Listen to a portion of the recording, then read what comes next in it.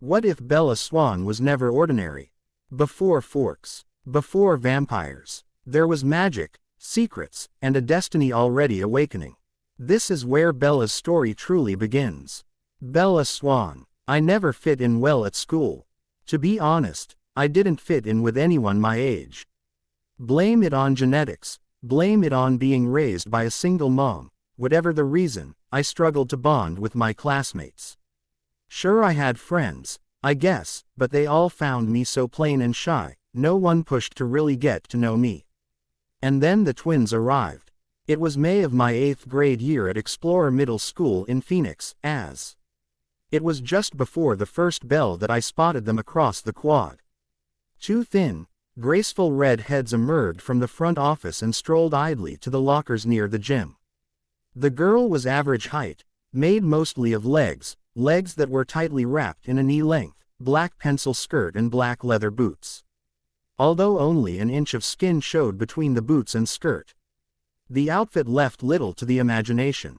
Her top was a deep, midnight blue bodice with lace trailing down past her elbows. White satin gloves picked up where the lace ended, but stopped at the palm to reveal long delicate fingers and 10 outrageous rings. The tall, lanky boy was equally unique. He wore navy Converse hose with dark blue jeans hugging at his narrow hips.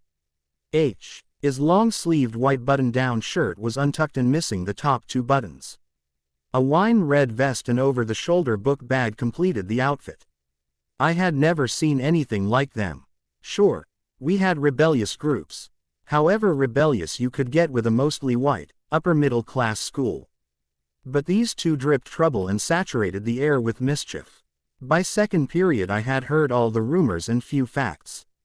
They were twins, foster kids just shipped in from New York to live with the Jones. I heard she has a tongue ring. Samantha whispered to me in math, I bet she's a whore. Have you ever seen a girl wear 4-inch stilettos to school? No, not till today, but she seemed too arrogant to notice boys. At least, these guys must seem rather plain to her. I was already getting annoyed with the gossip. Just because they were new, everyone was whispering anything they heard. I was thankful Mom hadn't moved me to any new schools. Even though we moved several times around the Phoenix area between different jobs and boyfriends, she always managed to keep me in the same schools. I was trying to keep an open mind and fall into the judgmental trap of my peers. Third period I slumped into my chair, awaiting another boring lecture. We were reading To Kill a Mockingbird, a classic that Mr. Gavin was slowly killing with his over-analysis. The bell rang, and just as Mr. Gavin stood up to call the class to order, the new girl strolled into the room. Entering from the back door, she slowly waltzed up to the front desk and handed Mr. Gavin an office note. Mr. Gavin glared at her with fiery eyes. No one arrived late to his class without being completely humiliated. Glancing down at the paper she handed him, he cleared his throat and addressed the class. Class, order, order, class. This is sit there next to Miss Swan. What, wasn't he just about to introduce her? He stopped in mid-sentence and then continued with a completely new idea without hesitation. That was weird. Mr. Gavin never lets someone off that easy.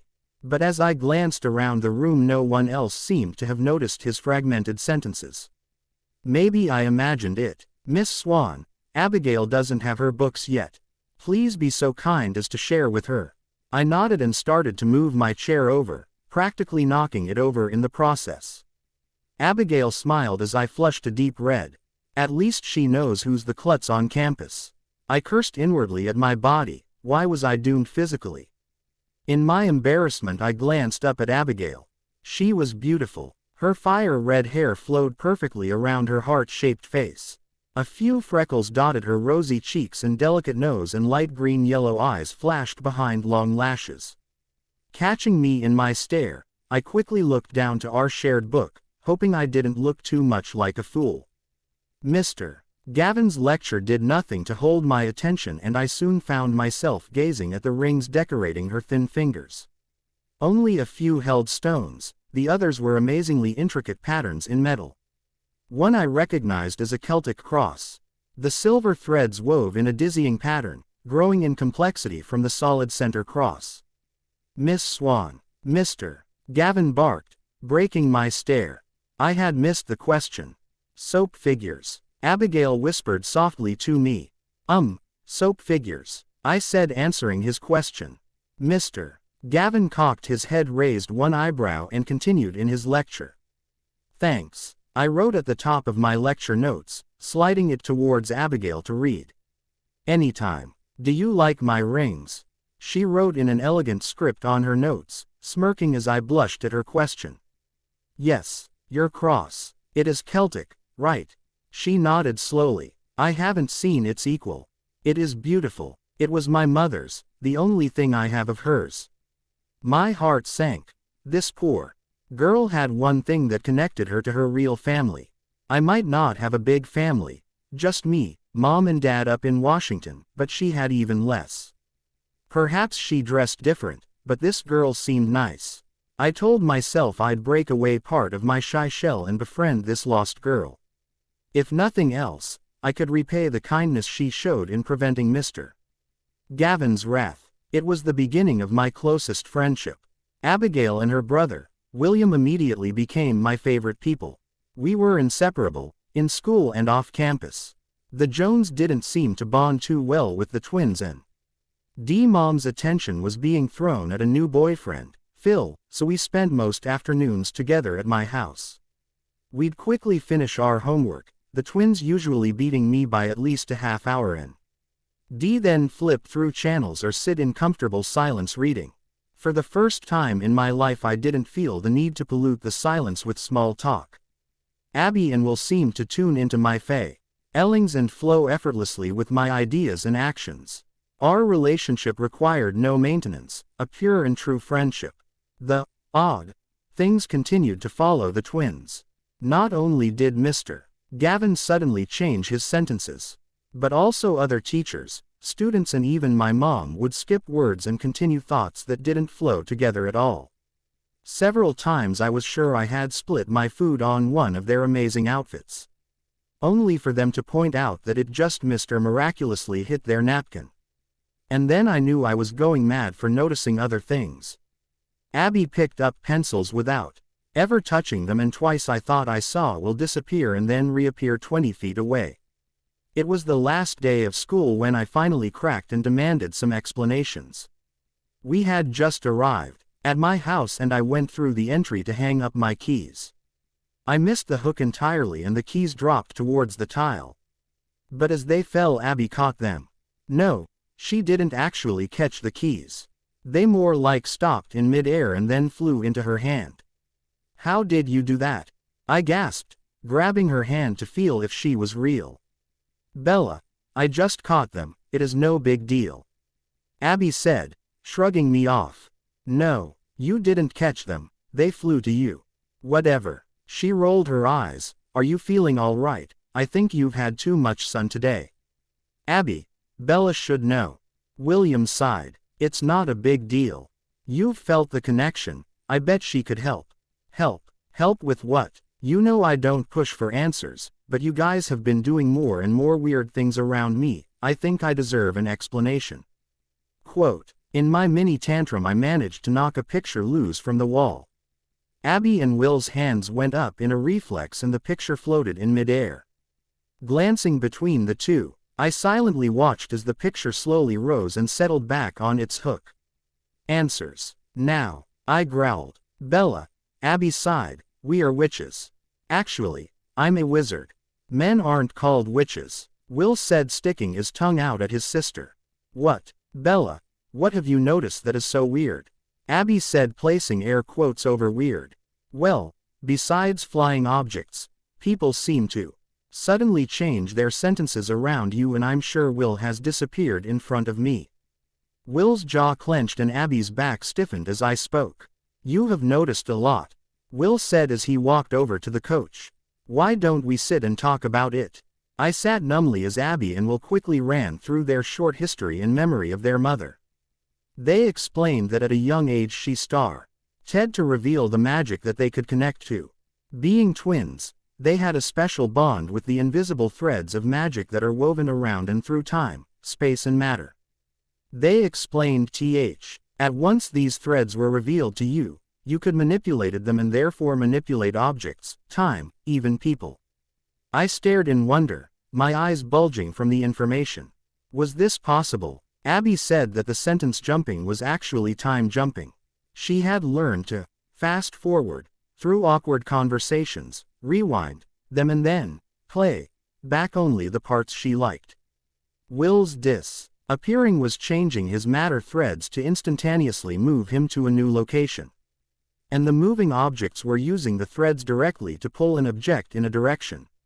They said that with enough practice and concentration, anything could be changed and almost anything could be done. But how come I'm the only one who seems to notice the sentence jumping and the objects moving and the disappearing?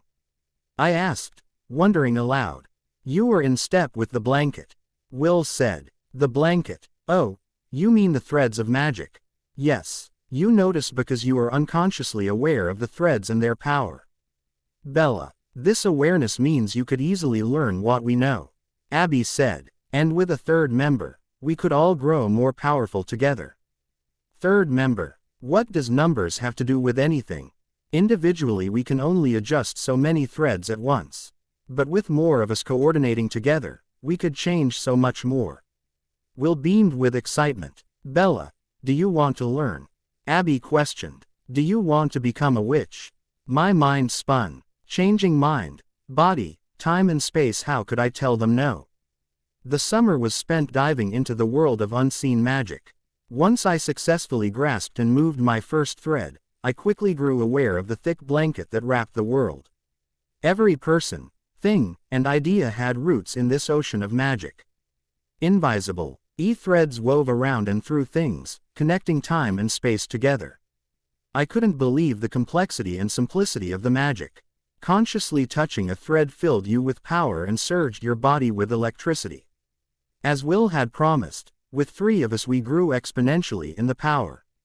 Together we developed a clear feeling for the threads and soon discovered the subtle differences in their fibers. Space threads were the most generic and seemed to be the warp of the blanket. These threads flowed through everything physical and not. The weft threads were those of time and matter. Time threads were actually delicate ropes, made up of thousands of individual fibers. I found that pulling just a few of the fibers from the time threads made more subtle adjustments, leaving gaps to the untrained eye and no evidence of our changes. Matter threads were opposite of time. These thick ropes were simply 2 strands twisted together. Their bulky substance and pure strength made them difficult to manipulate. Our uncoordinated changes to matter wefts produced drastic physical changes that were obvious and slightly unpredictable. Before, Abby and Will were mainly manipulating space. But now we were doing much more. 2 years of high school pasted and together we were unraveling the mysteries of the blanket. Today was the 3rd day of our junior year in high school. Although the twins and I shared many classes, our reputation preceded us and we were never seated next to one another. This did little to stop us. Abby and I were in a heated debate over who was the great Saint superhero as the bell rang and I retreated across the room to my seat. Mrs. Kenny started her discussion on Shakespeare's Hamlet as I whispered. Batman is the best because he is just a man. No freaky powers or mutations. Nothing but pure man. And gently I pushed my sound waves of words across a thread to Abby's ear. No, she hissed back. Superman is the best. Girls, please stop arguing. I am actually trying to listen to Mr. Macduff's lecture. Will's voice came to us from nowhere. Wasn't he across campus in the science building? Will, how did you hear us? I questioned, glaring down my thread, which I thought only went by Abby. Why aren't you clear? Your voice is muffled. Watch the threads, see the vibrations. Even though you are sending your words down one, the others pick up the vibrations and carry them too. Oh, Abby squeaked, we have something to test now. After school we'll test to see how far we can communicate. If we can go over a mile, we could talk from home without ever touching the phone. Any new development in our power pushed Abby into experimental mode. Sometimes it was dangerous, like when we first discovered the two strands making up the madder ropes. Abby gave one, running through my hair, a firm pull, shaving the hair off the side of my head and turning the rest hot pink. After 5 hours of manipulating the same strand, my hair had grown to my shoulder. But I now had a hint of red flowing through my deep chocolate hair. This distant communication idea seemed innocent, but I still nervously twirled my hair between my fingers. "Please, Bella." Abby glared at me. "I told you I was sorry about your hair. And now we know that messing with matter leaves permanent, scars." I seethed across the room. "No, I was going to say changes.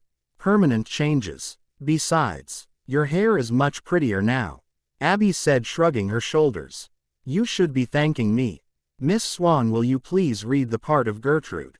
And Mr. Adams, the king." Mrs. Kenny pulled me from our conversation and back to the classroom.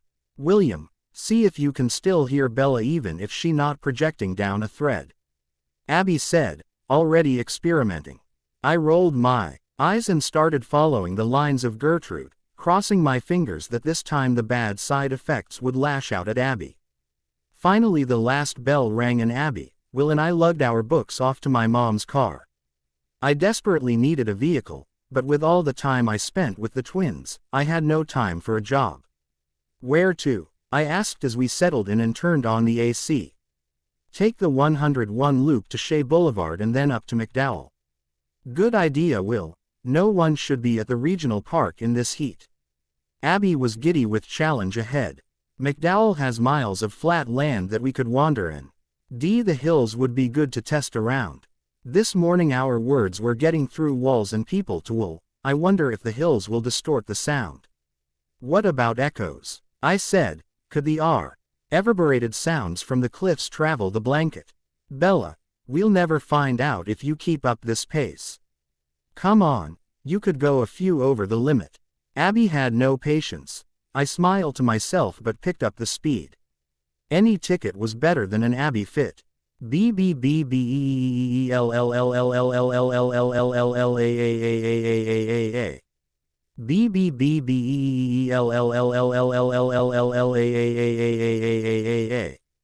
Abby's yells came across the threads at fierce volume and bounced off the cliff walls.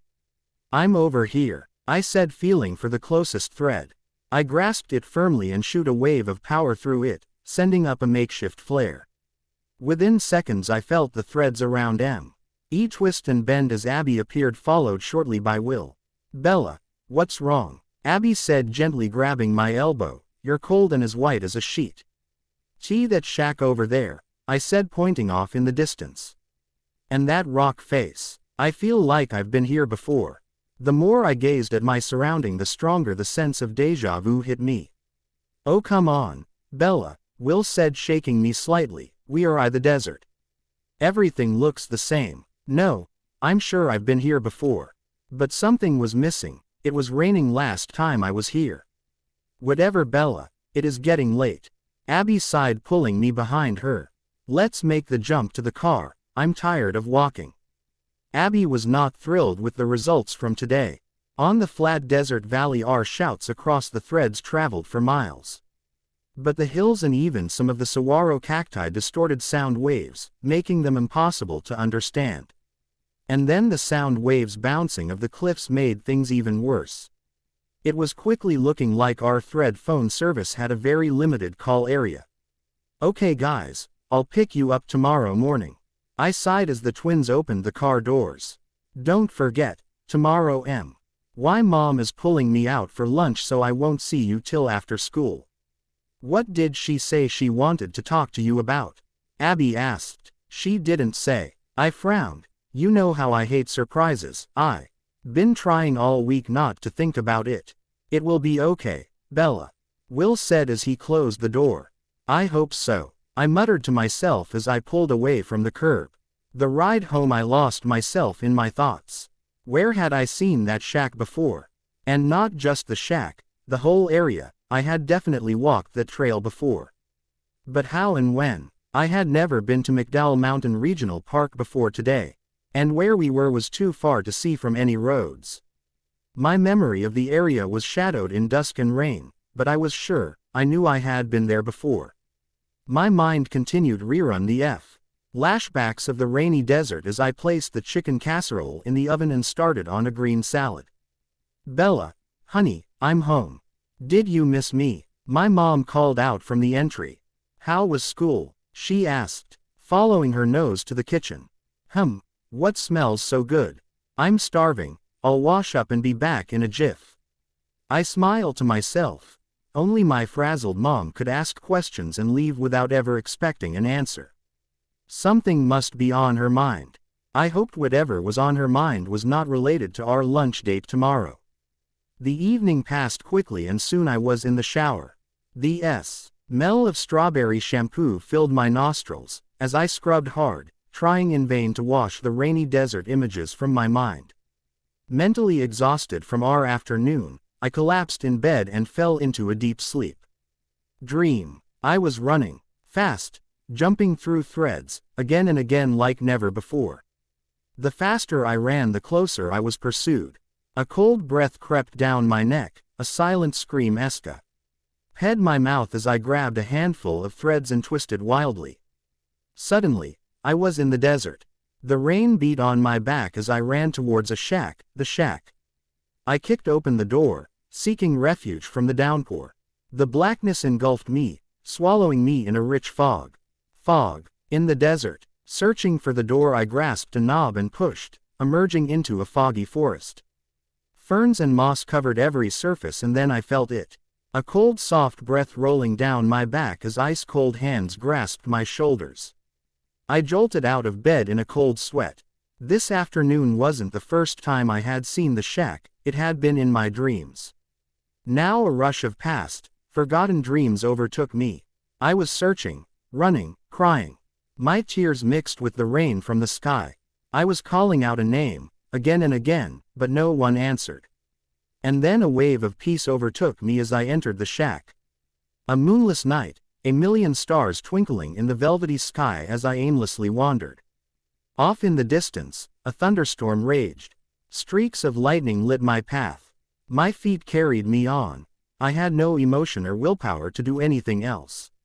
They carried my mindless body to the shack. Immediately, before my weak mind could forget again, I rushed to my desk and ripped out some paper. I scratched out anything and everything pertaining to these dreams, anything that might reveal why my mind kept returning to the weather-worn shack. I played and replayed the 3 dreams in my mind, bleeding out every last detail. Then mindlessly I started doodling. Before I knew what I was doing, I had 3 pictures of the shack, all from different angles.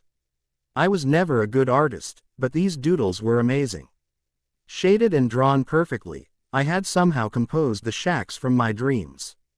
Each one seemed to carry the emotions of that dream, panic and fear from my most recent dream, and then searching and emotionless shacks from my other dreams. How did I do that? Tired and worn, I laid my head down. Questions swirled through my brain as I slowly drifted off to sleep. Beep, beep, beep. I jumped up from my desk chair. Why was I at my desk? Rubbing the sleep from my eyes and mind, I turned off my alarm and returned to the desk. I gasped as I looked down. All my dream notes and the 3 sketches of the shack were there, but the rest of the page and part of my desk surface were riddled with drawings. I stared at new drawings and my dreams from last night resurfaced. These pictures were from my dreams. I had unconsciously drawn my dreams. Quickly I reached for the phone. Abby and Will had to hear this. Dialing their number, I glanced at the clock. 6:30 was a little early for a phone call. I should wait. To pass some time I dressed and flew down the hall into the kitchen. My nerves wouldn't settle, so I obeyed the first thing I touched and ate with haste. Finally the clock clicked past 7 a.m. and I grabbed the phone, dialing the Jones number.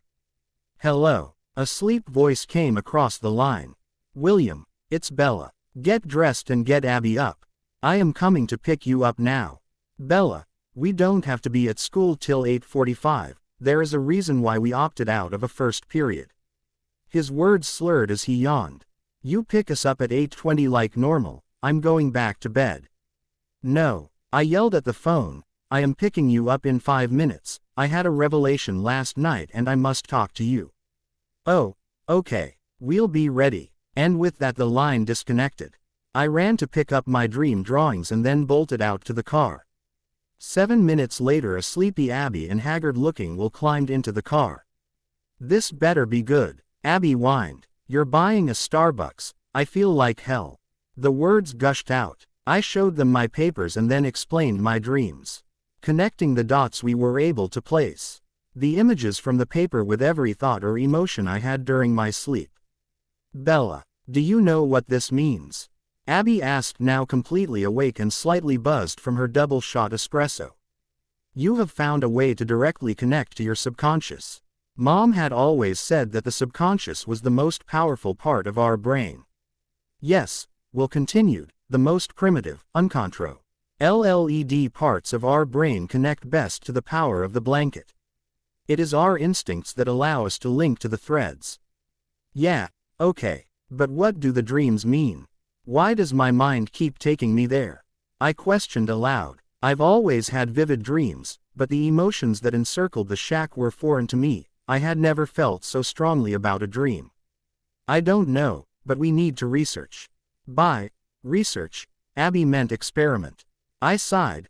Well, at least my dreams won't change me physically. Do you think you could arrange to have a sleepover? I don't think the Jones will let you stay overnight with us.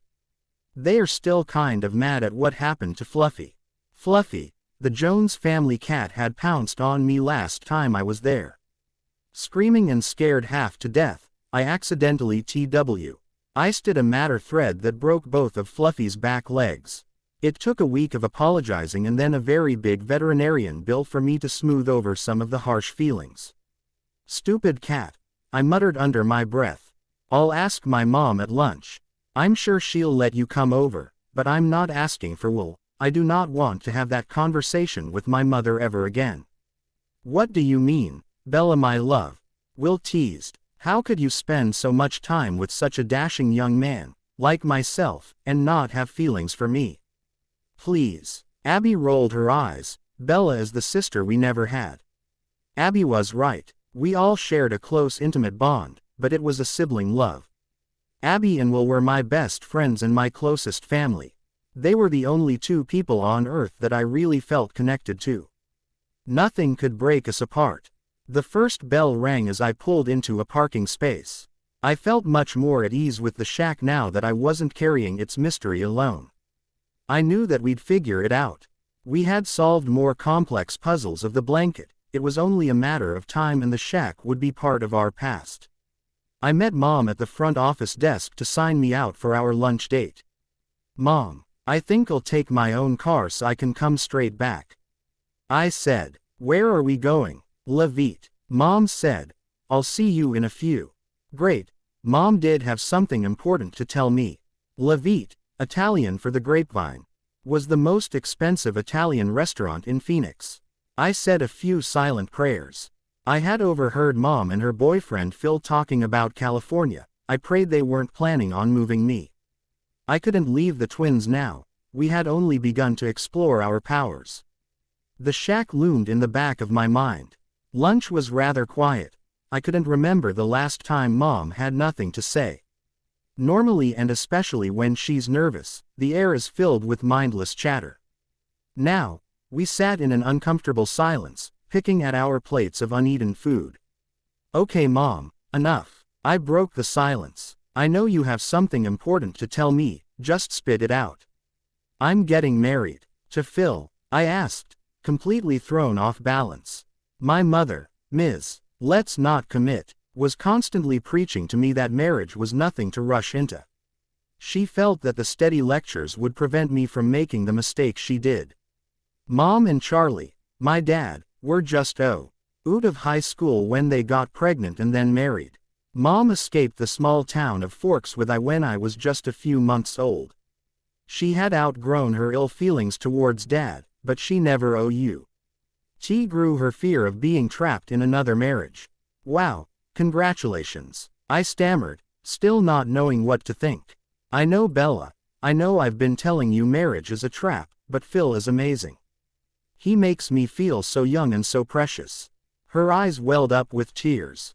If you ever find someone who treasures you like Phil does me, I will unquestionably walk you down the aisle. Mom, I'm so happy for you. I tried to make my voice steady and reassuring. Phil is great, he's really good for you.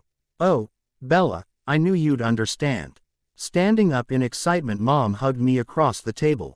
I don't want to do the whole wedding mess again. I was thinking we'd just go to Vegas. I could pull you out of school for a week, we could make it a little vacation. I let my mind wander as Mom rattled on about the wedding plans she'd already made. Phil was to start training camp for the Sacramento River Cats in a few months. Sacramento. Mom was bubbling over with praises of the valley's perfect location between snow at the mountains and waves at the beach. We'd just be a few hours from San Francisco, and California had many more colleges I could choose from.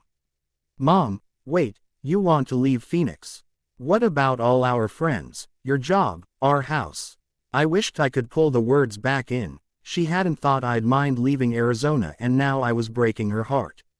Honey, no, well, we don't have to move, not right now. Besides, I'm sure Oakland will pick up Phil soon. It would be silly to move twice. We'll talk about this later.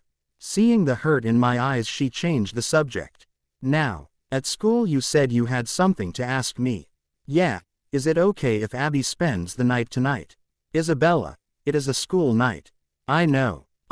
We have a project that we'd really like to get a head start on. We aren't even going to watch a movie or paint our nails. It is about working. We'll be in bed by 9. I promise. I guess that's okay. Will isn't coming over, is he? She said, raising an eyebrow.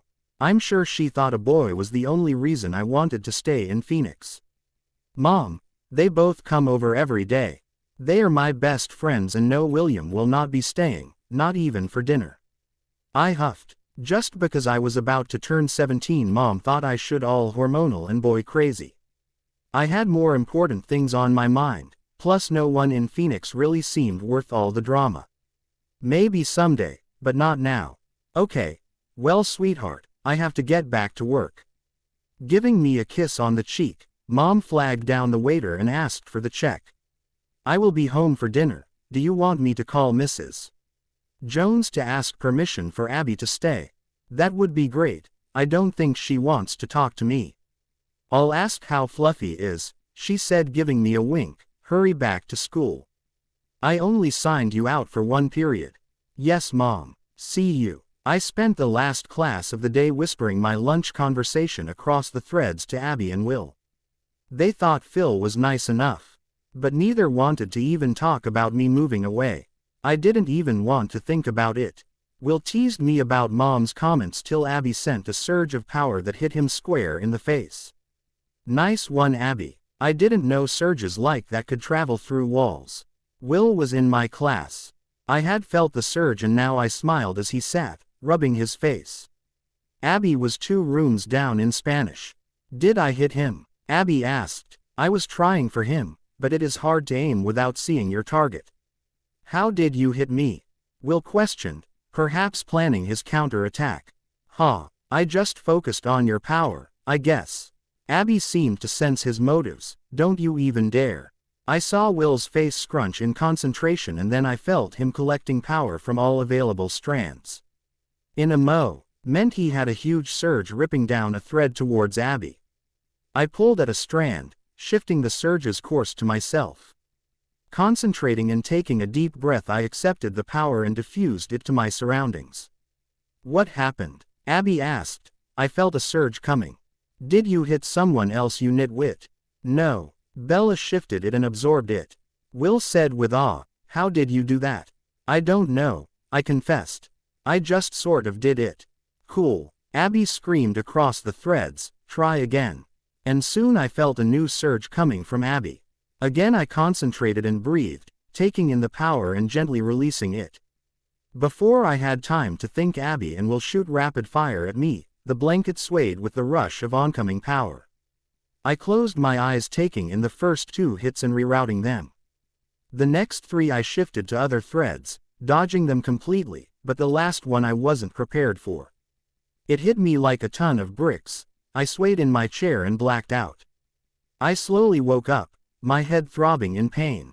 What happened? My entire body ached. Every muscle twitched in anger as I forced myself to open my eyes. Bella. I winced at Abby's screech. My brain beat against my skull. What happened? I managed to whisper as the school nurse hovered over me. You fainted in class, dear. Are you on any medications? I slowly shook my head, now remembering the power war Abby and Will had raged against me. Did you eat lunch today? You were horribly weak. The nurse continued to probe for explanations for my fainting. She was concerned, so I took her excuse to put her mind at peace and stopped the questioning. Well, my mom took me out to lunch, but I wasn't in the mood to eat. I guess really didn't eat anything. Yes, I'm sure your blood sugar is just too low. Here, she said, sitting me up and handing me a glass of orange juice and a granola bar. Drink this and eat this slowly and I'll check back in 10 minutes. The nurse waited till I started drinking my juice. Hovering like she was afraid I might collapse again. Finally convinced that I would be all right, she left the room to return to her desk. Abby quickly moved to my side, squeezing me in a frantic hug. I am so sorry, she cried, on the verge of tears. I should not have pushed you like that and I shouldn't have used so much power. I wasn't thinking. You were constantly amazing me with your grow. I just went too far. It's okay, I told her reassuringly. Really, I'm fine. I just have a really bad headache. We sat in silence as I picked at my food. Well, I bet Mom will cancel our plans tonight now. No, actually. The nurse called her and told her that you should probably be closely monitored for the next 24 hours. I bet your mom will let me stay to watch you sleep. Oh, I did. NT have anything to say and I was trying really hard not to slump back down on the cot to sleep. Shortly, the nurse returned and took my vitals. Pleased that I had color returning to my cheeks and AS. Teddy pulse, she rattled instructions off to Abby. Finally she signed me out and held the door as Abby and I emerged into the sunny quad. Will was pacing under the shade of a tree. I laughed at his actions. He was just like an overprotective brother. Seeing us, Will ran over and scooped me up in a hug. Bella, you're okay. He held me at arm's length to examine my condition. Finding nothing to comment on, he released me. Come on, I'll drive you home. The afternoon and evening passed quickly. Abby, still feeling guilty, made dinner and even washed the dishes. Finally it was late enough for me to retreat to my room for bed. Are you sure you still want to try tonight? Abby asked, taking out a notebook and pencil. Yeah, but I don't know if I'll have any dreams tonight. I think I just may pass out. I am exhausted. I laid down on my side. Opening the notebook, I wrote the date in the top corner. I gladly closed my eyes, relaxed my tired body and sank into a deep sleep. A week later I was still having the same dreams. Every night I fell asleep holding a pencil in my dream journal and every morning I woke up to same drawings of the shack. Tonight I was determined to dream something else, anything else. I was sick of the haunting shack. And so, as I felt myself falling into the darkness of sleep, I filled my mind with new thoughts, anything but the shack. My notebook fell from my hands, hitting the floor with a loud thud. I startled awake and glanced at the clock, 2 a.m. Curious if my experiment had worked, I reached for my dream journal and flipped on the desk light. Slamming the book shut, I nearly screamed. Was I ever going to get the shack out of my head? This had to stop, now. Grabbing my flip-flops, a flashlight and keys, I crept down the hall and out the door. I hurriedly started the car and took the road to McDowell Park. The front gate was locked, so I grabbed my flashlight and took off on foot. The air was curiously humid. I glanced at the moonless sky and then over to the horizon. A storm was rolling in quickly. Lightning lit up the sky. If I was going to make it to the shack before the storm, I'd have to jump. Concentrating on the area around the shack, I grasped a handful of threads and twisted. My body contorted and then disappeared as the threads absorbed my essence and shot me across the blanket. My body rematerialized as the first rain drops fell. I stood 20 feet in front of the shack. Taking a deep breath and turning on my flashlight, I silently closed the distance. Once through the doorway, I scanned the small space. A table leaned against the far side under a broken window. Glass bottles and tin cans littered the dirt floor. There was nothing here. I crossed my arms in frustration. "I'm so stupid," I screamed to myself. What did I expect to find here? And then the blanket answered my question. Just as I was about to turn back into the storm, a flash of lightning lit up the room. Sparks flew and traveled in lines that perfectly matched the blanket. Confused, I relaxed my conscious mind, allowing myself to connect with the threads more clearly. I gasped. The blanket and the power of the threads here was like nothing I had ever felt before. The strands pulsed with energy, sending electricity through my body as I reached for them. Excited by the power throbbing at my fingertips, I quickly went through a run of trials, testing the strength of the blanket. It was amazing. The threads bent and submitted to my every will. I laughed aloud as glass bottles flew in the air and shattered against the wall. Feeling at ease with my new strength, I tried something new. If I could easily move objects around in the weave of the blanket, why not myself? Relaxing and focusing on just the blanket, my feet slowly lifted off the ground.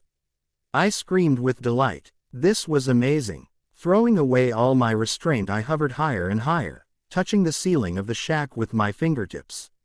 I had achieved vertical height. Now focusing on the horizontal threads, I slowly moved myself to the left and then to the right. Before long, I was flying around the room, creating a whirlwind of dust. I flew out the broken window, searching for the limits of this power. Quickly the threads faded into the normal force of the blanket and found it harder and harder to fly. Retreating to the shack, I flew upward, testing the height of the powerful threads. There too, the threads quickly faded in intensity. The farther from the shack I got, the weaker the power. I continued to run tests and experiment within small shack. There seemed to be no limits to my powers here. I felt invincible. Slowly the storm moved on and the sun crept above the mountains. I had completely lost track of the time. Fearing my mom might find me missing, I exited the building and turned to the door. "Thank you," I told the shack. Grasping some threads, I jumped across the park to my car and then took the road home. After revealing the power of the shack, the twins and I spent every waking moment there. Every hour spent within its four walls made us grow in knowledge of the blanket. The shack was an oasis of power, and the longer we bathed in its waters, the more powerful we became. Once the energy within the shack exposed a secret of the blanket, we were able to use that secret, even when we were away from the shack. Will and I had just mastered flying, and we were at McDowell, soaring above the mountains into the pale blue sky. "Abby, you're thinking too much," I yelled from 50 feet in the air. "Take a deep breath and relax. Feel the blanket and then feel yourself moving within it. Let the threads do the work, not you." I know. It isn't as easy as you two make it." Abby was frustrated. She had never been a slow learner and she was anxious to claim her piece of sky. Will wasn't helping. He was zooming through the air, performing dangerous dives and graceful loops. "Show off." Abby seethed. Sick of Will's acrobatics, "I'm going to practice near the shack. I can fly with the help of the power place." And she was off, stomping down the trail to our beloved shack. "Bella, you wanna race?" Will challenged. "I bet I can make to the bluffs and back to the shack before you." "You're on. Ready, set, go." We were off. Will was trying too hard. He kept reaching out with his hands, trying physically to weave himself through the threads. I laughed as I easily took the lead. I relaxed my body and mind, thinking of nothing as the threads pushed me faster and faster to the bluffs. I reached the cliffs and seated myself on a ledge to watch Will come in. Just as he touched the bluffs, I threw myself into the air towards the shack. Closing my eyes, I pictured the shack, and within seconds I was there. A minute later Will arrived, positively fuming at me. "Show off," he spat out as he entered the shack. "Okay guys, I'm sick of flying. Let's practice power surges," Abby said from the doorway. "Sure, but I think we should do it out here, last Ime, you practically blew a hole in the wall." Making a triangle around the perimeter of the shack, we started firing small bursts of power. We were all improving our defensive blocks and reflections, and D now started working on different strategies. The surges were all playful puffs of energy, nothing like the blow that knocked me unconscious that day at school. The sun started to dip below the mountains and we knew it was time to go. I'll project over to the car and see if it is clear to jump straight there, Abby said, walking into the shack. From the power of the shack we were able to see, do WN threads for miles as if we were looking through binoculars. But buildings, trees, people or even mountains didn't block the view, it was like X-ray vision. Abby was the best at projecting. Yep, all clear, let's go. And without another thought, we jumped through the blanket to my car. So what restaurant are we going to tonight? Will asked. Do I need to dress up? No, we are just going to El Pueblo, you can come as you are. But I would recommend a shower, I said, teasing Will as I wrinkled my nose. Will threw a surge at me that I reflected and hit Abby with. Hey, no fair, I'm not even in this conversation. She crossed her arms, pouting. Just for that, Bella, I'm giving you the present I got and I going to make sure they sing you happy birthday. You are going to turn redder than a tomato. Come on, Abby, you know I don't want anything. And I just might die from the humiliation. It's not that I don't like my birthday, I just hate presents, surprises and attention. All these TNGs you get way too much of on your birthday. It didn't help that today, my birthday, was also Friday the 13th, and for the last 3 nights I had horrible dreams about a curse. After the shack dreams, Abby figured my dreams were a prediction of the future. It seemed to fit. One night I even managed to predict a pop quiz, but I think that was a lucky guess. I prayed that perhaps my cursed nightmares were just guesses or a prediction into the far future. I really didn't want anything to ruin my birthday dinner. We arrived at El Pueblo 5 minutes late, but still 10 minutes ahead of my mother and Phil. Mom was so overwhelmed with wedding preparations she was even more forgetful and scatterbrained. It didn't help that she knew I was opposed to moving to California.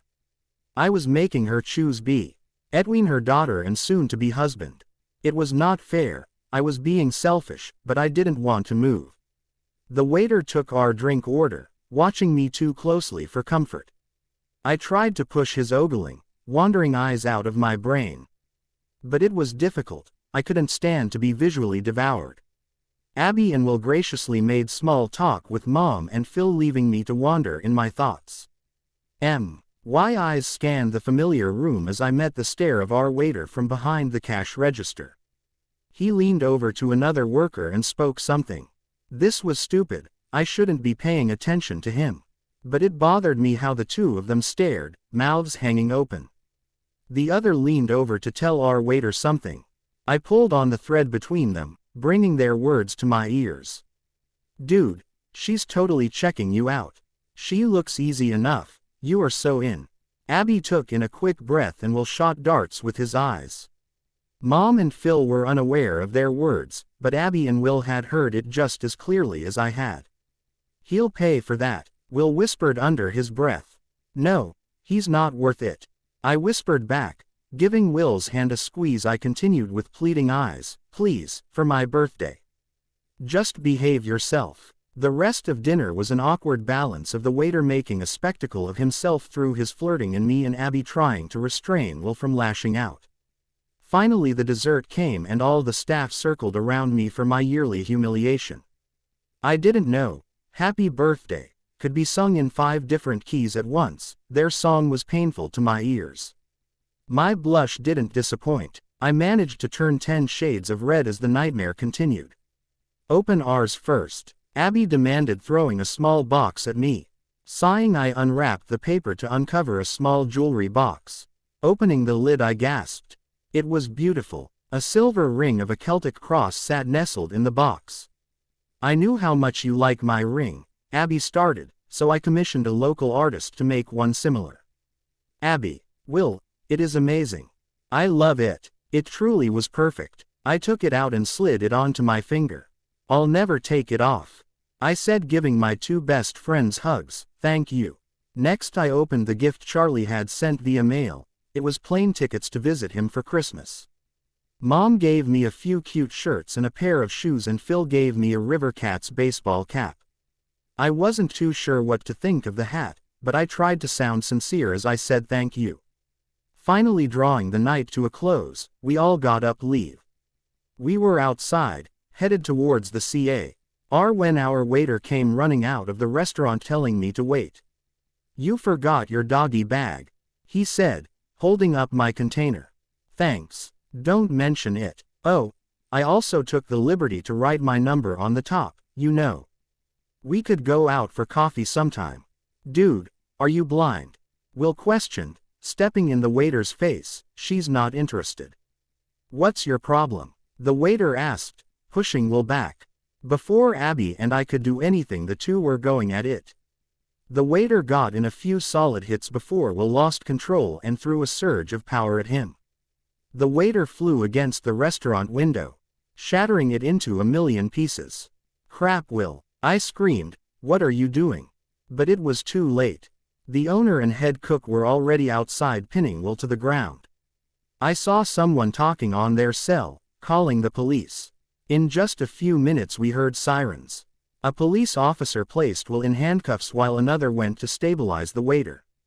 The legs still dangled from the windowsill, twitching. I felt myself getting physically sick. It wasn't the first time Will had lost his temper. It wasn't the first time his actions had resulted in a police report or a hospital trip. The child services agent was constantly threatening Will that if he didn't straighten up, he'd actually have to do jail time. My mind flashed back to last night's dream where a low voice threatened.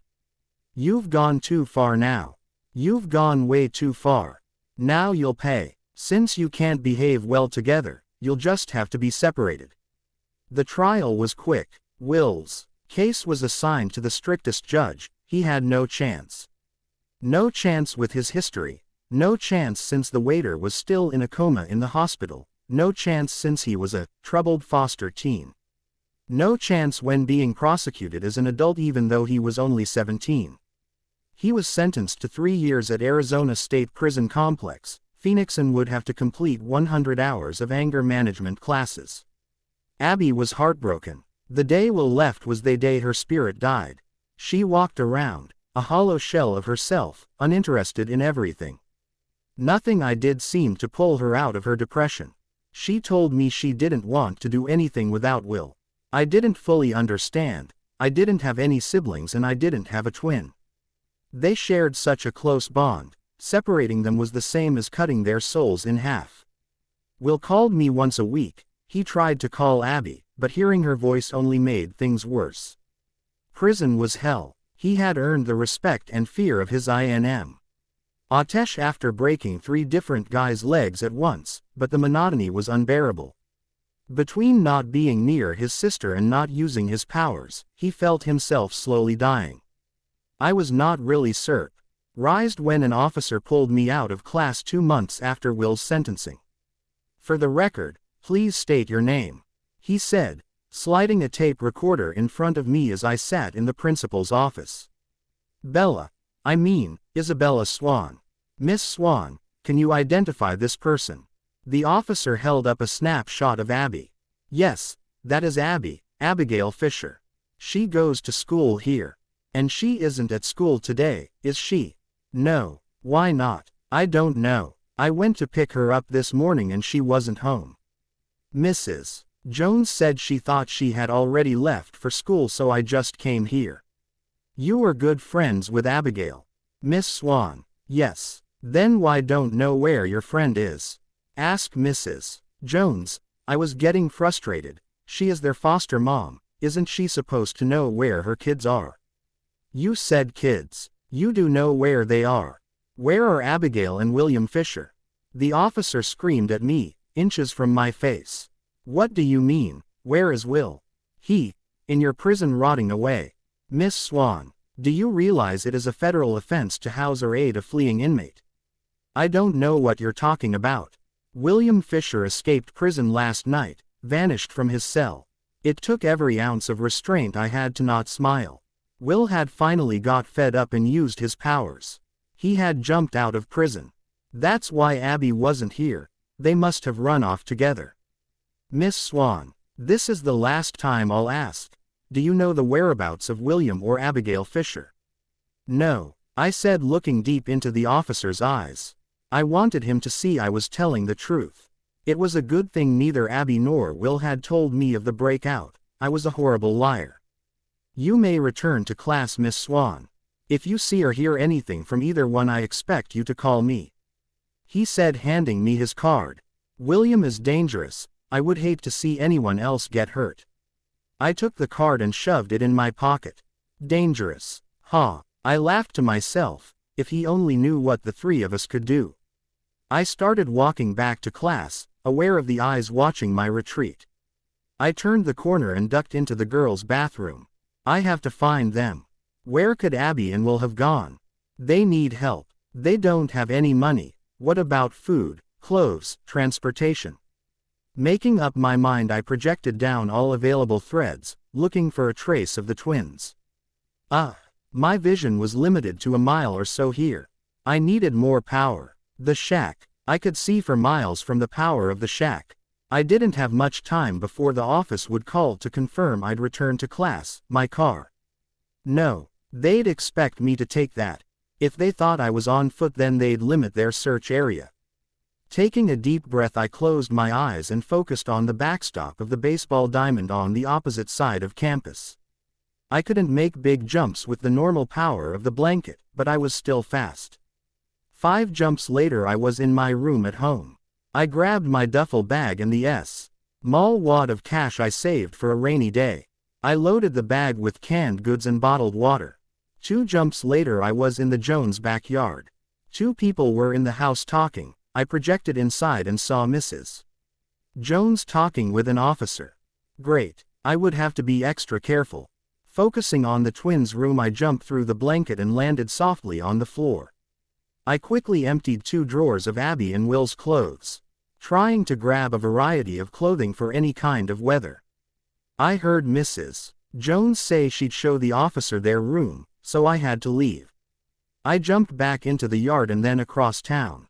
Within seconds, I was at the gate of McDowell Regional Park. I was exhausted. The continuous jumping was depleting my energy. My head started to hurt. I gathered my strength for one last jump to the shack. At the shack, I knew I'd feel better. Its power would rejuvenate me. What the hell? I heard as I materialized in the shack. Wait, Will. An excited Abby yelled. It's Bella. I stood up only to be side-tackled by the twins. They were ecstatic. Bella, I knew you'd know where to find us. Abby said, giving me a squeeze. Great. You brought clothes, Will said, opening the duffel bag. I was afraid I'd have to stay in this orange outfit for the rest of my life. Bella, where are your things? Abby asked, taking a closer look at the contents of the bag. My things? I questioned. Guys, I came to help you. I brought you food, water, and all the cash I had at the house. You aren't coming with us?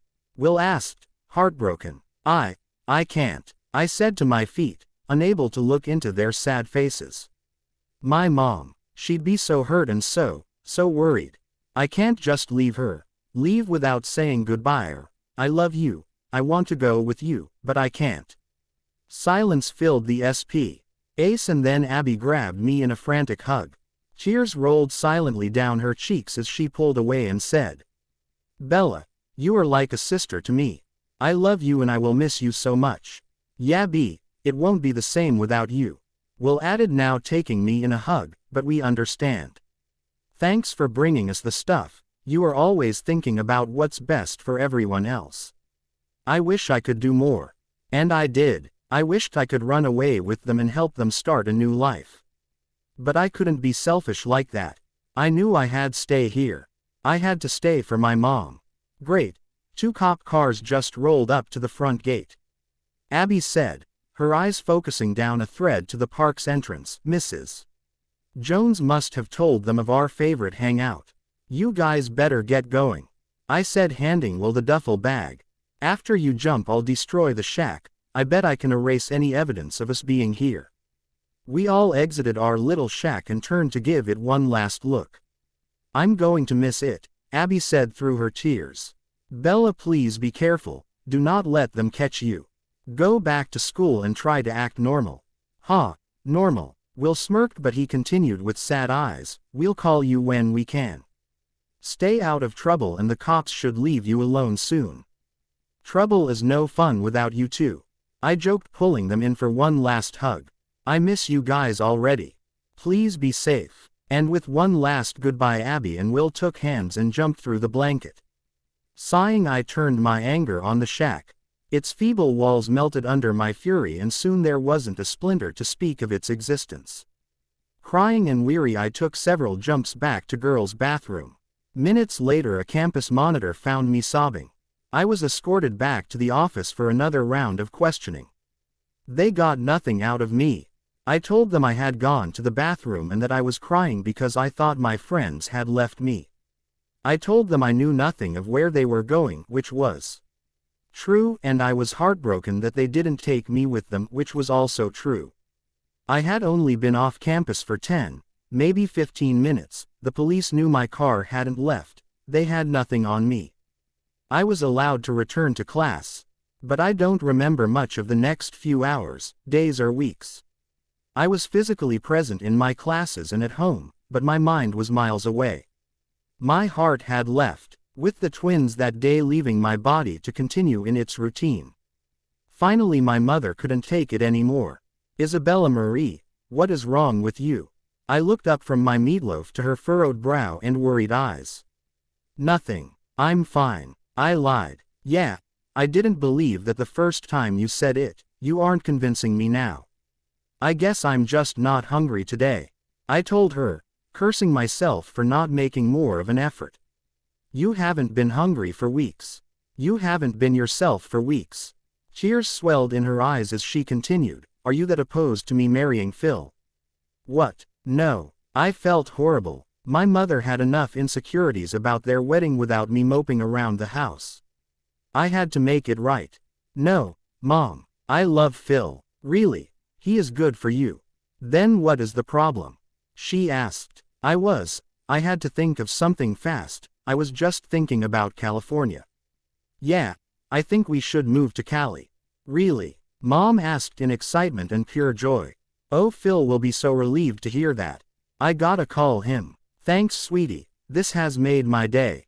We'll move during winter break. I'll call the closest high school. We'll get you registered for next semester.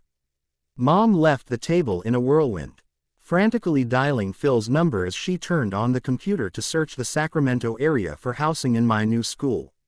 Winter break was just days away. Making up some lame excuse, I left the house needing some peace from my mother's happy storm. I started my car and let my body drive as I shifted my thoughts elsewhere. I wondered how the twins were doing. They had promised to call, but I hadn't heard anything.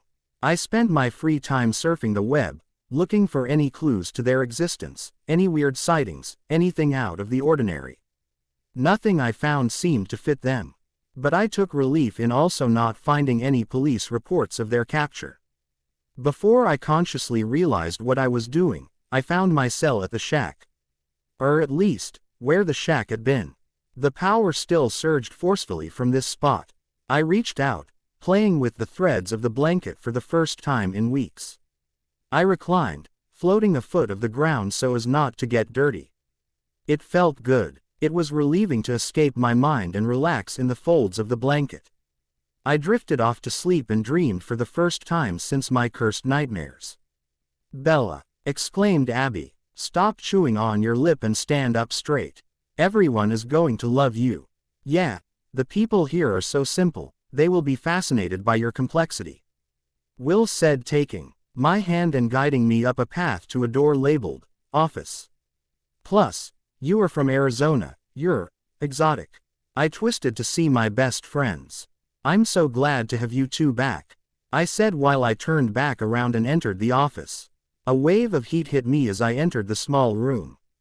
Crossing its distance quickly, I came to a small desk and spoke to the lady behind it. Hi, I'm Isabella Swan. Yes, Isabella, I have your papers right here. She fumbled through a stack and took out several papers. Here is your schedule, your locker and combination and a map of the campus. I've highlighted the best routes between your classes. Please have all your teachers sign this note and drop it back here after school. Okay, thanks, I said. Oh, and Isabella, welcome to Forks High School. I woke to raindrops gently falling on my face. My dream still lingered in my mind. Forks, as in Forks, Washington, where Charlie lived. I had never considered living with my father. Honestly, I felt responsible for my mother. She needed someone to watch over her and I naturally took the role. But Phil was going to be a permanent fixture in this family. He should take responsibility for Mom. Without me, they could have a normal marriage. She could follow him around in his baseball adventure and not have to worry about me. Yes, I made up my mind I would go to Forks. If my dream was correct, and thus far they hadn't been wrong, I would find the twins in Forks.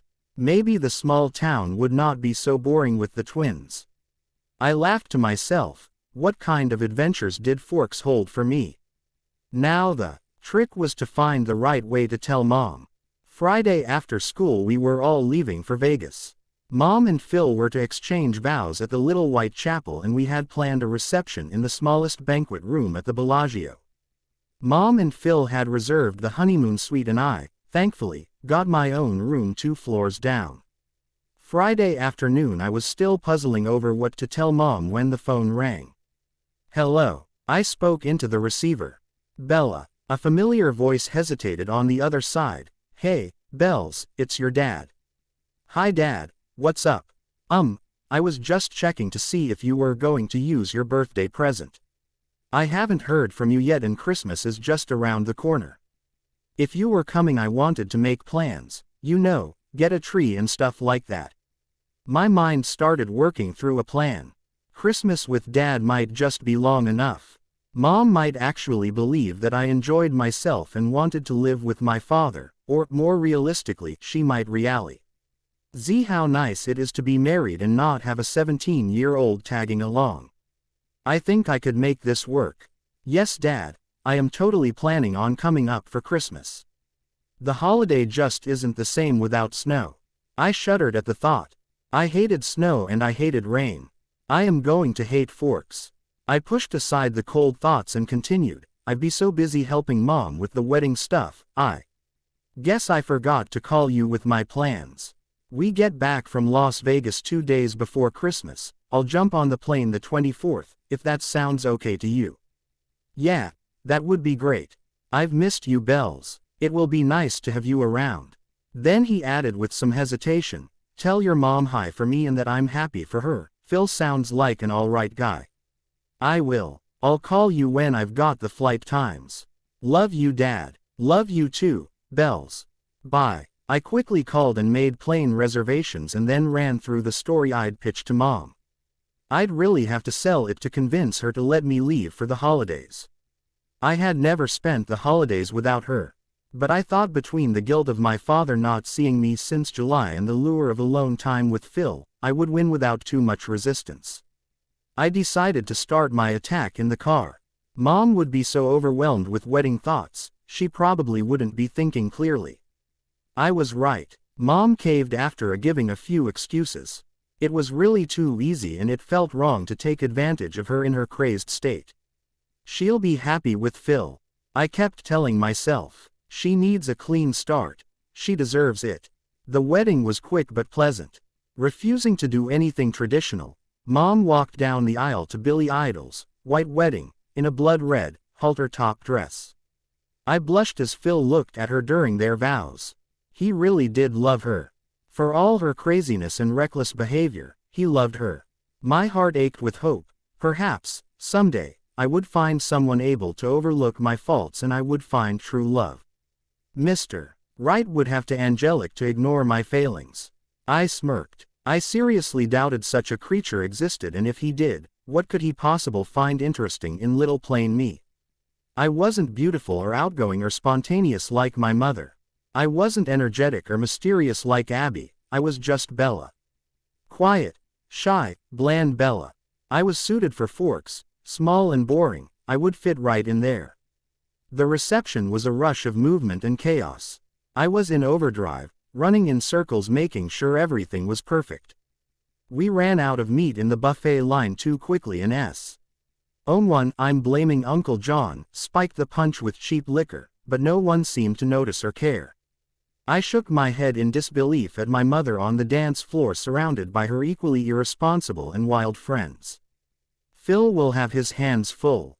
I thought to myself. Keeping tabs on her is a full-time job, I added with a smile. Several intoxicated men asked me if I wanted to dance and I gently refused them. It wasn't until Mom made a special request to the DJ that I finally did get dragged onto the floor. Mom pulled me to her arms and we slowly swayed back and forth to the words of the soft melody, every mother's dream. It's every mother's dream, to have a little girl. And the moment I first held you, all was right with my world. From teddy bears to Barbie dolls. Skinned knees to sweet 16. You've always been my girl. Through ups and downs and in between. Now here you are, a vision of the dream that's coming true. Here you are, a woman, still the little girl I knew. And as the years all come and go, I pray that you'll be blessed to know how much it means to have a daughter just like you. You're every mother's dream. It's every mother's dream to know her daughter's found her way. I could never count the wishes that I've made for you each day. The first time that you smiled for me, I saw your special light. I always knew you'd make me proud. And darling, I was right. Now here you are, a vision of the dream that's coming true. Here you are, a woman, still the little girl I knew. And as the years all come and go, I pray that you'll be blessed to know how much it means to have a daughter just like you. You're every mother's dream. Tears freely flowed down our cheeks as the song ended. Mom didn't know my plans and that soon, like the song said, I would be finding my own way. I earnestly hugged my mother, trying to make her realize just how much I loved her. Bella, she asked me, things may change a little, but you are still the most important person in my life. I love you, Isabella. I love you too, Mom, I said through my tears. The next few days I was free to explore Vegas on my own. Mom and Phil were a bit preoccupied, and I was more than eager to give them space. Finally W.E. returned to Phoenix in time for me to repack for Forks. I knew I wasn't leaving Phoenix for good, not yet at least, but I had already made up my mind and I slumped to think of how much I'd miss my home. Christmas was nice but Charlie was trying too hard. He had dug out every decoration from the attic and laced them around the house. The haphazard and disorganized decorations screamed of a man's handiwork. He seriously needed a woman around. I felt bad that I had neglected to call or even email him for the last couple of months. It was obvious he was lonely. He took me to all 3 of the Loca L restaurants before I insisted I could cook. He questioned me, but I was firm. I do all the cooking at home, I had told him. When he agreed, I took over the kitchen and then the laundry and then the cleaning. Like I said, he needed a woman around. Tonight was my last night with him and I still hadn't found a way to mention me moving in. Well, here goes nothing. I thought. I jumped head on into the scary conversation.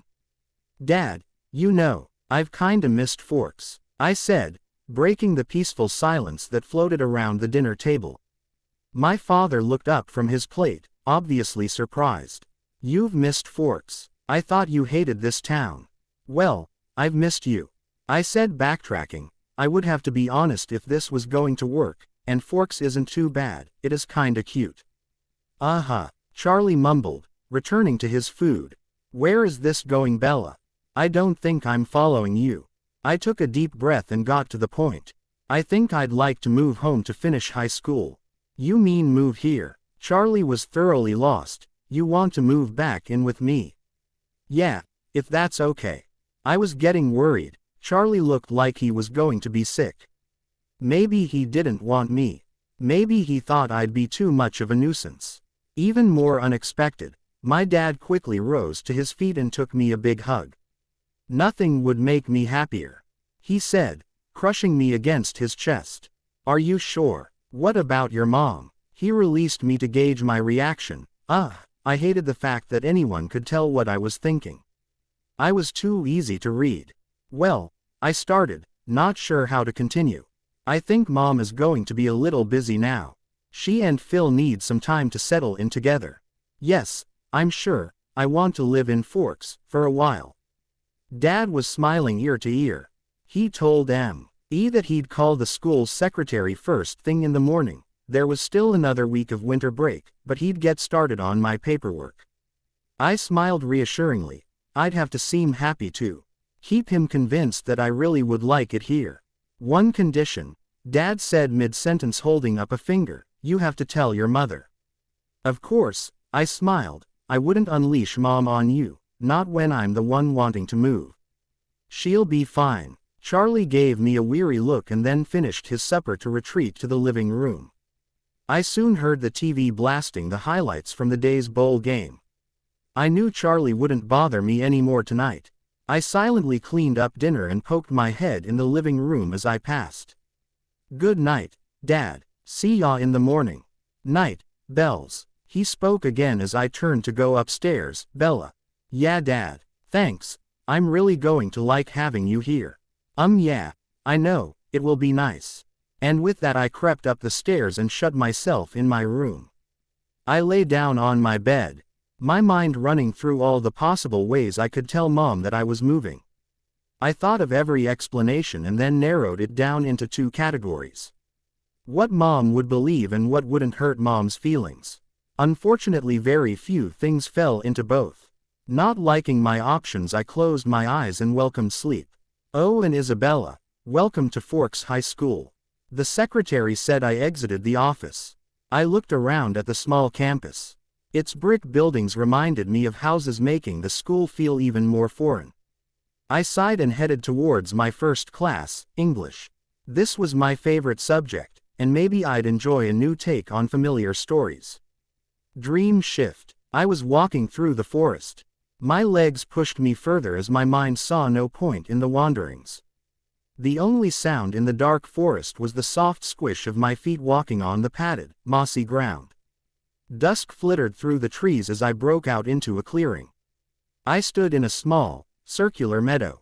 A brook babbled off in the distance and the breeze bent the soft grass in waves.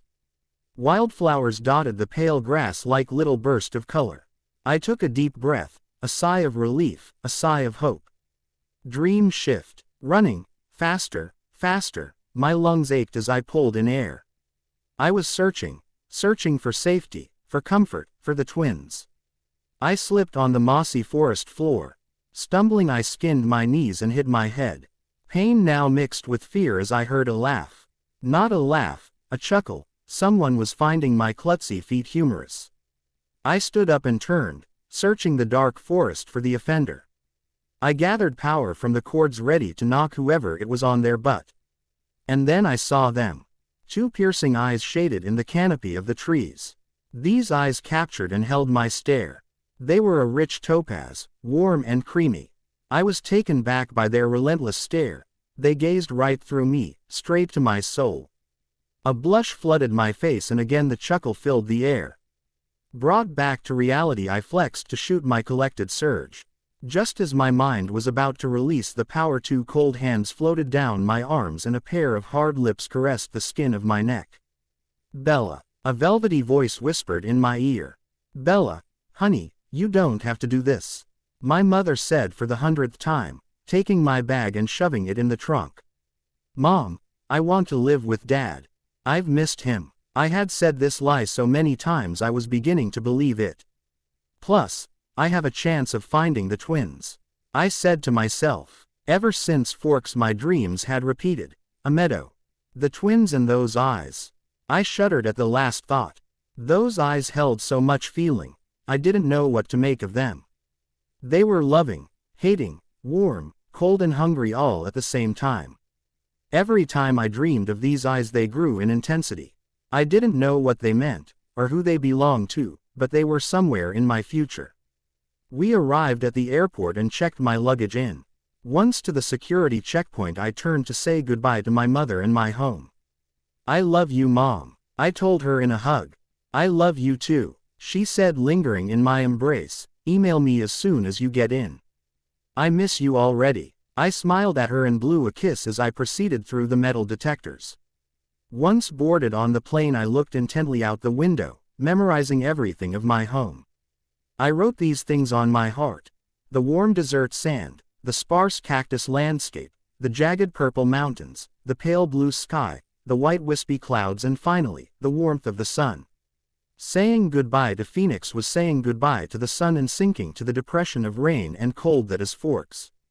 Before I was ready, the plane was taxiing down the runway and leaving me with nothing but memories.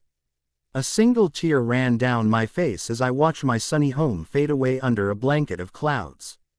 A few hours later I landed in Seattle. It was raining. Sighing and throwing on the raincoat I already hated, I found my luggage and went searching for Charlie. I soon found him leaning against the cruiser parked in a no parking zone. He looked deep in thought. Aren't cops supposed to obey the laws?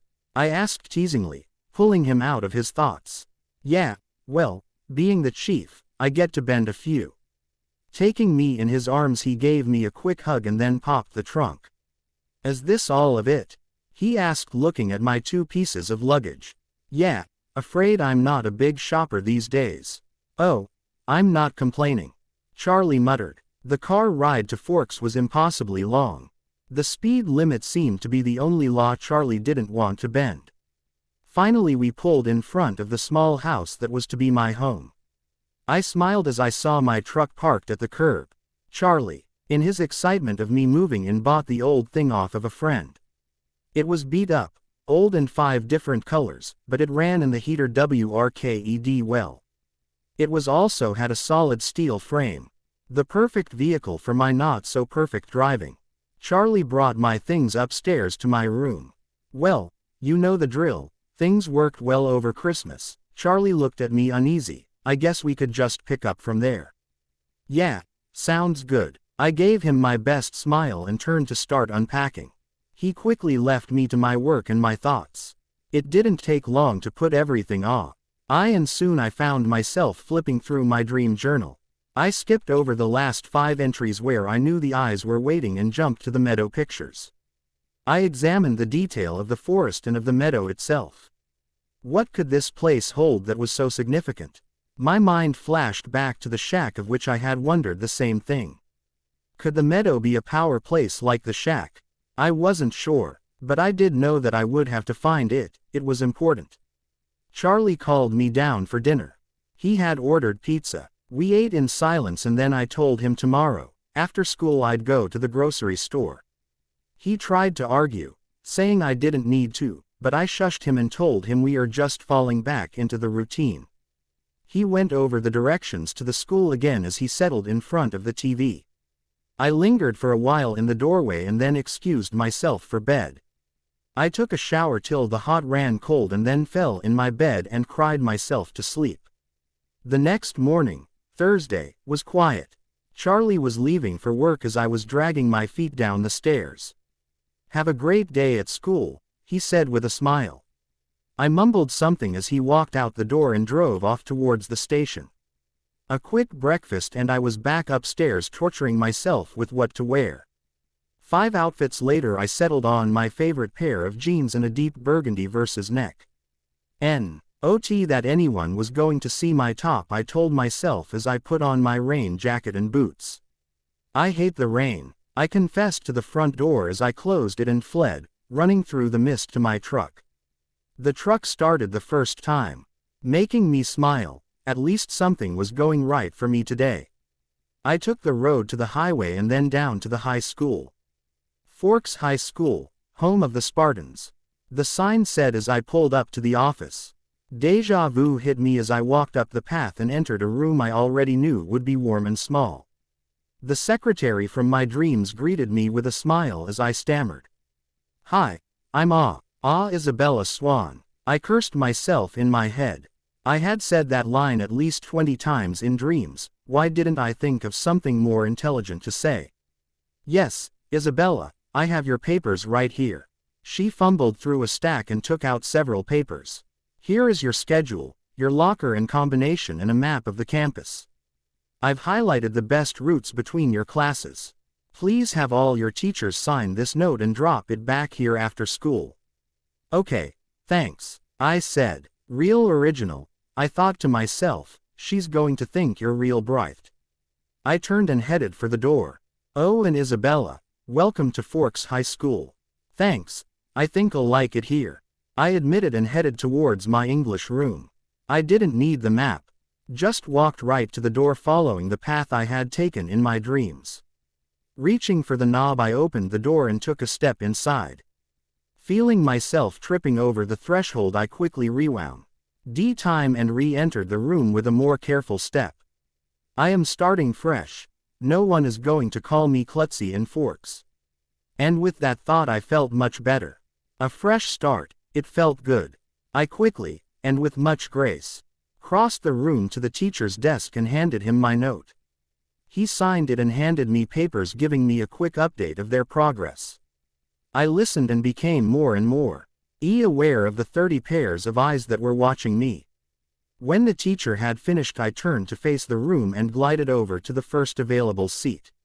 Hi, you must be Isabella Swan, a greasy FACED boy said to me, turning around in his chair. I'm Eric. Hi Eric, please call me Bella. Okay, he said with a flushed grin. To my relief, the teacher called the class to order and I took out my notebook to jot down some notes. They were reading Wuthering Heights, a classic and one of my favorites, one I probably had memorized, but I still took notes, trying in vain to distract myself from the wandering eyes of my classmates. Will was right, I thought to myself, I must seem exotic to them. The bell rang and I collected my things as Eric appeared at my side. Would you like me to walk you to your next class? He asked with eager eyes. Sure, I said to placate him, but I would have to do something about Eric, he was a little too eager for my taste. The next 3 classes followed the same path as the first. I entered the room to curious gazes and walked to the teacher's desk to have her sign my note. A few students introduced themselves, but most just sat and stared. I was beginning to think they hadn't seen someone new before. Finally the lunch bell rang and once I left my Spanish class, a short, curly-haired girl bounced up to me. Hey, you're Isabella, right? She said, walking next to me as we headed towards the cafeteria. Just Bella, I told her with a smile. We have trig and Spanish together. I'm Jessica. She introduced herself with a grin. Would you like to sit with me at lunch? That would be great, I said. She seemed nice enough, and sitting next to anyone was better than an empty table, alone with my thoughts. We entered the cafeteria and Jessica took me through the lunch line. I collected a few items and made a mental note to ask what foods to steer clear of. We walked to a table full of girls and Jessica rattled off their names. I made a conscious effort to remember the names and faces. But something had changed in the blanket and I was suddenly uncomfortable. I sat and let the girls get absorbed in conversation and I scanned the room and the blanket. I quickly found the source. Seated in the back corner of the cafeteria were 5 people, 2 girls and 3 boys. I squinted as I focused on the blanket around them. Something was seriously wrong. I traced the lines from the room through the air. Everything was normal until the threads hit these 5 individuals. The matter threads were the first thing I noticed. Normally bulky, the matter strands that flowed through these people were pulsing with power. Every inch of matter thread within their bodies seemed to bloat with energy, but the moment the thread exited them it returned to the normal force. Then I saw the time threads. They were broken. The threads that would have passed through these 5 ended as their bodies began and then started again on the other side. I had never seen a broken thread before.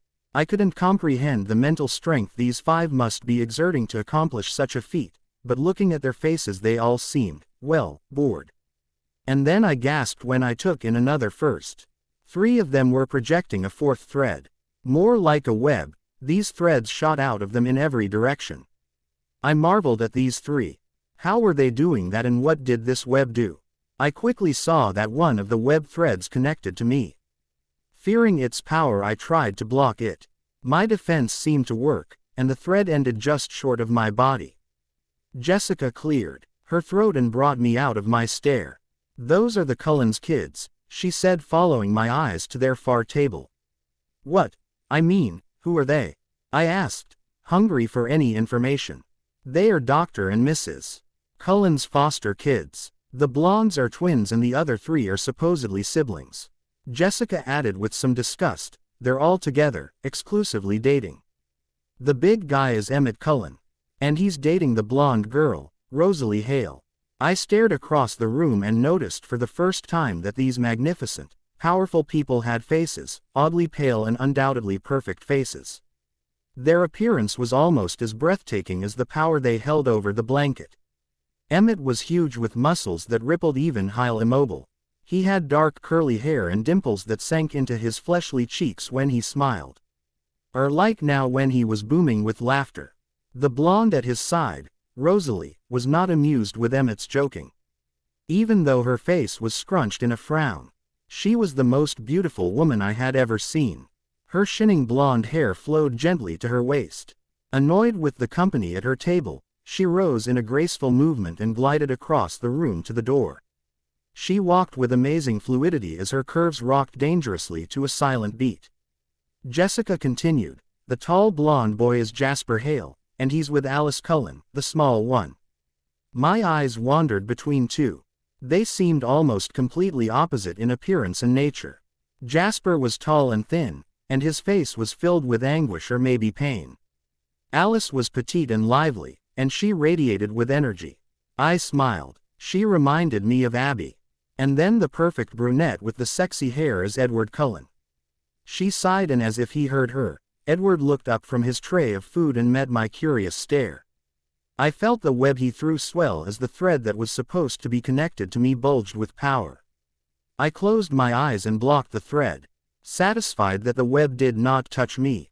I opened my eyes to see question and confusion in the deep, black eyes of Edward. He tossed his already messy hair with a large hand and leaned towards the table to talk to his siblings. I pulled the thread to bring his words to me. "There is something different about the new girl," he said to the table. None of the others acknowledged his words but continued to stare off in different directions. More power rushed down the web that connected Edward to his siblings. I mentally reached for the closest one, the strand coming from Emmett, and was stunned by what I heard. "Was talking to her. Sounds like Jess is still hot for you. What's different about the new girl? She seems pretty normal to me." What was that? Once I had grasped the thread, I clearly heard Emmett's voice, or what I thought belonged to him. In my head, I quickly searched for a familiar face in the room, one whose voice I did know. Jessica was sitting right next to me, so out convenience I grabbed the web. Running to her and heard, "Look at her stare. Yeah, we all know Cullen is beautiful and godlike, but guess what, sweetheart? He doesn't date. I'm afraid you're in the same boat as me and every other girl on campus." Ah, Edward, and then visions of Edward stroking Jessica's face and caressing her hair popped into my mind. I released the thread, amazed at what I had just heard and the things I had seen. In my mind I had clearly heard Jessica's voice, but her lips had never uttered a word. Instead there were the visions. I clearly had seen Edward's white strong hands entangling themselves in her hair. I glanced over to Jessica, seeing her deep in a daydream. I saw Eric out of the corner of my eye. He was fully engulfed in a book. He wasn't speaking either, and I was confident I knew his nasally voice. I took hold of the thread Edward projected towards him. I have wondered why it is that some people are less affected and torn by the verities. What does that mean? Of life and death than others. Una's death cut the earth from under Samuel's feet and opened his defended keep and led in old age. What? Why do I have to read this stupid thing? Why couldn't he write incoherent sentences? I glanced closely at the book in Eric's hands, East of Eden by John Steinbeck. I ran through several more web threads, listening to words that weren't spoken, hearing and seeing things so private. I was sure they weren't intended for anyone's ears or eyes. What kind of power was this? Was this web coming from Edward really reading the students' minds? I thought I must be going mad, but the more I played with the web, the more convinced I was. What were these people? I had never met any witches besides the twins, but these 5, the Cullens, didn't seem to be witches. There was something about them. Something more powerful than anything I had ever dreamed. I was sure they weren't witches, they were something more. My mind traveled to the next thought haunting me: how were they changing the blanket with no conscious effort, and what were these powerful webs that three of them threw? I was pretty confident I knew Edward's web power. He could read minds. A shiver ran down my spine and I made a more conscious effort to block the strand that he threw at me. I examined the feel of the thread and memorized it. I would have to constantly block this dangerous thread. I could not afford to avenue such a powerful stranger wandering in my mind. It was obvious everyone else was oblivious to their command over the blanket. I did not want them to know that I could see their secret. As for the other two with the web powers, the lunch bell rang and I had to pull myself from my examination. I made a mental promise to spend lunch tomorrow going through the girl's power. What did Jessica say her name was? Oh, Alice. I was very curious to see what kind of magic the small girl had running through her web. And as for Jasper's web, well, I was really unsure about him. Something about his presence made me wary and uncomfortable. I would leave his web for Monday, after a well-rested weekend. Jessica got up from the table and shot me a questioning look, and unable to resist I grabbed hold of Edward's mind-reading web.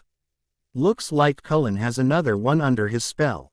Be careful, girl. It is a dead-end road. I released Jessica's mind thread, slightly taken aback. Was my staring that obvious? I'm sure she thought I was just ogling over his wild hair, strong jaw, perfect lips, and stop it. I yelled to myself. Edward may be gorgeous, but I cannot afford to lose my concentration around him. I don't know enough about these Cullen kids to allow Edward to hear my thoughts. I rose from the table to check to see what class Jessica had next. She was off to English. Oh, I have biology with Mr. Banner, I said, and then added to be polite, I guess I'll see you tomorrow. Yeah, see ya in tomorrow in trig. As Jessica left, the quiet girl from our table got up and cleared her throat. I have bio next with Banner. You could walk with me if you like. She smiled sheepishly at me. I grinned back. I could relate to her shyness and I appreciated her kindness. That would be great. You're Angela, right? I asked her as she got up from the bench. Yeah. She didn't say much as we walked to her locker and then towards class, but our silence was contented. I liked her already. It felt like we could naturally fall into a friendship. We entered the class and I walked over to Mr. Banner for his autograph and greeting. He loaded my arms with several books and then pointed me in the direction of the only open seat. I stopped halfway down the aisle when I realized just who I'd be sitting by: Edward Cullen. I nervously glanced up at his face. His nostrils flared in disgust as he drew back to the farthest side of the table. I quickly checked my defense. Had he read my mind? No. His web attacked the air around me but never made contact with my skin. Then what was the problem? Why did he look so furious? I took my seat and carefully placed myself as far away as possible. I was extremely uncomfortable sitting next to this amazing powerful boy that seemed to suddenly hate me. What did I do? I questioned myself. I twisted my head to allow my hair to fall between us. Edward stiffened at the small movement. His white hands balled up in fists, clenching tighter and tighter till I'd thought they'd break. If he hadn't reacted in this way, I probably would have loved the close proximity to his energy. But now, with hatred pouring from his black eyes, I tried to do everything I could to not notice the pure power that rippled from his body. It was not easy to sit still as I felt the hurricane waves that swelled from the blanket around him. I was awestruck, but more overwhelmingly, I was afraid. 50 minutes ticked by slowly. Edward's fists never relaxed, his strong shoulders never slumped. He spent the entire period locked in a stiff position, not even appearing to breathe. I didn't play with the web he cast around the class, but I knew what the other students must have been thinking. What did she do to him? In truth, I had no idea what sparked his strange actions, but already I imagined the gossip. Did you see what that new girl did to Edward? He was scared stiff. She must be a monster. I felt like a monster. I had disgusted the most beautiful creature in the world without speaking a word. He hated me without ever giving me a chance. What made me deserve a chance? I was a monster. I had only come here for selfish reasons, searching for the twins. I was a selfish beast, concerned only for my own happiness. Finally the bell rang and released us from our dungeon. Before I could move, Edward was out of his seat and through the door. I sighed in relief. What's his problem? A sandy-haired, blue-eyed boy asked, coming over to my table. I'm Mike, by the way. So you noticed it too? I asked, afraid that I'd scared everyone in the room. Yeah, I've never seen Cullen like that before. Mike shrugged his shoulders, but he's weird. If I had had the pleasure of sitting next to you I would have talked to you. I smiled, reassured that I hadn't scared off the entire population of Forks. So what's your next class? Mike asked, offering to carry my books. Gym, I replied. Great, that's my next class. And we headed towards the gym with Mike rattling on about people I didn't know yet and things I didn't care about. At one point he invited me to a local beach. I mumbled some kind of answer, not really saying yes or no. We finally arrived at the small gym. Mike left me to go to boys' locker room. I found the instructor, got my signature and clothing and then dressed out into uniform. I ignored the whispers of the girls in the locker room but couldn't help but feel the gaze of someone. Eventually I couldn't disregard the stare and looked to see the black eyes of Alice Cullen. Could I not escape these people? I refused to let her affect me. I stomped out of the locker room to the gym. I know one way to distract my mind. I told myself. Since the development of my powers, gym had become a favorite subject and a perfect channel for my frustrations. Before, I had dreaded my clumsy tendencies, but with my powers I could shut my mind off and succeed at any physical task. In Phoenix every coach heavily recruited me, but I always refused to join in a team so that I could focus on developing my powers. I was eager to leave behind my conscious thoughts of the Cullens and concentrate on the game at hand. We were playing volleyball and my team OT to the lead as I dug out amazing saves and spiked the ball harder than even the boys. The coach praised my abilities and Mike swelled with pride as he claimed my friendship. I didn't want a fan club, especially one of boys. I really just wanted to forget Edward. Lauren took the ball for the opposite team's next serve. A smug smile crossed her face as she stretched up to serve. Bring it, I muttered under my breath, taking an aggressive stance. She threw the ball up to serve. With a loud thud the ball landed in bounds. Point, coach said, raising his hand to their team and tossing the ball back to Lauren. The next serve was even faster. I didn't even blink and the ball was bounding across the net. Okay, well, if you want to play hard. For the next serve I closed my eyes and focused solely on the blanket. I felt Lauren jump to serve and I fast-forwarded a second to see exactly where her serve would hit. Seeing its path I jumped to the spot and braced myself to bump the ball up in the air. I was successful. A perfect bump straight to Mike. Mike spiked the ball over the net in Jessica's face and my team exploded with cheers. The final bell rang and I ran to undress and collect my things. I saw Mike lingering near the exit of the gym, so I retreated to the bathroom. This is silly, I thought to myself, but I really wasn't in the mood for Mike, so I projected down the threads towards the main office. A stall in the girls' bathroom next to the front of the school was open, so I twisted the closest threads and jumped across campus. Confident I had shaken Mike off my tail, I exited the bathroom and walked into the office only to collide head-on with Edward Cullen. I hit his chest and recoiled to the ground. My hands flew up to my head. Ouch, I thought. It was like I had run full speed into a brick wall. Edward stood over me, a torn look in his eyes. A second later he was walking towards the parking lot, his hands shoved deep into his pockets. I got up and shook myself off, trying to ignore the hate flowing in his wake. Hello Isabella, the secretary greeted me from her desk. How was your first day of school? Great, I lied. Wasn't that just Edward Cullen who left? What did he want? Oh, nothing much. He isn't content with his schedule and wanted to see if he could move classes around. My eyes bulged with disbelief. His biology class perhaps? I asked in my most disinterested voice. Yes, she replied. I quickly handed her my teacher's signatures and then fled the small room.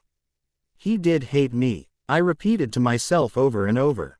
Why else would he try to change classes? Why else would he knock me down and then not even offer a hand or an apology? I ran to my truck before my emotions could overwhelm me. I needed to get out of here. I needed to find some peace. After fleeing the high school at the fastest speed my truck would allow, I wandered the small town till I successfully found the supermarket. Grabbing my money and lengthy list, Charlie wasn't a chef and had only eggs, bacon and canned beans in his kitchen. I took a cart from the small collection. I paced the aisles, stalling on every shelf and every item, trying to prolong the outing. I knew where my mind would travel if I let it, and right now, I was not in the mood for the Cullen clan. They were a clan. What kind of people had no friends outside of their family? What kind of people refused to interact with others? What kind of people could manipulate the blanket like they did? No, I was not going to go there. I didn't want to think about that.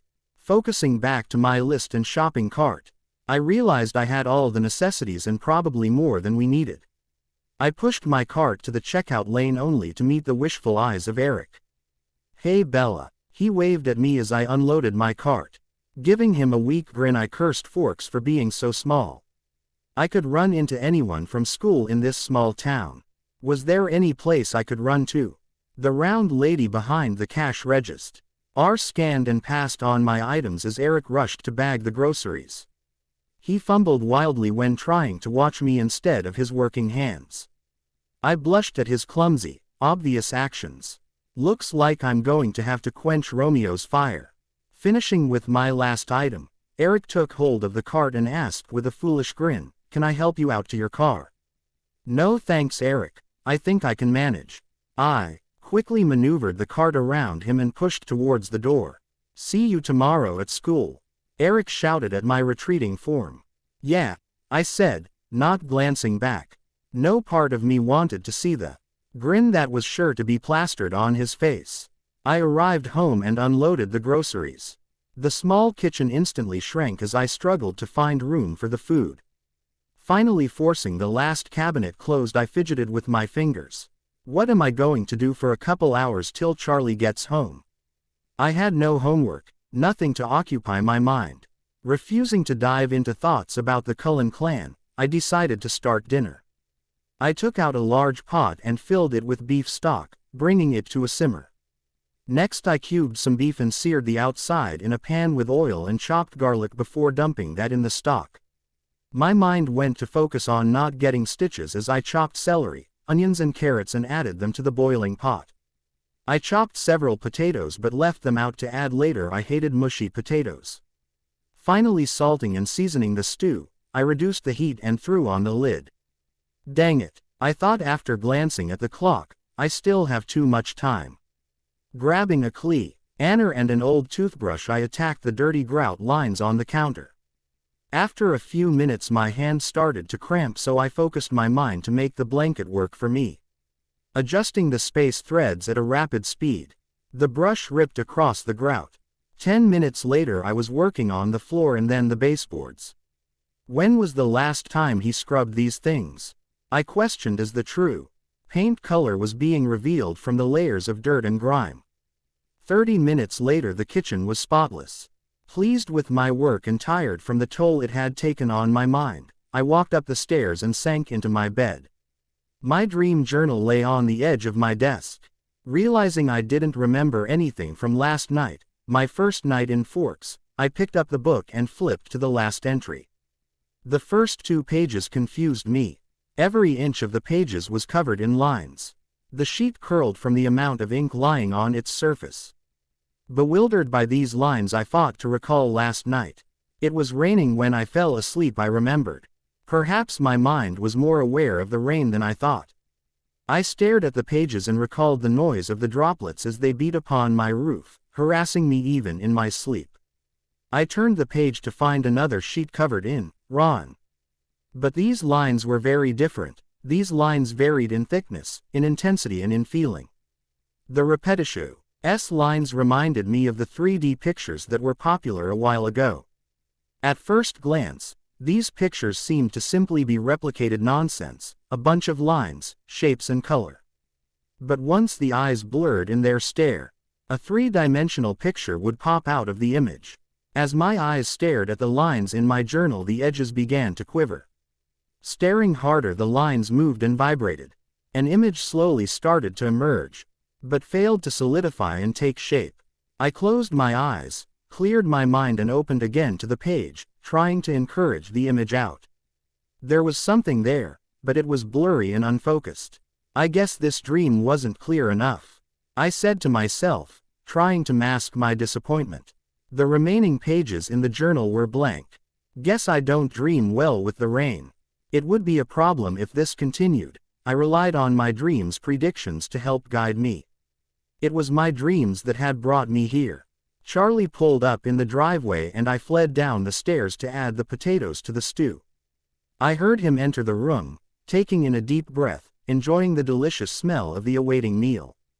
"That smells great," he said, walking over to the wall to hang up his jacket and gun. "How was your day at school?" "Fine," I lied, hoping Charlie wouldn't push for any details. "Did you make any friends?" "Yeah, Angela Weber seems really nice, and Mike Newton has a couple of classes with me." "That's nice." Standing in an awkward pause, Charlie finally asked, "When's dinner going to be ready?" "Do I have time to check some scores?" "About 15-20 minutes. I'll call you when it's ready." Relieved of his duties, Charlie escaped to the front room and to ESPN. I smiled at his simplicity. It was nice not to have to try around him. Charlie accepted our relationship for what it was and didn't push to make it anything else. Dinner was quiet and refreshingly peaceful. Charlie read the paper while I read Wuthering Heights. Even though I knew the story forwards and backwards, I pulled out my dilapidated copy and started reading it again. Immediately I was submerged in the drama of Catherine and the other characters. I felt great relief focusing on their problems. Charlie finished dinner and left me to my reading. I heard the TV flip on again, this time to the evening news. I heard the weather reporter start his report, so I marked my book and stood in the doorway to watch. The front our recent weather has come from is disappearing and all precipitation should last only through Friday night. He pointed to the map behind him as large WHITE clouds swirled up the Washington coastline. The screen changed to the 5-day forecast as the weatherman announced, Saturday and Sunday should be partially cloudy, perfect days for outside activity. A new front should bring a fresh layer of snow by Monday afternoon. I shuddered at the thought. I hate snow. Thankfully it never lasted long in Forks. There was plenty of precipitation, but the temperature hovered around 40°F in January, much too warm for the infamous powder. Charlie turned from the TV to ask me, "So, the weekend is going to have great weather, would you like to go fishing?" I smiled at his enthusiasm. 50 degrees and partially sunny was not my idea of great weather. Despite the weather, I really didn't want to go fishing. I had to think of an excuse. It is tempting. I paused to try to think of something good, but I heard some of the kids say they were going to the beach Saturday. "Oh, you should go." Charlie flashed a sweet smile. He truly just wanted me to be happy. "I think it would be great if you went out with your new friends." "Which beach?" I don't remember, but I could call and find out." "Yeah, just let me know when you'll be gone, who's going and what beach, and I think that would be great." I smiled at Charlie's fatherly instincts kicking in. Mom never asked me where I was going, or with whom I'd be with, or even what time to expect me home. It was always me who was asking her those questions. My smile disappeared. I missed Mom. "Hey, I think I'm going to call Mom and then go to bed." "Good night, Dad." "Night, Bella." And with tea. I took the stairs 2 at a time and rushed to my phone lying on the desk.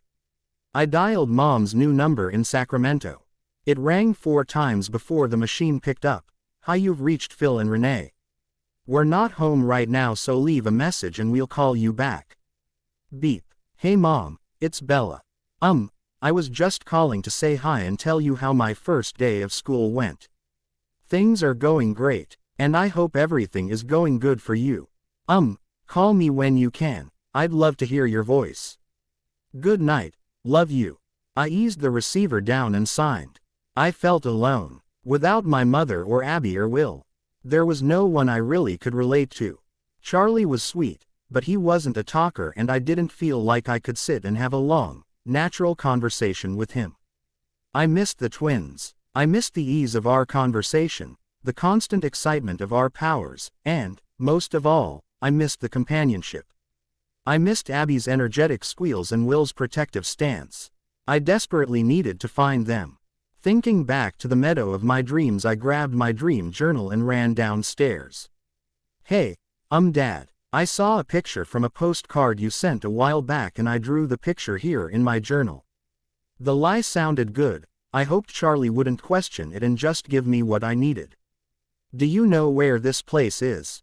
Charlie took my journal and started at the round meadow. This is really good, Bella. I didn't know you could draw like this. I flushed at his compliment. Yeah, it kinda comes naturally. But do you recognize the place? No, he stated. But these are all local trees. He pointed and named the trees, bushes and ferns bordering the edges of the meadow. This could definitely be someplace in the peninsula. My heart sank. Someplace in the peninsula. Over 2,000 miles of wet, rainy forest laced with over 200 rivers and streams made up the Olympic Peninsula. The meadow could be anywhere. Charlie saw my disappointment. You cool. Take this to the ranger station at Olympic Park. I bet they could point you in the right direction. If this place is near a trail, they'd know where to find it. Thanks, I think I'll do that. I smiled, some hope renewed with Charlie's confidence in the local rangers. Well, good night, Dad. I took the journal and retreated to my room. I placed the journal on my desk and wrote the date on a new page. I took out several pens and a few colored pencils, mostly shades of green. I had found that if my themes were very vivid, my mind would naturally fill in the pen lines with color. I then dressed for bed and ran down the hall to brush my teeth. Back in my room, I sprawled out on my bed and tried to focus on the meadow. Perhaps if I concentrated on it, I could backtrack in my dream and find out how I got there. Mentally, I walked the meadow, tracing the soft grass, noticing every detail of the wildflowers, all the shadows of the surrounding forest. In my wanderings, my eyelids grew heavy and fell. The next morning I awoke to the rain beating against my window. I rubbed the sleep from my eyes and stretched. Sticking my tongue out at the window, I told the weather, I hate you. The noisy N had woken me up an hour early, not a good start for my day. I crossed the room to my desk and sat in front of my journal. The first page, the page I had dated, was completely blank. I flipped through the next 5 to find the same thing. They were completely empty. Fearing I might have lost my dream power, I frantically flipped through more pages. Finally, I found a drawing of a new scene. It was my truck, parked on the side of a gravel road. Shaded and partially blocked by the truck was a sign. BIOGAC were the first letters carved into it. Flipping on my computer, I tapped my fingers in impatience. Finally, the dinosaur was booted up. I clicked on my browser and typed in Olympic Peninsula maps into the search engine. After downloading a clear, detailed map, I scanned it for anything that began with BIOGAC. Biogachil River. That's got to be it. I reviewed the map again, wanting to make sure nothing else could match the letters. I found a Biogachil Peak, but that was the only other match. I returned to my drawing. Squinting through the windshield of my truck, I could make out some numbers, a 3 and a 5. Or maybe it was an 8 and a 5. I returned to the map. There was a Biogachil Peak Trail and a Biogachil River Trail. I clicked on the Peak Trail, 10.25 miles as said. Scrolling back to the River Trail, I clicked on it. 8.5 miles. That's it. That's gotta be it. My blood surged with energy. Now I know where to find the meadow, and maybe now I can find the twins. The rest of the morning was a blur. I dressed and ate before driving to school, but I remember nothing of those actions. All I could think about was the Biogachil River and the trail that awaited me. Hope flowed through me, hope that I once again would be united with my friends. I was so lost in my thoughts I didn't even notice the Cullens till I entered the cafeteria and was attacked by two of their webs. I shot a quick glance to the table in the far corner and found only 4 people sitting there. Edward was missing. Closing my eyes I searched the campus for him, feeling for his web. My search came up with nothing. Either I didn't know the feeling of his web like I thought I did, or he was not here. Grabbing some food I sat next to Angela. I knew her shyness would prevent me from having to engage in any conversation and I would be free to explore the threads. I quietly picked at my food while I examined the web Alice was throwing. Immediately I noticed some differences between Alice's web and Edward's web. Edward's network was connected only to people whereas Alice's seemed to reach everything. People, plants, chairs, buildings, everything was connected to the thin threads of her web. Alice's web was also very inconsistent in its power surges. Edward's web seemed to surge with a never-ending attack. His web was continuously pulling thoughts from people. Alice's web was very different. Either she controlled it more and decided when to use it, or the power of the web was unpredictable and inconsistent. The more runners from her web that I pulled on, the more convinced I was that her power was partially under her control and completely unpredictable. The scariest difference I found was that I was unable to block the thread Alice projected towards me. No matter what kind of defense I threw at it, I was still connected to her power. Alice seemed very focused on the threads she attached to her family. She was consciously throwing energy towards those threads, but nothing was happening. This continued for most of lunch. I was becoming discouraged. It looked like I wouldn't figure anything out about Alice today. And just when I was about to let go and give up, a fog overtook my eyes. The fog quickly faded and the meadow appeared. I sat, hovering above the damp grass, crying into my hands. The sun dipped below the horizon and a figure moved from the shadows. My head shot up as Edward took a cautious step towards me. I floated higher and relaxed my legs, allowing my feet to touch the ground. I stood and stretched my small frame, trying desperately to seem bigger.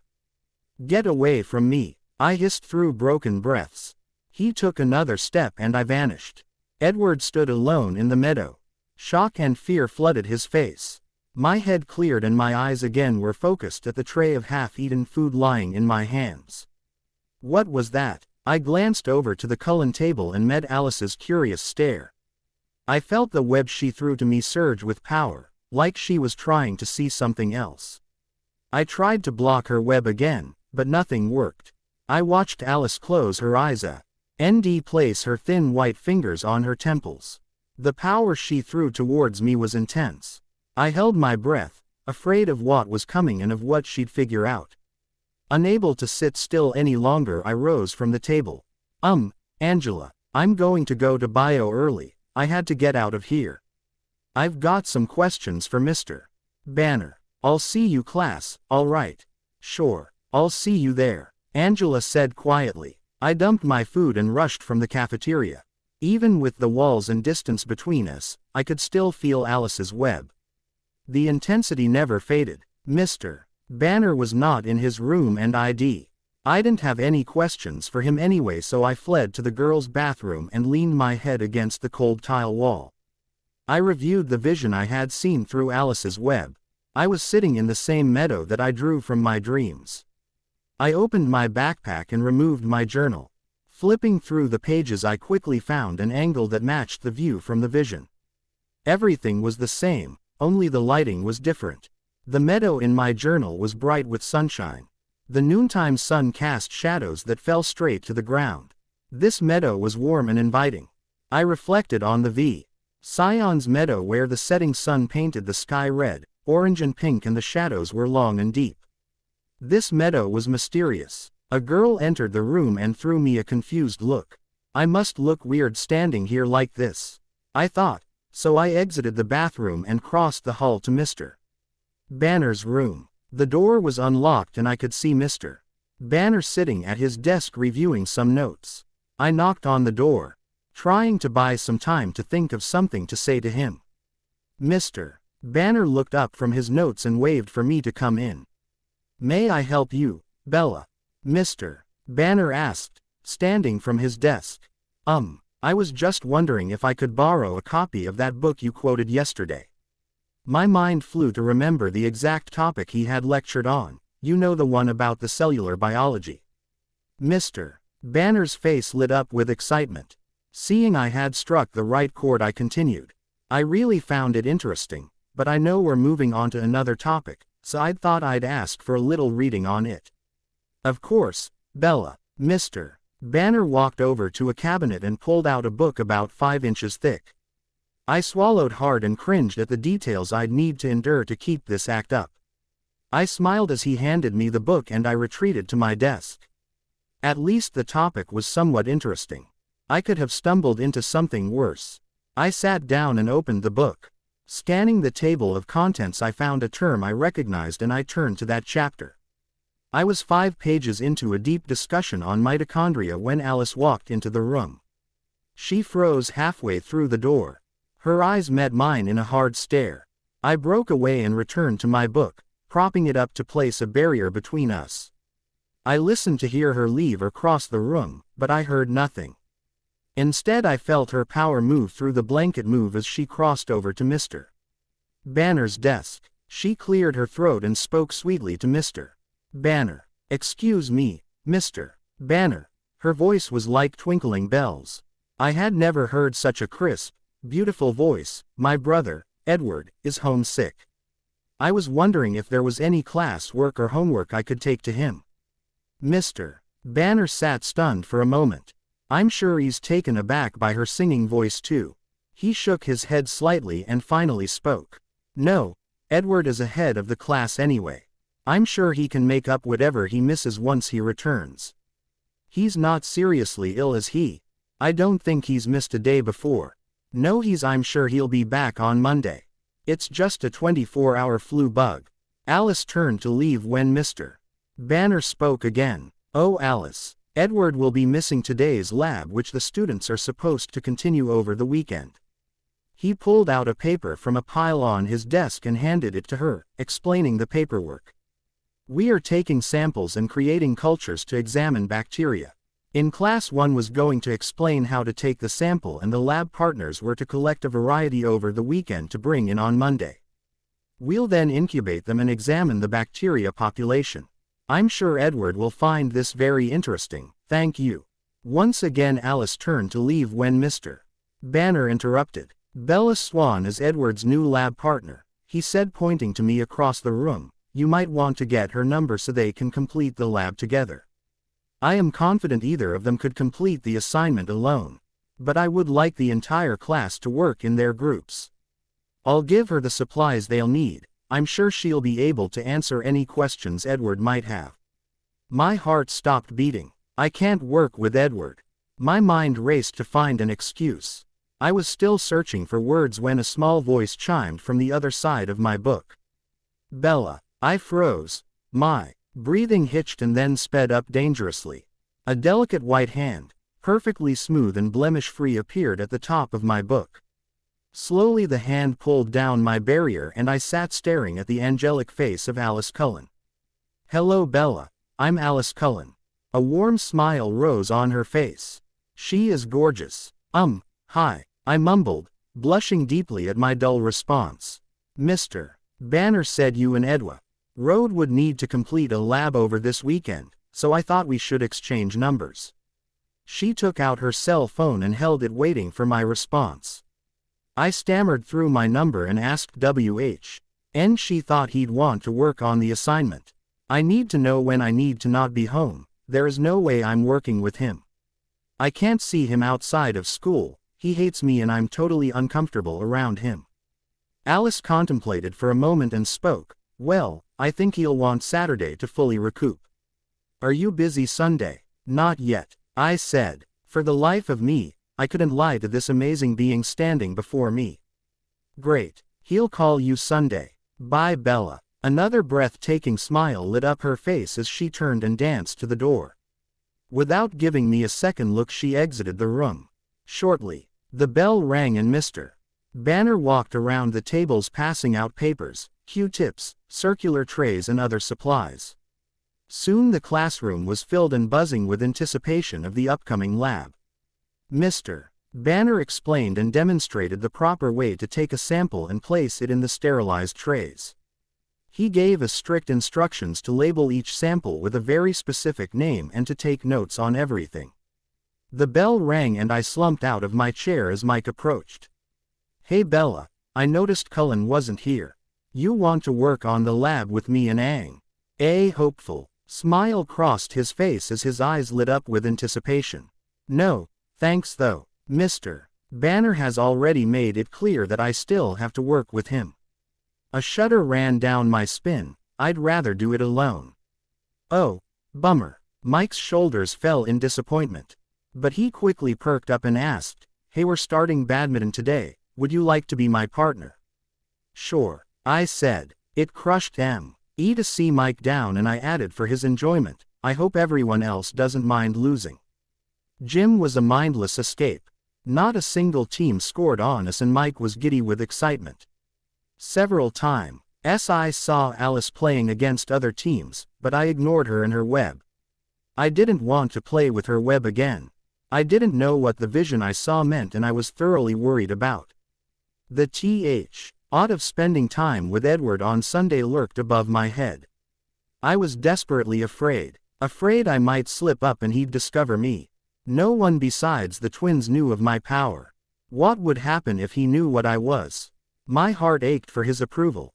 Stupid Bella, I cursed to myself. Your heart doesn't ache for anyone.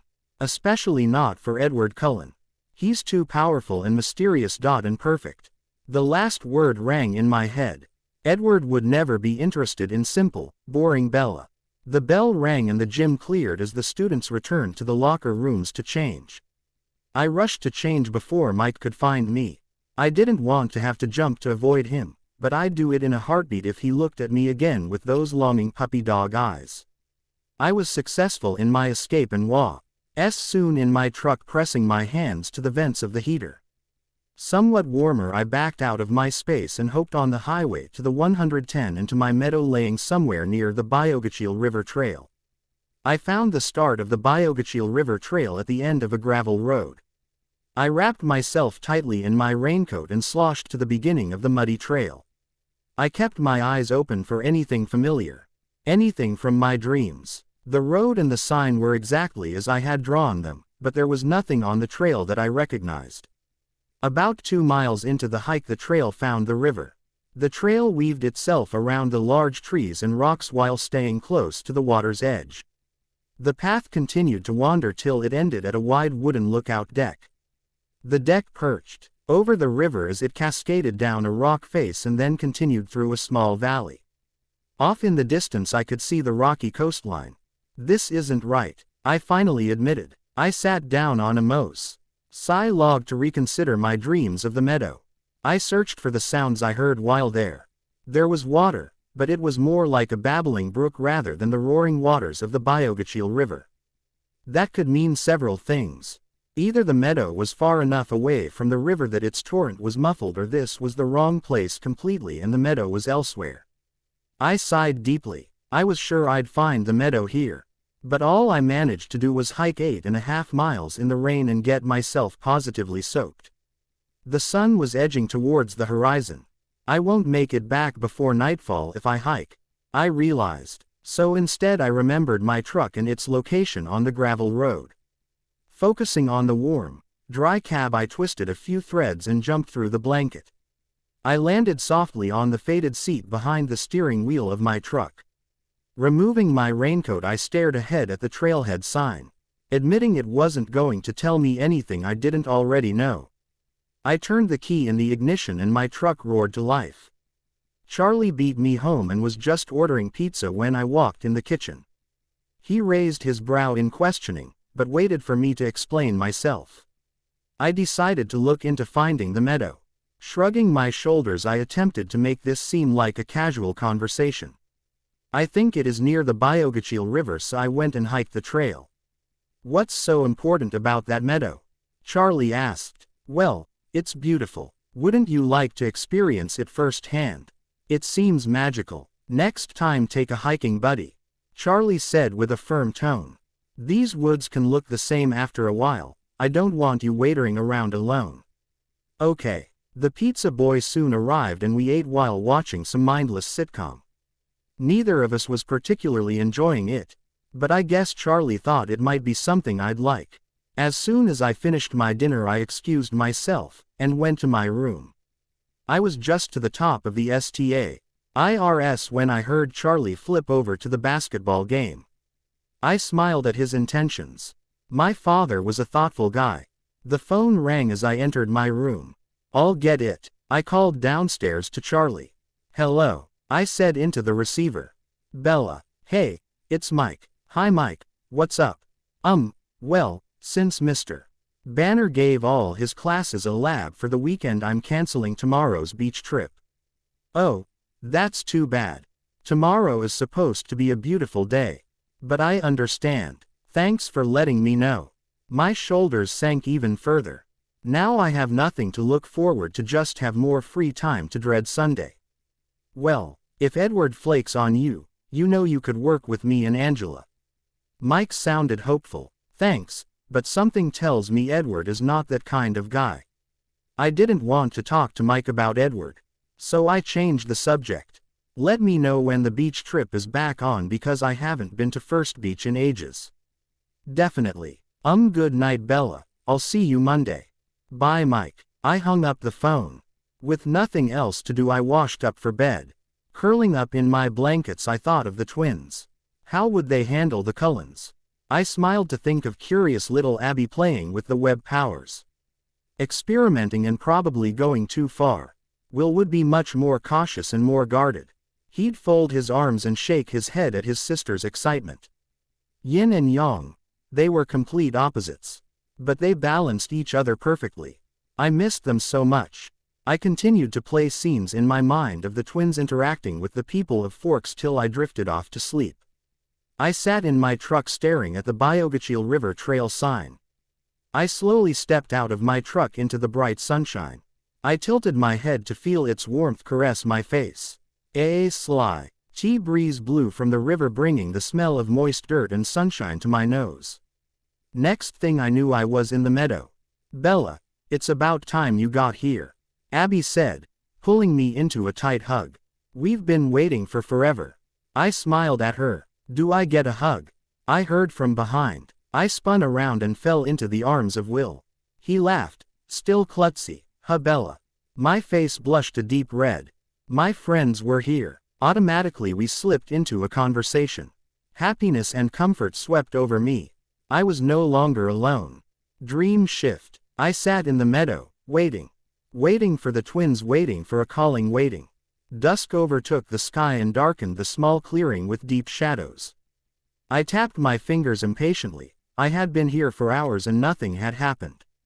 Summit, hing from the corner of my eye, caught my attention. I jumped, turned, and took a defensive stance, all in the same motion. A chill ran down my spine as I turned to see two piercing brown eyes. Fear, woe, ender and awe danced in the depths of these eyes. Who are you? I demanded from the eyes. What do you want? I said with fear creeping into my voice.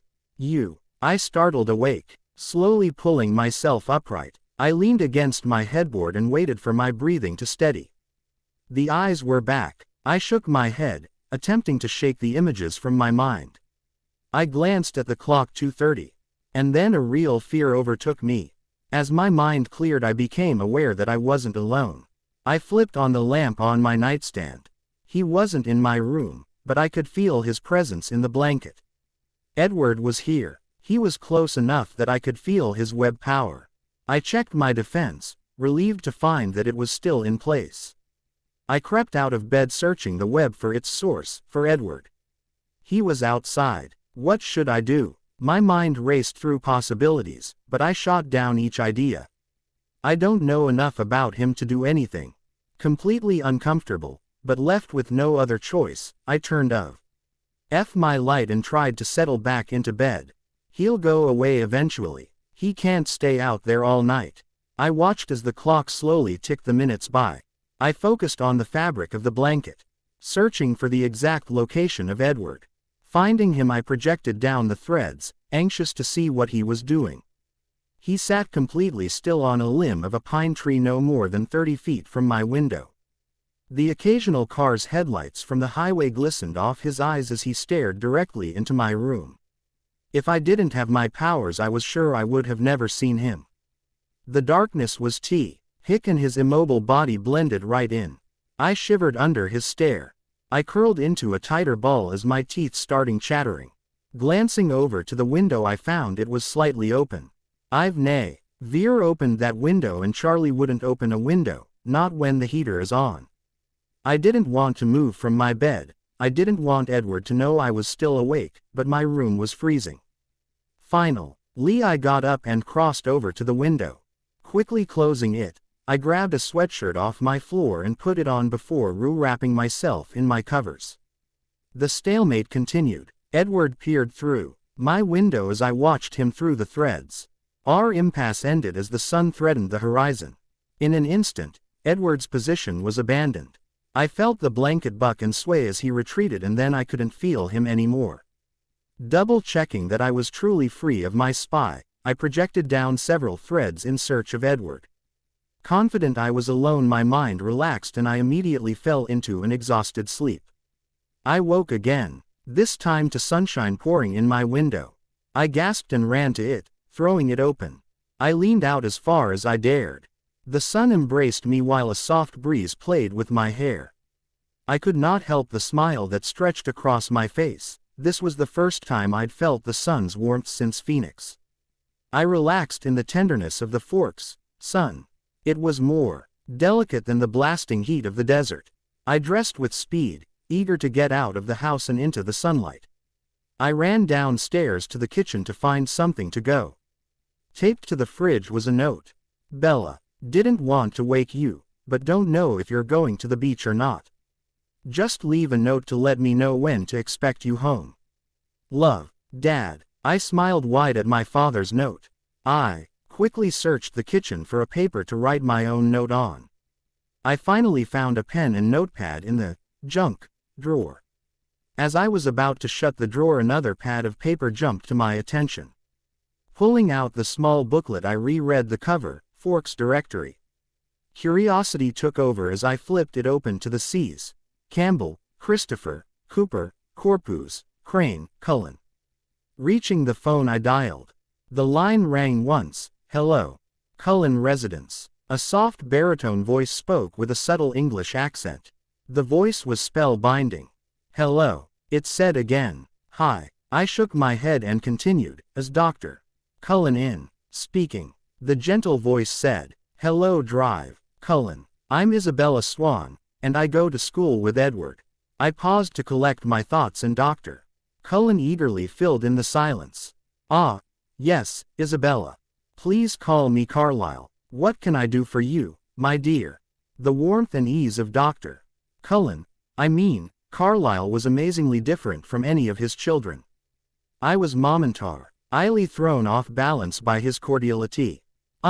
Edward and I are supposed to complete a biology lab this weekend, and I was checking to make sure he was feeling up to it. I knew Edward was fine. He was well enough to spend half the night sitting in a tree outside my window, but I didn't want Edward to know I was aware of his presence. Yes, he is feeling much better, thank you for asking. Would you like to speak with him? My heart raced at the possibility, but I quickly replied, no, thank you though. If you would just let him know I'll be free tomorrow after lunch and that he is welcome to come over to my dad's house to collect the samples. I thought if we raided my Ather's shop and garage we would find an interesting variety of specimen. A wonderful thought. Carlyle sounded excited by our lab. He quickly added in a firm but kind tone, let me remind you not to open any of the dishes after the samples start growing. I would hate to meet you for the first time because of an infection. Yes, sir, I replied with a grin. If only it was this easy to interact with Edward. The first then added for Carlyle's playful enjoyment, although I am amazed I haven't met you already. Shirley Forks CL. Enich still has my 4-inch file on hand from my frequent childhood disasters. We laughed easily together. Yes, I've heard some stories, Carlyle added, chuckling. So, I shall send Edward over around 1, if that sounds all right. That will be fine. Have a good day drive. Cullen. Thank you. Enjoy the beautiful weather. Goodbye. That went really well. I felt better now. I had successfully COV'd up my perhaps questionable actions from last night, and I managed to arrange our lab time without even having to talk to Edward. Feeling giddy at the sunlight waiting for me outside, I scribbled out a note to Charlie. Dad, the beach trip was cancelled. I'm going back to the Biogachil River Trail. Don't worry, I'll stick to the trail. I'll be home in time to cook your catch. Bella. Throwing the note on the table, I ran out the door to my truck. 15 minutes later I was parked off the gravel road staring at the sign. Biogachil River Trail, it read, mocking me. I grabbed my journal and flipped to last night's entry. The first picture was of me, sitting in my truck, staring at the sign. Just like what I was doing now. The next picture jumped to the meadow. There were no pictures or words or thoughts connecting the two. One second I was here, the next second. How can I be so stupid? I yelled at myself. It was completely obvious. I should just jump there. Clutching my journal to my chest, I narrowed my thoughts to the meadow only. I pictured its soft grass and dark trees, the warm sun and the gentle breeze. I sighed and jumped through the blanket. My feet staggered as I landed on the slightly uneven ground of the meadow. Woo woo, I yelled to the sky. I felt the power from the threads of the meadow surge through me as I floated in the air, laughing. This was a powerful place, just like the shack. Relief flooded my soul. I had found it. I immediately started running a variety of tests to check the extent and limits of this place. The threads here were even more powerful than the ones from the shack. I laughed again as I flew into the air, completed 3 backflips and dove back to the grass of the meadow. Sadly, my joy faded as I realized what was still missing from this special place. The twins were missing. A new drive overtook me. If they hadn't found this place yet, then I'd help them find it. Searching down the threads, I looked through miles of forest. Veral time I stumbled across threads that had a residue from a change. Some witch or witches were changing things around Port Angeles. The town was littered with residue from altered threads. This discovery fed my hope. I repeated a simple message over and over, running it down the blanket to Port Angeles. Twins. Bella is back. I repeated over and over until my voice was weak. I was confident that if Abby and Will did hear my message they would search me out. The meadow shifted as the sun started to creep towards the east. A tremble escaped me as the clearing transformed into the dark, mysterious meadow of my nightmares. Unwilling to allow any of those dreams to come true, I hurriedly gathered my items and jumped back to my truck. Without a second look I started the engine and fled home. Charlie was finishing up cleaning his catch as I pulled up to the curb. I breaded and fried the fish happily. Finding the meadow had renewed my confidence. I was again sure of my reason for coming to Forks. I was going to find the twins. After a silent meal, I retreated to my room and relaxed on my bed. Anything that happened with Edward would be okay. It would be okay if I had the twins. I spent the night tossing and turning. When my body and mind did relax enough for sleep, I was haunted by the burning stare of golden eyes. By the time the sun crept through my window I was exhausted. The lack of restful sleep made me dread the coming day more. I lay in bed talking to myself. You're a big girl, Bella. You can handle this. Still not convinced, I continued. He's just a boy. Just like any other guy. Why are you getting so worked up over a complete stranger? Growling to myself, the argument started. Maybe because I've never seen anything like him. The power that rolls off his body and manipulates the threads it how. I can't do this. Jumping out of bed I quietly paced the room. Raking my fingers through my hair and then down my face, I attempted to regain some composure. He doesn't know you're on to him. I took a deep breath and continued down this reassuring thought. He doesn't know, so he's not going to push anything. He'll act just like any other teenage boy. What if he notices he's not in my mind? I said aloud, continuing the argument. You could give him a couple thoughts. A couple, innocent thoughts just to reassure him that you're normal. Ha, normal? I've never been normal. I don't even know where to start. Edward's not dumb. He'll suspect something if he doesn't hear everything. He'll probably blame himself that he's not getting everything. He isn't perfect. Could have fooled me. Have you seen him? My mind wandered across his wild hair, yearning to tangle my fingers in it. I pictured his perfect face, the high cheekbones and strong jawline, his sharp nose and full lips. Stop it. That isn't helping. You are going to have to try to be normal. If he suspects something while you're here alone. My mind didn't complete the thought. I shuddered at the possibilities. We just have to put up a facade until the twins arrive. I don't know if they're even coming. My heart sank at the confession. They will. Somewhat calmer now that my internal battle was over. I was able to shower and start my day in peace. Relief always followed once I made a decision. When my mind was made up, I would follow through with obedience and little concern or stress. It was the dread of making a decision, or perhaps the fear of making the wrong one, that caused my panic. But my mind was set now. I was going to treat Edward like any other boy, which means I'll mostly ignore him. I will carefully feed his web harmless thoughts that will reveal none of my knowledge but pacify his expectations at the same time. I can do this. I will do this. It could work. Maybe. The rest of the morning I set my mind to busywork. Dusting, vacuuming, laundry. My list got shorter and shorter as I hurriedly completed my tasks. The house was spotless and I was filthy when I was done at 11:30. I showered again and then punished myself over what to wear. Finally I gave up and turned to comfortable favorites: jeans and a t-shirt. Most of my laundry was still downstairs in the dryer, so I'd settle for the new Sacramento River Cats baseball tee that Phil had shipped up to me. Its print and style was retro, purposely faded to look worn. I put it on with a smile. I didn't realize Phil had any style. I turned in mirror in approval. Cute. Perhaps not beautiful, but cute.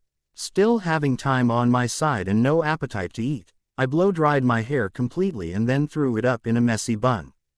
Well, this is as good as it gets.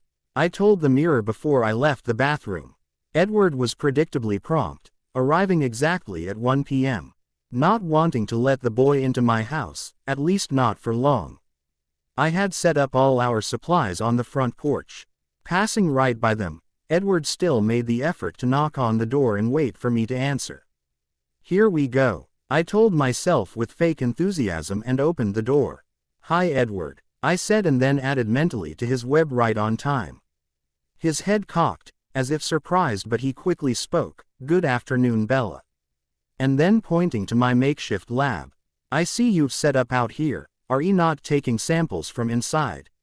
I smirked. Well, I thought we'd find some more interesting stuff out in the garage and in my dad's shop. And I don't think I could cook in a kitchen if I knew what was growing in it. Edward chuckled softly. Enjoying that sound a little too much, I added mentally, for his enjoyment I don't need another reason for my OCD cleaning. I was rewarded with a quiet snicker and an amazing crooked smile. I deliberately blinked twice before I was able to think or move again. Dang, he's gorgeous, I thought to myself, double-checking that I was the only one hearing my thoughts now. There's something different about him today. Shrugging it off, I turned to show Edward the way to the shop. My dad's a fisherman, and I bet we could grow some nasty stuff off of his equipment. Grabbing some supplies and motioning for Edward to follow, I walked around the house to the small shop in the far corner of the yard. Edward followed softly but deliberately, put 10 feet between us, one hand deep in his jean pocket, the other clutching a book bag. I opened the shop door and started to arrange various dishes and supplies on my father's workstation. Edward stood in the doorway, assessing the small room. Feeling his discomfort, I spoke. Yeah, it's a little cramped, but I was planning on collecting samples from the garage while you processed ones from here.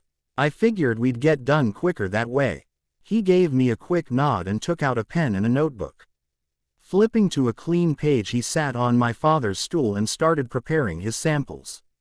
Carefully extracting a hook hanging from the closest fishing pole, he moistened a sterile Q-tip and swabbed the hook's barb. I stared with fascination at the precision and care he took. It was as medically accurate as if he was performing brain surgery. Once the sample was safely contained in the dish and lidded, he labeled the dish and then took to his notebook, jotting down notes in a beautiful cursive. Even his writing is perfect. He smiled at his paper and I cursed myself. Must have let that one slip. Re-examining my defense and reassured of my locked-down mind, I left to collect my own samples. 30 minutes later I was gathering my last sample. Hanging out of Charlie's cruiser, my feet dangled in the air as I reached to swab the latch that held his seatbelt. I heard someone clear their throat. Completely startled, I yelped and hit my head on the car's ceiling. "Sorry," Edward said as I extracted myself from the car, rubbing my head. "I didn't mean to frighten you." Okay. Blinking a few times I thought to Edward's web, didn't want those brain cells anyway. Again he stifled a small chuckle, affirming that he had heard my thought. "This is my last one," I said, holding up my Q-tip. "Are you done?" "Yes, I just finished and put my samples back on the porch." His shoulders gestured to the house as his hands found his keys from his pockets. "Great." Returning to my decision of, let's ignore Edward, I walked my sample back to the improvised lab. Curiously, Edward followed. I felt his eyes on me as I opened my last dish. I knew they must be burning slightly. I had seen that look before whenever he encountered my curious silence.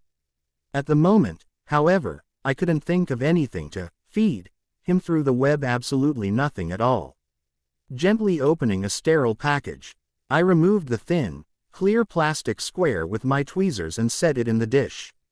I rubbed my Q-tip over the square and then added 2 drops of a food liquid. Replacing the lid and labeling the dish, I added it to our stack and then ripped off my latex gloves. I scribbled down several lines of notes and put my pen down with a satisfied feeling. Done, I thought to both of us, secretly pleased to be able to think something at him at last. I sat staring at our collection, not wanting to glance over at Edward. Finally I couldn't stand it anymore and my eyes traveled the short distance to him. He leaned perfectly still against the porch railing, taking in my every movement. His eyes were burning and his brow furrowed. Aware of his staring eyes and the uncomfortable silence, he spoke, "Bella. Do you like it here?" "Yeah, I guess." I was utterly at a loss as to why he cared about my happiness.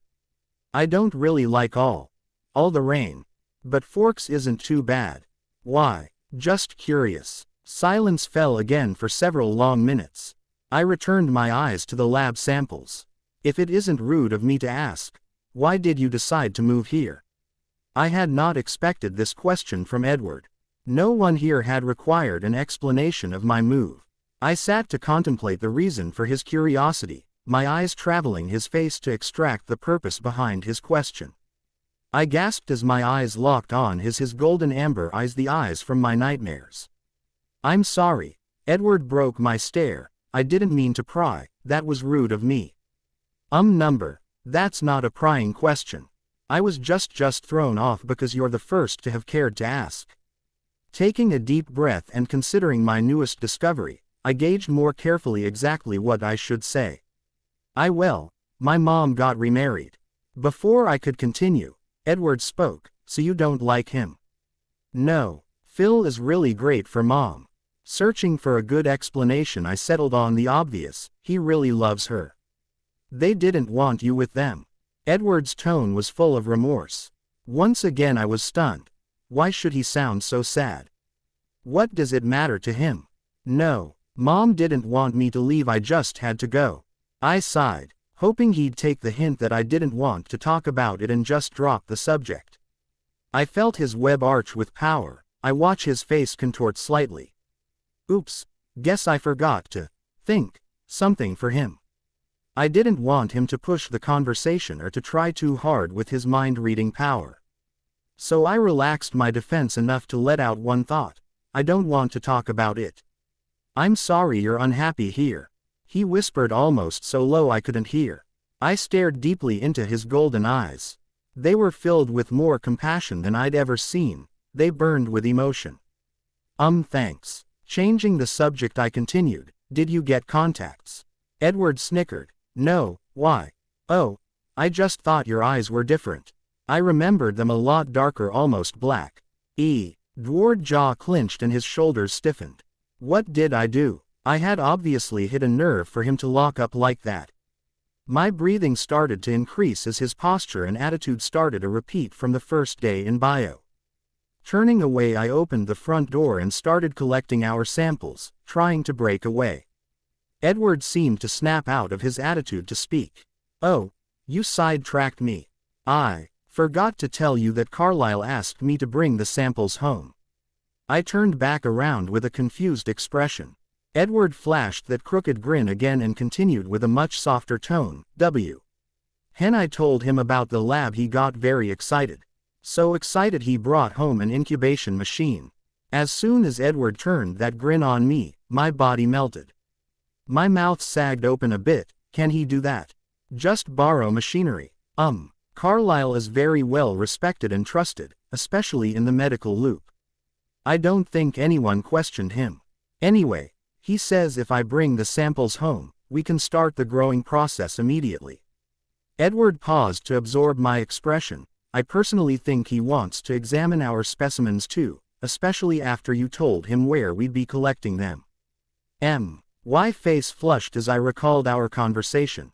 That explains why he sounded so giddy yesterday.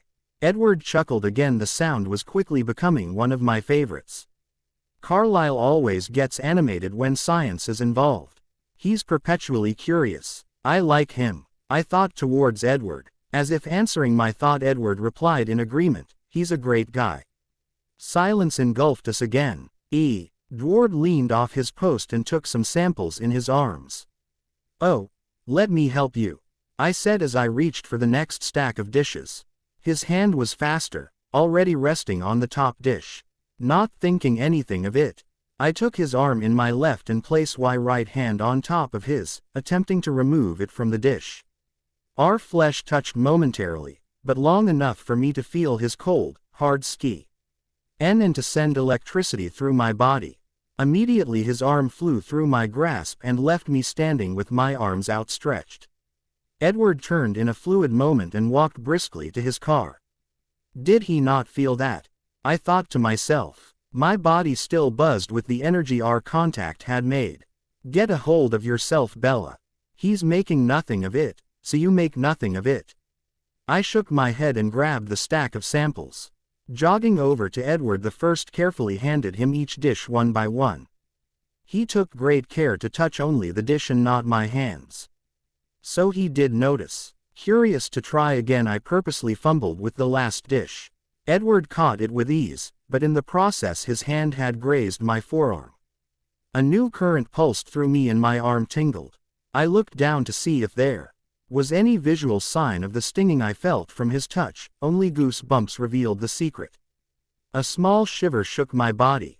Slowly, with careful eyes, I traced my vision up Edward's lean body. A pair of black causal shoes poked out from his wide-legged jeans. The dark blue jeans hugged his hips before his chocolate brown button-up shirt, which was untucked, began.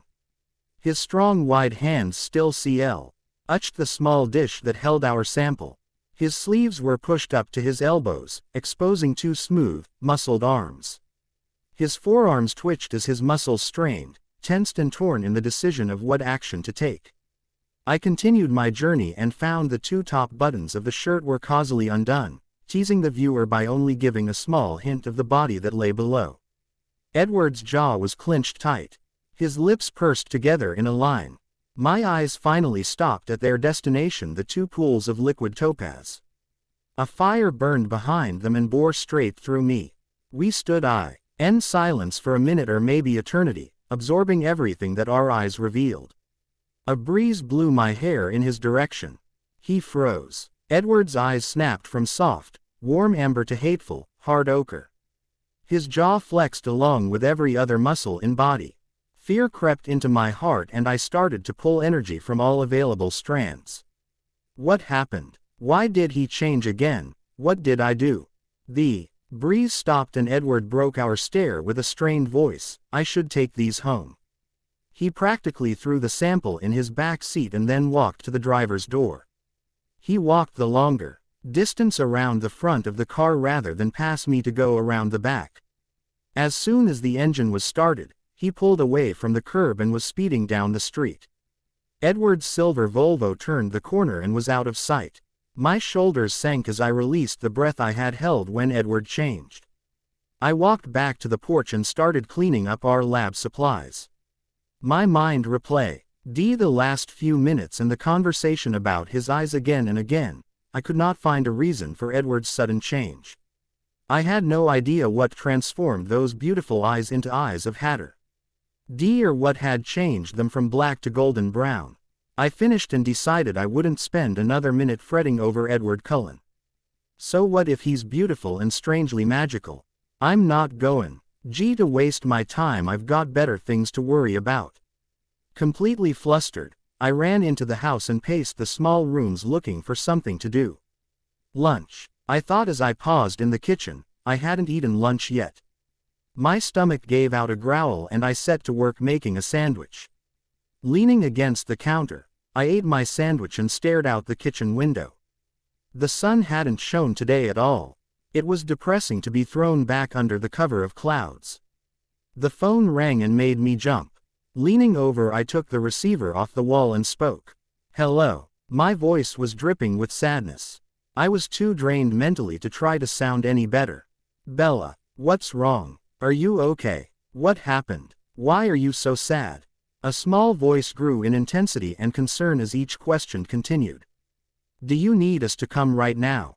Who is this? I demanded into the phone. The voice was familiar, but not one I had heard in ages. Bella, don't be silly. A giggle escaped the telephone. You're the one who told us you were here. What?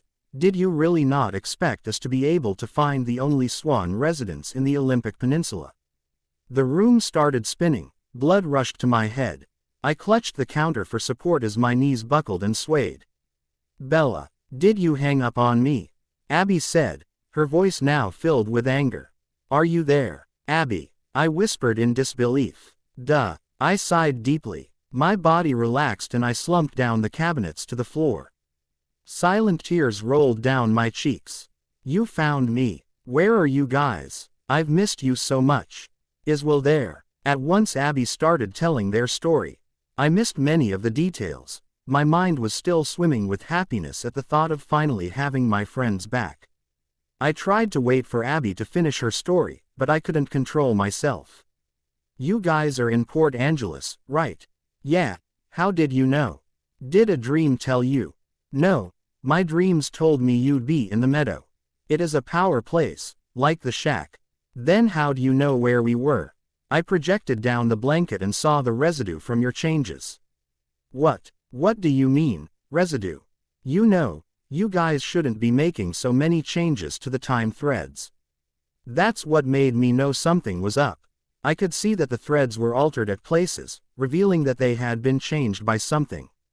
Wow, I didn't know that happened. I've never noticed it before.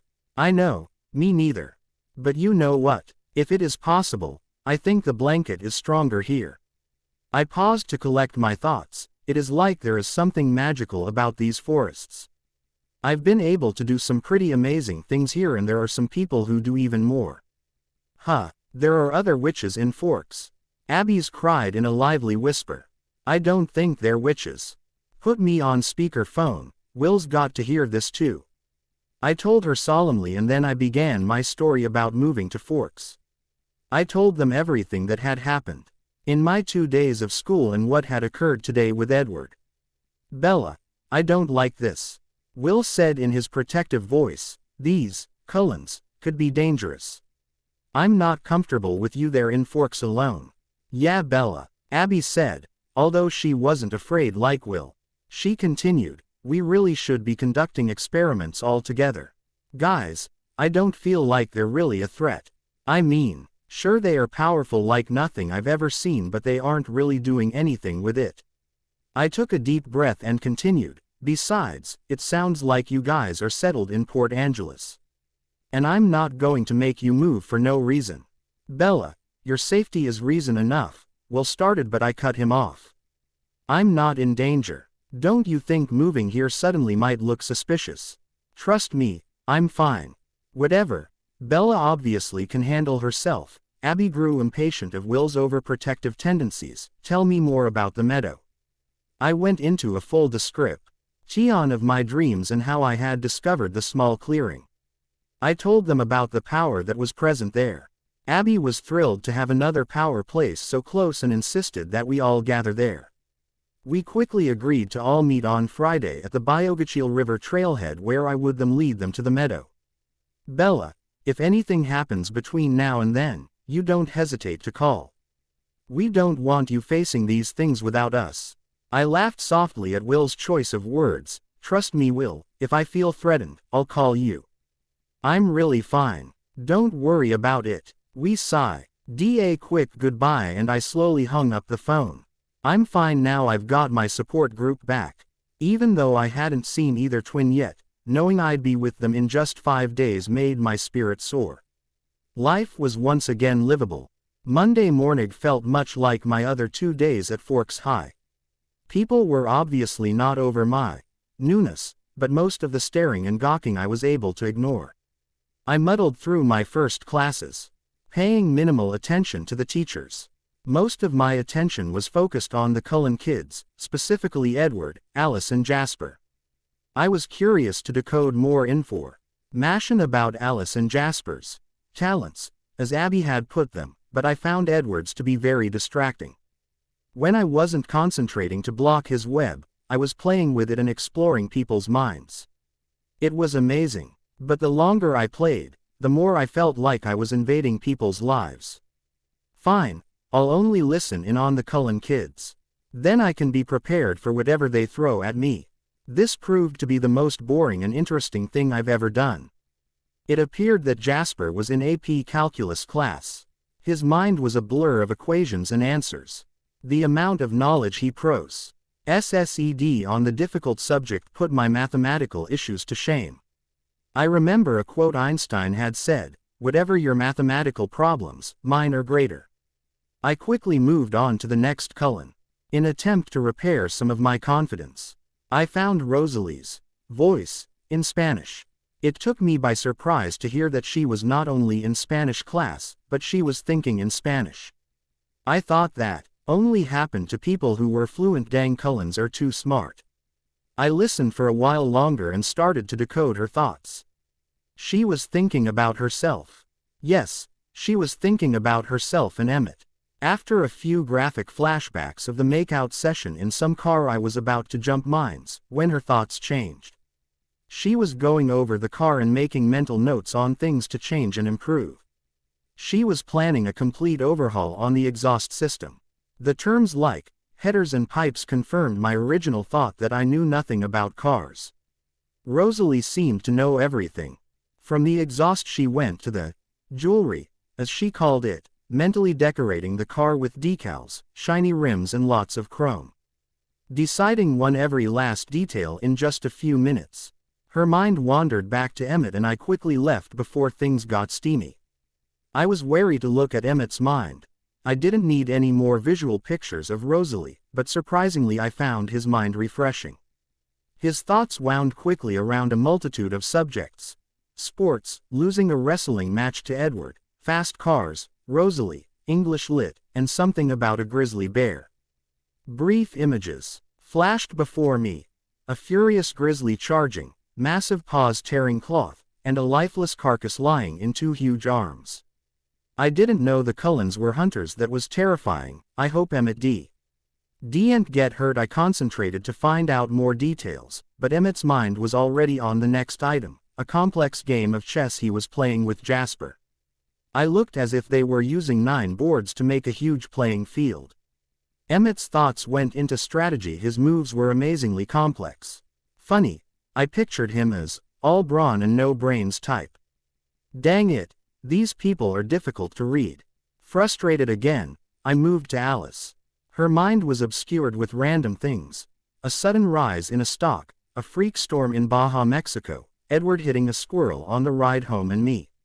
I gasped as a picture of myself came into sharp focus in Alice's mind. I was smiling, laughing and holding someone's hand. Alice focused on the someone that she didn't recognize. It was Will. Ha, like that will happen, I thought to myself. The image faded away and Alice's mind was a rush of thoughts. That isn't right. What about Edward? Yesterday everything was clearing, going in his direction. What changed? He isn't going to mess this up for me. Alice's mind again shifted as she replayed another image of me. I was walking down the halls of school deep in conversation with my arm around the small frame of Alice. Suddenly, the teacher called on Alice and her mind went into panic mode to find an answer. Completely confused and somewhat frazzled, I left all of the Cullen kids alone. I don't understand you all and so I'm done, I told myself, forcing my mind to focus on the last few minutes of Spanish. The lunch bell rang and I walked silently with Jessica as she rambled on about something. I added a few ahas and that's nice in the right pauses so she'd continue to carry the conversation, but my mind was ahead of me as I prepared to explore Jasper's talent. After loading a tray full of something, I sat next to Angela and started my exploration. Concentrating on the strands that flew from Jasper's body, I discovered they were slightly tinted.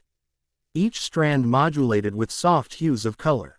The colors faded and grew with intensity as the shades shifted through the entire rainbow. What does this mean? I questioned. Warily, I grasped the thread that was connected to myself, the light blue-green thread. Immediately I was overcome with a sense of suspicion, caution and distrust. I released the thread and tried to shake the emotion out of my head. It was intense. I looked over at Jessica. She was bouncing in her seat talking to Lauren about the cute shoes she bought on Sunday. The thread Jasper threw at her was bright pink with a candy cane stripe of turquoise blue. The colors looked exciting, so I gathered my courage and touched Jessica's thread. Once again my mind was overwhelmed with emotion. This time it was excitement, thrill, enthusiasm and pleasure. Just from looking at Jessica I could tell she was bubbling over with excitement about her new shoes, but touching her thread made me not only see that, it made me feel it. I looked for another guinea pig. The quiet kid Fr. My trig class was sitting alone in the far corner. Her expression looked like she was on the verge of tears. Her small thread was almost white with just a trace of yellow. I softly held the thread. ND was crushed with deep desperation and longing. I freed the thread and reached for one. Edward projected towards her. What if Coco doesn't make it through the surgery? I can't believe my dad backed veer his foot. He was in so much pain. I hope the doctors can save his leg. He'll be so crushed if he can't be rambunctious and play like he used to. Her mind turned to watching a playful golden retra, ever running after a ball again and again. As she thought these things, the thread Jasper attached to her changed into soft tones of red and orange. I touched the thread again and now I felt warmth, love, happiness and playfulness. Letting the thread loose, I was left with only my own emotions, awe and confusion. Was Jasper feeling people? I played with several people's threads, listening to our thoughts through Edward and feeling their sharp emotions through was overpowering. What are these amazing creatures? How are they doing all of this? I was completely fascinated with the Cullens. Why were so unique and powerful and beautiful, and was there anything they couldn't do? I felt extremely insignificant. Perhaps this is why so many people despise them. Surely the normal population doesn't appreciate the awesome powers of this family, but everyone seems to subconsciously drift away from them. What do they think they are?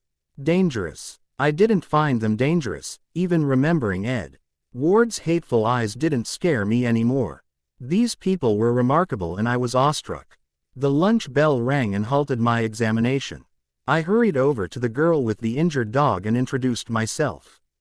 Hi, I'm Bella. Her pale blue eyes, slightly swollen from crying, looked up at me. Hi, my name is Rachel.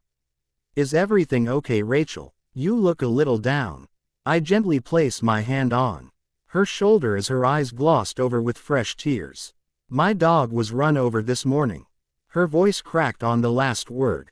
I'm sorry, is there anything I can do to help? My heart reached out to this poor girl, she seemed so sweet. No, the vet said he'd probably be all right, I'm just so worried. I understand, but if you need someone to talk to, I'm a great listener. Thanks, she said. Glancing at the clock, she quickly gathered her stuff. We better get to class, I'll see you around, Bella. Yeah, let me know how Coco is. She looked at me with slight confusion. Shoot, I don't think she ever spoke his name. Guess it serves me right for invading her mind. How does Edward handle that and not answer people's thoughts? We waved goodbye and I glanced over to the Cullen table. Only Alice and Jasper sat, still staring off into space. Tomorrow is your turn, Alice. I still have no idea what all her visions mean. I made a mental note to write down what I saw pulsing through Alice's web. Perhaps I'd be able to decode their meaning with further examination. Angela and I gathered our things and started the walk to biology. We causally chatted about our samples and some of the predictions we had about what would grow the nastiest stuff. I was curious to see how Edward would react to me today. Yesterday he was polite and mostly cordial, but I had no idea when or if the fiery, hateful EDW Ard would emerge through those gorgeous eyes. Focus, Bella. We aren't going to be distracted by eyes today. We entered the class and I strolled over to my seat. Edward was already seated in front of the microscope examining one of our samples. Hey, it's rather rude to start without your lab partner. I teased him in hopes that our conversation would stay light and his eyes would stay cheerful. Excuse me, he looked up from the slide with his crooked smile. Forgive me for my inconsiderate actions. Curiosity got the best of me. I stared dumbfounded at his playful grin and excited eyes. How does he do that? I shook myself to clear my head of the Edward haze and finally spoke. Well, I'll forgive you, just this once. Did we get anything interesting? See for yourself. Edward backed his chair away, making room for me to view our sample under the microscope. I leaned over to see a variety of flat, square-shaped cells stained purple by the colorant Edward had placed on the slide. Looks like we've got some archaea gram-positive cells. I heard a small gasp next to me, so I removed myself from the microscope to see what was wrong with Edward. How do you know that? He asked. Well, you used the gram stain, right? He nodded slowly. Gram-positive bacteria will stain purple with that colorant. And all of these cells don't have a nucleus, meaning they aren't bacteria at all. They're archaea. I mentally praised myself for spending my free time on Friday reading up on bacteria. Clearly Edward was impressed. He continued to stare and so I continued to prove that I might actually know what I'm talking about. You know, we've totally lucked out. We should be able to identify this strand. Taking out the monstrous book Mr. Banner had loaned me, I flipped to the back index and then to a section on archaea. 3 pages later I found something that resembled our own culture. Pushing the book towards Edward, the first pointed to the picture and stammered through the Latin name, Haliquadra walsby. I'm impressed, Bella, he said through his crooked smile. I blushed deeply. Well, this might not be that exact species, but it is definitely in the Haliquadra genus. The cube-like structure is a dead giveaway. Glancing back at the book I read for a minute and continued, it says that Haliquadra are found in salty, briny water. Where is this sample from? Do you really want to know? Edward asked with a cautious tone. Your father's fishing had it reeked of sweat and seawater. Gross, I'll soak that in bleach when I get home. Edward laughed as I shivered at the thought of Charlie's repulsive, growing fishing hat. The rest of the period was surprisingly relaxing. Edward prepared the slides from our cultured samples and I attempted to identify them. I was not successful with all the slides. But Edward seemed to have an even more extensive knowledge on bacteria. Whatever I couldn't figure out, he was able to recognize almost instantaneously. Mr. Banner shook his head in disbelief when we announced that we were done with all 20 samples. He questioned, eyeing Edward suspiciously. Edward, did you let Miss Swan do anything? My mouth opened to defend myself when Edward spoke. Actually, I only identified a handful of specimen, and once I found the domain of cell, Bella was usually able to narrow the sample down to a genus. Mr. Banner's eyes turned to me. I gently patted his book and simply stated, I did a little reading over the weekend. I was curious to know what we could possibly find. Well, Miss Swan, Mr. Cullen, it looks like you two were made to be lab partners. Turning away from us he retreated. I heard him grumbling, now I have to find busy work for them. Maybe I should assign a report, if they're so smart. The bell interrupted his words and the class rushed to clean up. Edward was much faster and more efficient than I was. Our table was spotless in a few minutes and I was free to walk to gym without the company of Mike. I reviewed the period and recorded another Cullen secret. They were all incredibly smart. Between what I had heard from their minds and what I witnessed with Edward, they were all borderline genius. I noted Annette, her thing about Edward. He identified bacteria that were common causes of infections quicker than any other kind. Perhaps it was the influence of his father, the doctor, or maybe Edward took an interest in clinical pathology. Gym was badminton again. I dressed out and leaned against the gym wall, waiting for a partner. I saw Mike grin and head towards me. Mike was about to open his mouth when Alice Cullen came bouncing over. Hi Bella, she exclaimed in her twinkling voice. Would you be my badminton partner? Sure, why not? I was not completely comfortable with this match, but it was better than pairing up with Mike. It would be a nice break from his flirtatious comments. Maybe this would help get it through his thick skull. All I wanted from his was a friendship. Alice and I made a deadly team. Even more so than Mike and I. She had a wicked serve and was amazingly strong for her size. Being on the same team gave me the wonderful opportunity to play with her web power. Sever. All times while I held her threads I'd see the shuttlecock fly over the net and land in the court. Seconds later, the cock would fly exactly as Alice had predicted. I quickly learned why she was so good. Her visions were predicting the opposite team's plays. Does she predict the future? All of the short-term visions I saw during gym were coming true. What about the other ones I had seen? The stock market. The storm. Edward finding me crying in the meadow.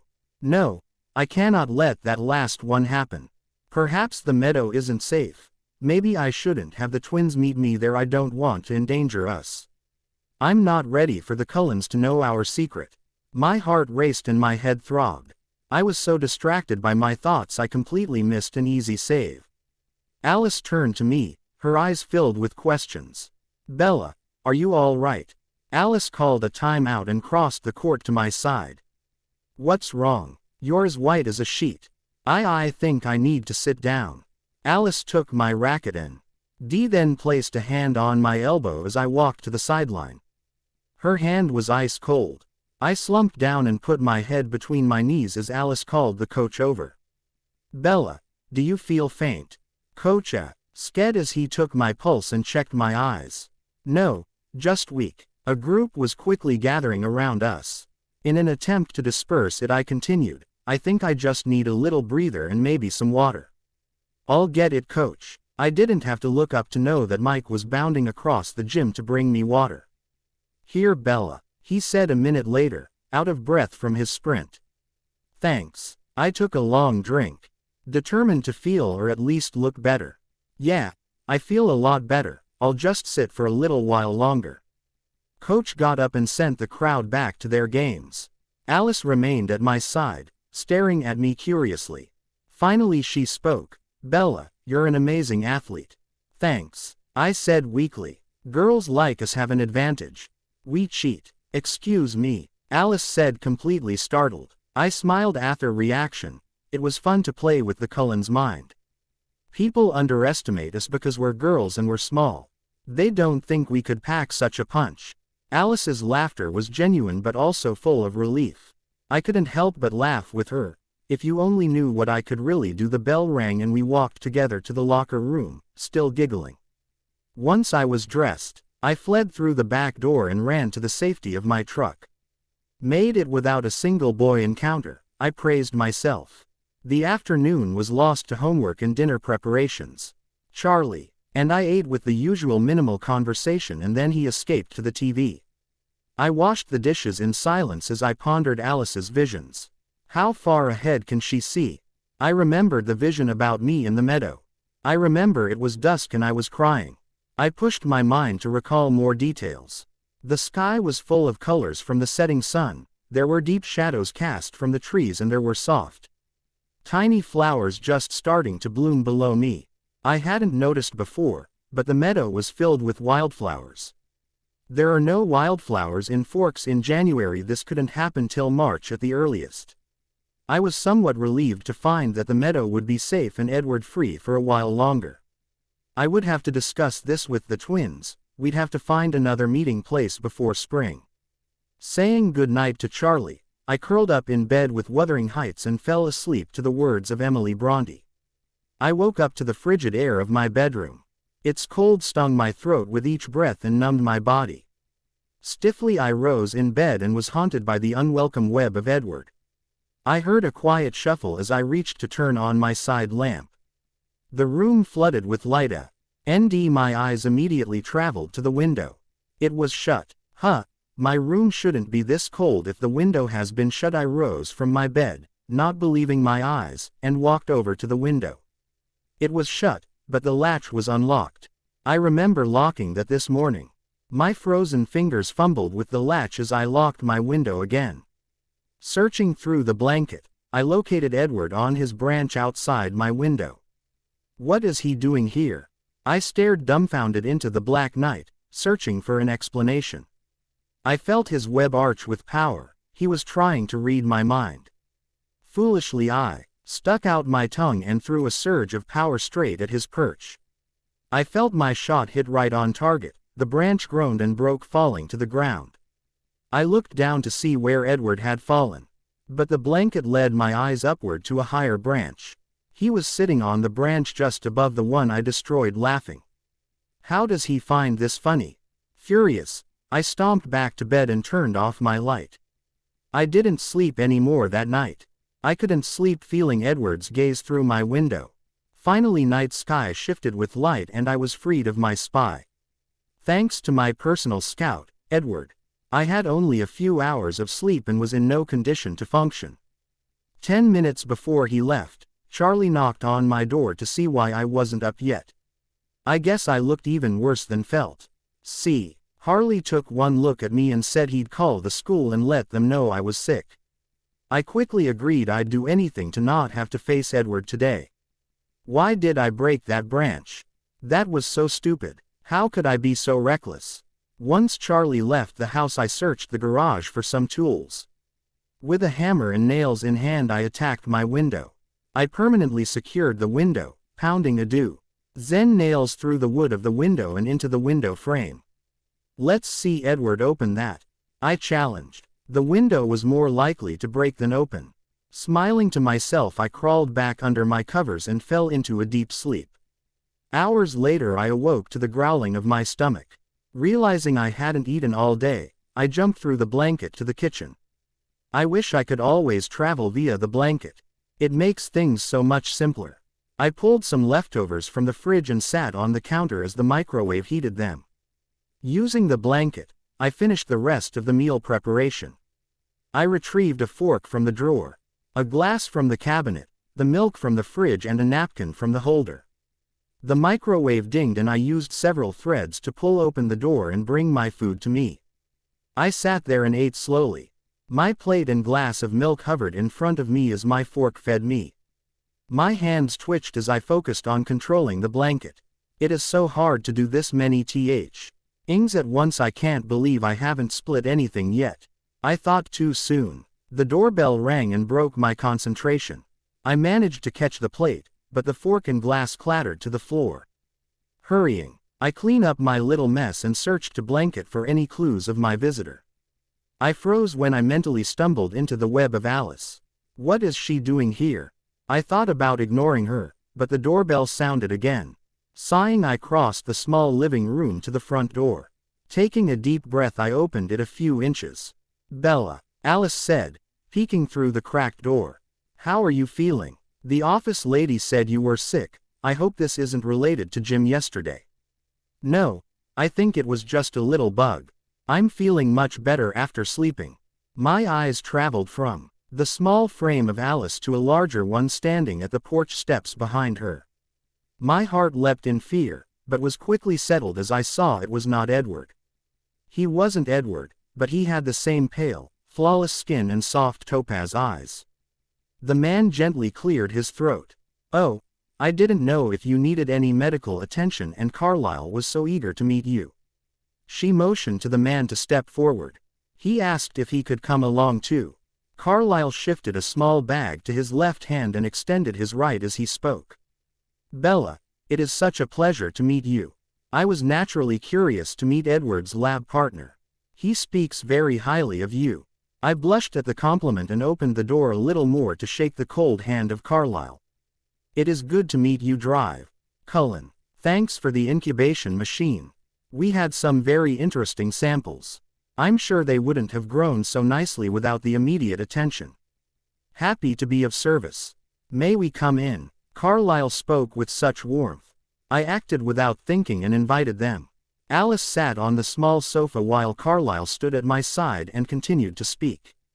"I must admit, I am quite concerned for your health, especially especially after your weakness in gym yesterday and the bug that has made you sick today. After examining your impressive samples myself, I would appreciate if you would allow me to monitor your heal and confirm that it was not the biology lab that has induced these symptoms." Sure. I was at a loss for words. I knew why I was weak in gym and why I was sick today. The Cullens. "Dr. Cullen, it is your children that are making me sick. I'm sick with worry that they'll discover my secret. Yeah, that would go over well." Carlyle motioned for me to sit as he set his bag on the sofa and extruded a few items. He took my pulse, checked the dilation of my eyes and all my reflexes and listened carefully to my heart. After 5 deep breaths and 2 forced coughs, Carlyle reached for the tools that seemed a bit unnecessary to me.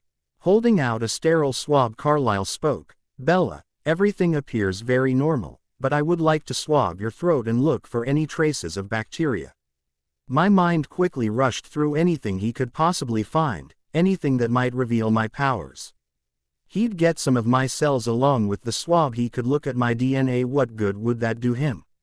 I am only human. Reassured that any tests he could perform would only produce normal results, I opened my mouth. Carlyle swiftly wiped down the back of my throat and placed the swab in a small vial full of a clear liquid.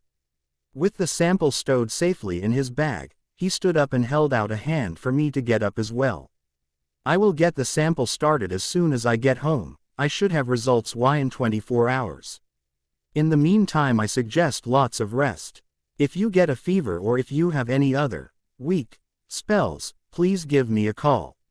He handed me a small business card. "I've written my personal cell on the back." "Thanks." I placed the card in my back pocket and moved to let Carlyle and Alice out. I was so distracted by the presence of the Cullens that I didn't notice the edge of the rug was turned up. My toe caught on the rug and sent me into a dangerous trip. I staggered out 2 steps trying to catch myself. I even reached for the blanket to right my body, but I was too far out of control to save myself. I stretched out my hands to cushion my fall. My forehead clipped the end table and my left arm buckled awkwardly under me. Warmth and pain flooded my body as everything faded black. My mind cleared from a hazy sleep to the sound of hushed whispers. "All the tests I ran came back negative, but we have to wait 24 hours before several other results will be available." I recognized the soft voice of Carlyle, reassuring in its calm. She only hit her head. Looking at the X-rays, this isn't even her worst head trauma. "Don't overreact. She'll be fine." Alice's voice was confident and annoyed. I couldn't picture her speaking like that to Carlyle. Who else was in the room? I was too afraid to open my eyes, but shortly my question was answered. "You are sure it wasn't something from the lab? She's so small and frail, and it wouldn't take much to overcome her with an infection." Edward's voice sounded so concerned. "Are you sure she'll be all right?" Alice sighed and I felt her web arch with power. She's looking into the future. I grasped hold of the thread she was pounding with power and saw her vision of me. I was waking up, looking extremely startled. Alice's mind shifted over to the clock beside my arm and took note of the time. The vision faded and she spoke to Edward. She'll wake up in 2 minutes. Edward sighed deeply. A soft wave of his delightful scent flooded my nose. I had never acknowledged the sweet, rich smell that accompanied him. I guess my eyes and other senses have distracted my nose. Refusing to open my eyes, I deeply inhaled the delicious fragrance that surrounded me. This is something I won't overlook again. Realizing I couldn't lay there all day and that Alice had promised I'd awake soon, I slowly opened my eyes and took in my surroundings. I was about to try my luck at acting and plaster my face with a surprised look, when the expression came naturally. I had expected to find myself in my small room, surrounded by the watchful eyes of 3 Cullens. Reality was I lay reclining on a white sofa in a huge, white room and there were 7 individuals staring at me intensely. My eyes traveled the room as I slowly raised myself to my elbows.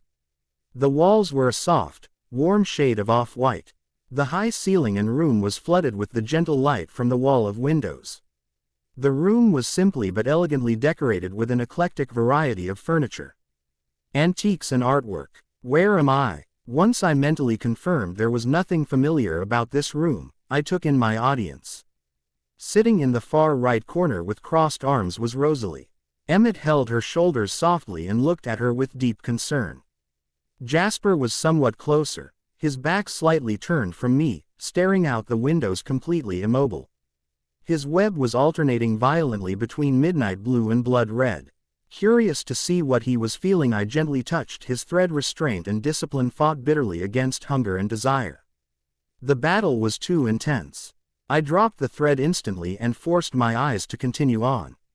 At my feet Carlyle stood with a beautiful brunette on his arm. She smiled at me warmly and reached down to give my foot a gentle squeeze. She reminds me of my mother, I thought, as love, kindness and caring flowed from her in soft waves. To my left was Alice, sitting perfectly still with a wide smile across her face. All her tiny features were lit up with excitement.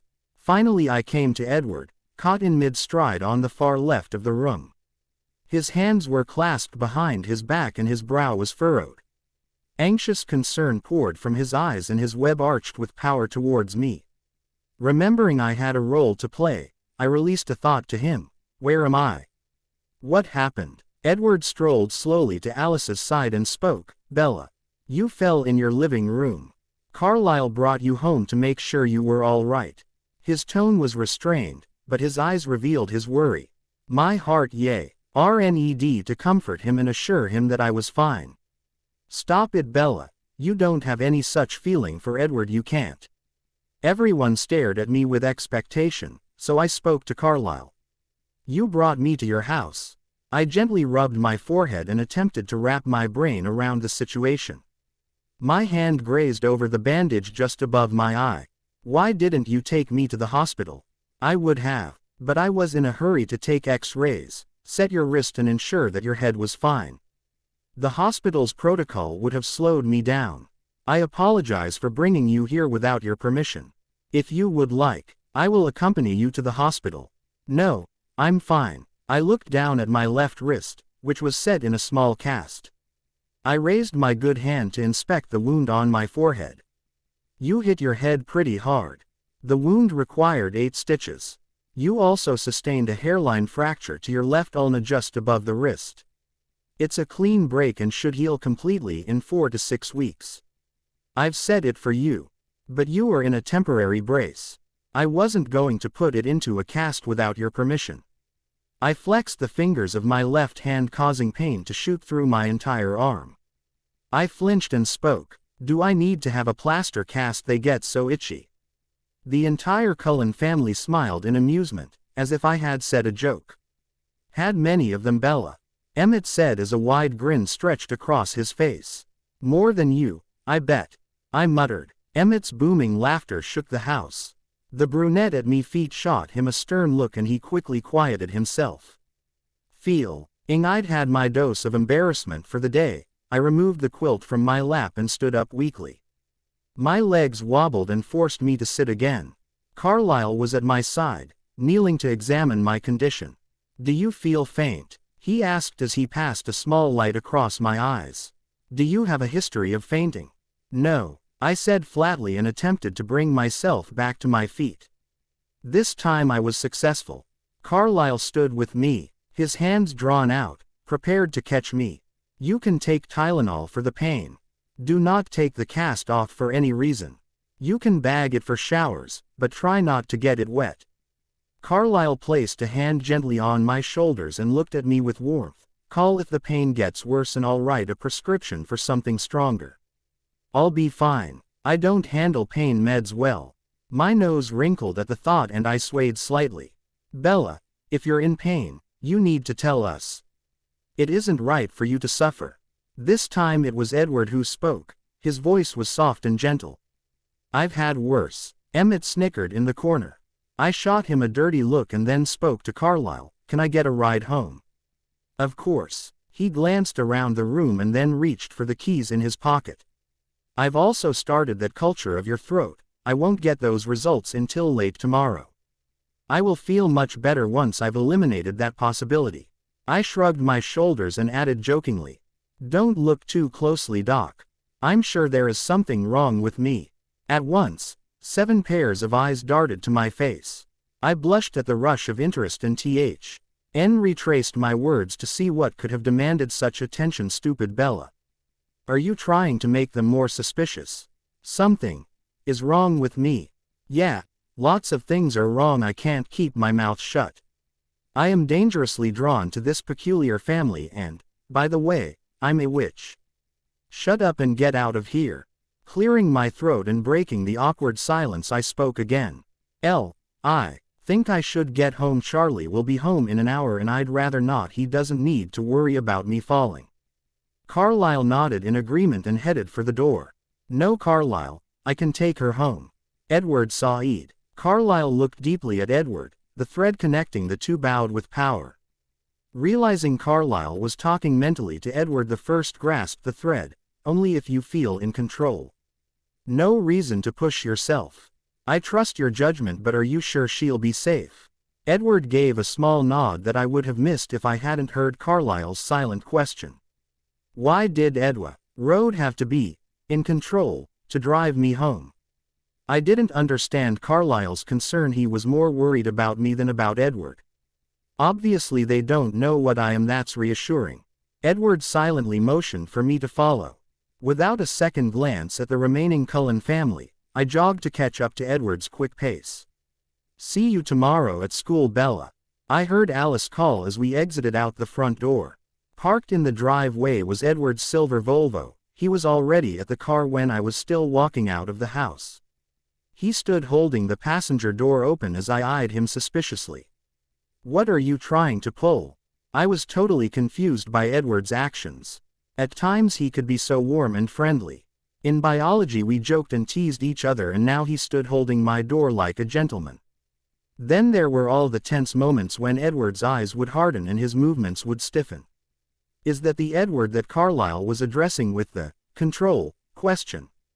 I was tempted to retreat back to the house and ask Carlyle or Alice to drive me home when Edward flashed my favorite crooked grin and stretched out his hand to me. Mindlessly, I walked to the car and took his outstretched hand. Electricity fired through me as Edward helped me into my seat. As soon as I was seated, he released my hand and paced around the car to his door.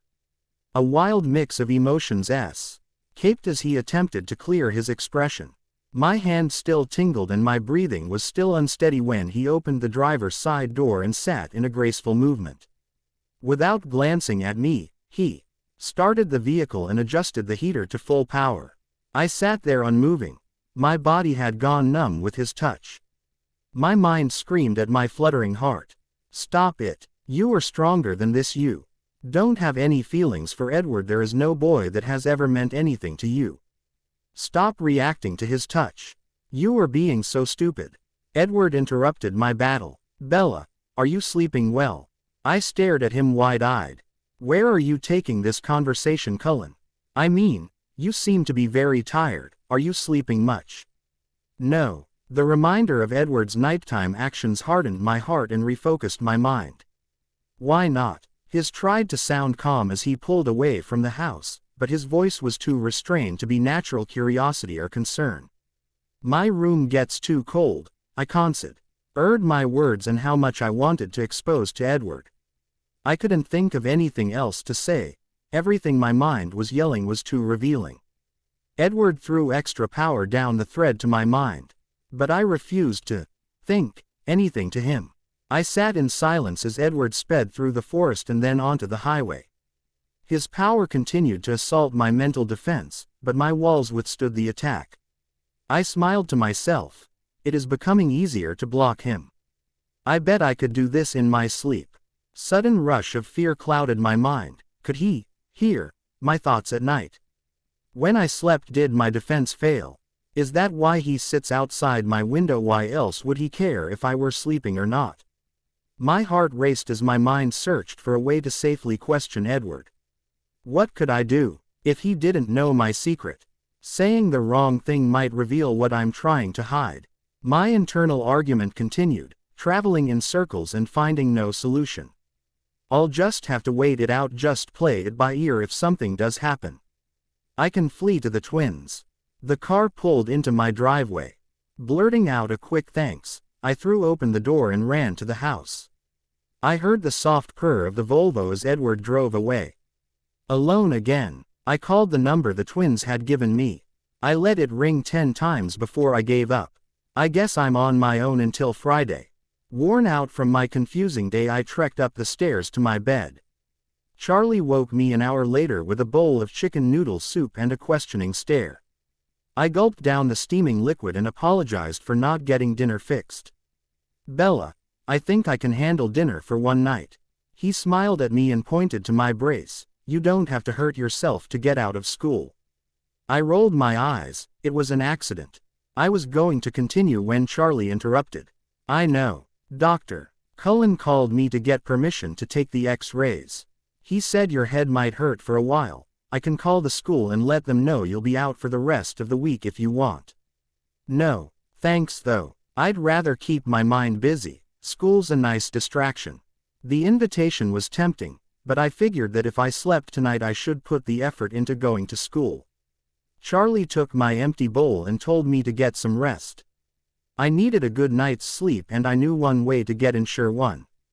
I went to the medicine cabinet in the bathroom and took a dose of pain medicine. 15 minutes and I should be out like a light. Tonight I wouldn't worry if Edward could hear my thoughts. Anything that might slip through would be senseless anyway. I'm not going to make a habit of this. I just need some sleep so I can try to be normal tomorrow. I returned to bed and fell into a deep, dreamless sleep. The next few days dragged on and blurred together. Everything was starting to fall into a familiar pattern. My classmates did less gawking and I did more ignoring of the ones who continued to give me extra attention. I fell into an easy routine of school, homework, dinner, sleep. Repeat. Every day felt the same and every night loomed with the presence of Edward. At least my permanently closed window keeps him outside. I was extremely nervous around Edward, constantly worrying that my thoughts might be exposing my secrets to him during the night. The anxiety fed my dreams and nightmares. Alice's vision of Edward discovering me in the meadow haunted me nightly. By the time Friday actually came, I was a worried wreck. Dark circles scarred my eyes, my skin lost all its color and my hair hung limply around my face. Everything about me seemed to be agonized by my worry. Bella, are you feeling all right? Mr. Banner asked as I entered biology. He was at least the 10th person to question my health today. Yes, I told him weakly. I'm just tired. I quickly retreated to my seat and ignored the chair next to me that was already filled. Besides the occasional thought that I fed Edward, I hadn't spoken a word to him since Tuesday's tripping fiasco. He seemed to understand my silence and only spoke to be polite. Good afternoon, Bella. His velvety voice embraced the 2 syllables of my name and sent a small shiver down my back. My betraying heart skipped a few beats. Edward smiled as if hearing the disloyalty. I closed my eyes and focused on my breathing to return my body to its normal state. My mind can ignore him so well, but why stupid body just doesn't listen like it should. My body seemed in tune with every one of Edward's actions. It adjusted to him shifting in his chair or to him playing absently with his wild hair. All he had to do was waft a wave of his sweet scent in my direction and my heart would race, my lungs would seize and my body would pulse with electricity. I was disgusted with my lack of control. Why does he have so much power over my body? Mr. Banner walked between the tables, passing out a test and giving instructions. I was relieved to have something to focus on. Edward was a horrible distractio. But I knew I could focus on schoolwork if a grade was involved. Predictably, Edward finished far ahead of anyone else. Not wanting to give up my distraction, I reviewed my answers twice before handing in my test. Only 5 minutes left, I told myself with happiness and sorrow. 5 minutes is a long time. Dragging my feet to and from Mr. Banner's desk, I felt the burning stare of Edward. Stop staring, I told him through his web. I couldn't help but smile at his reaction. He stiffened in his seat and glared more obviously at me, sending even more power down the thread to my mind. Seconds ticked by as he failed to hear anything else. Crossing his arms and dropping his shoulders, he turned to stare out the window, pouting. Edward remained like that till the bell rang. As I gathered my things, Mike came over to our table to escort me to gym.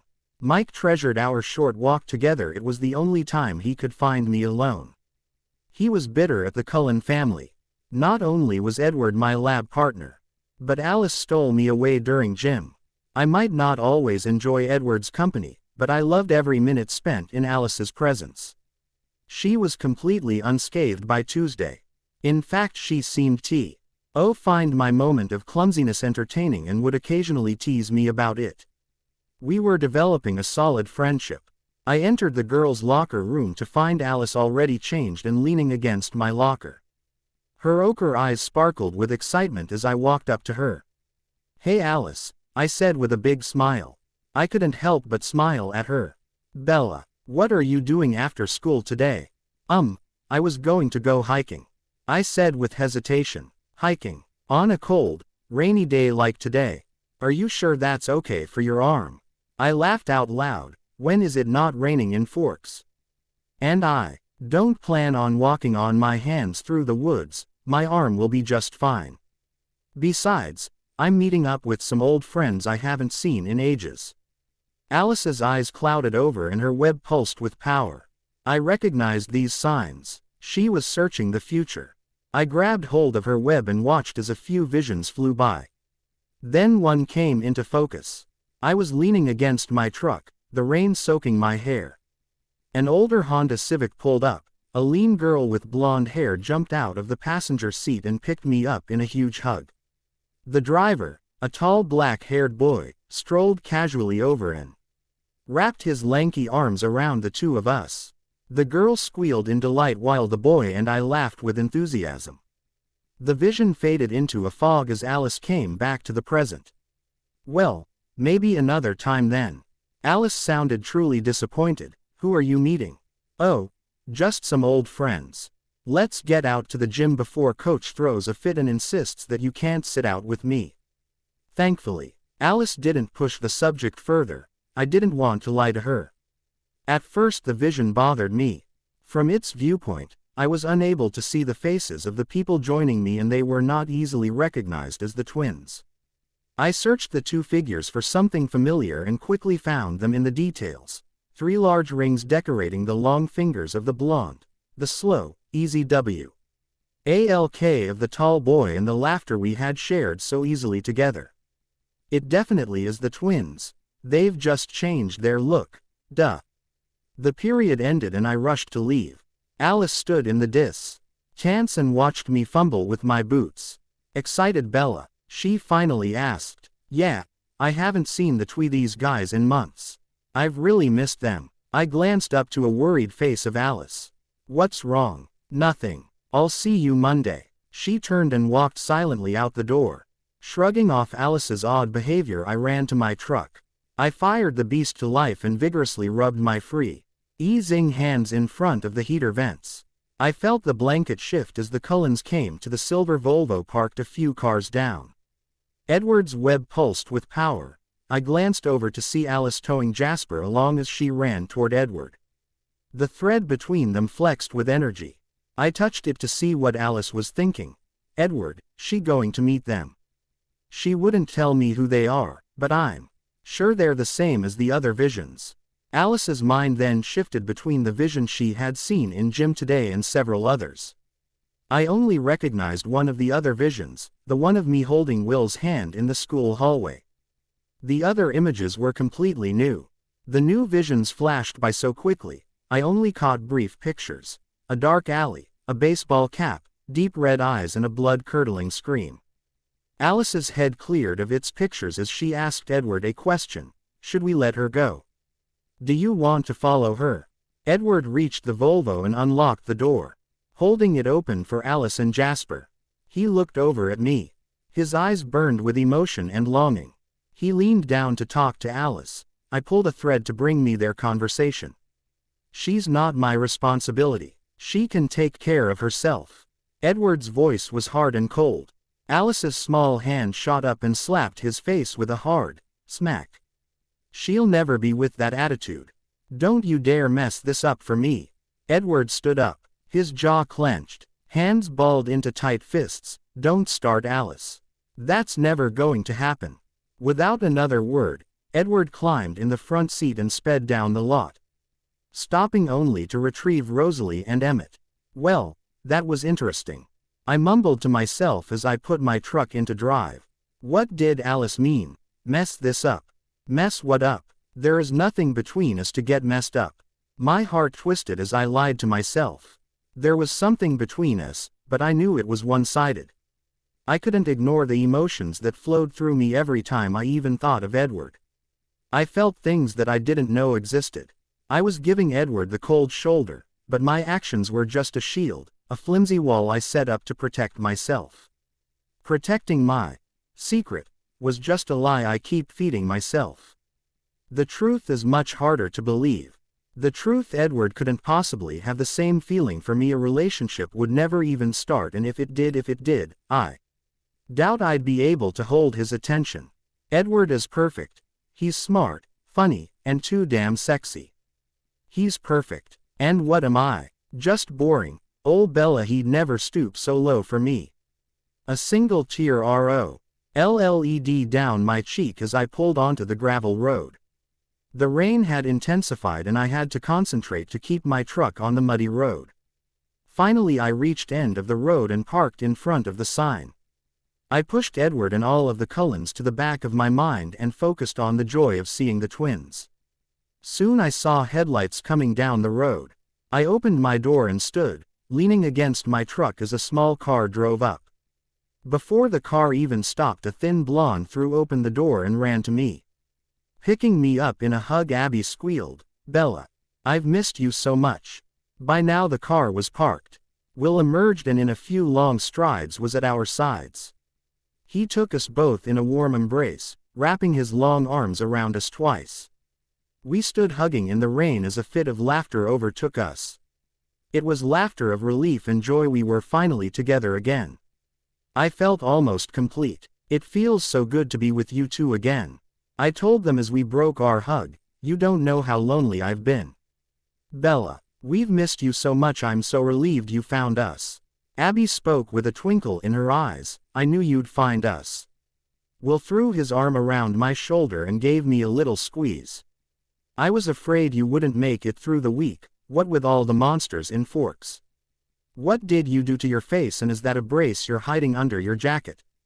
"Ha, monsters, I do. NT need much help in the disaster department. I'm haunted by my clumsiness, remember. I'm fine. I've got a lot to catch you two up on. Let's go to the meadow."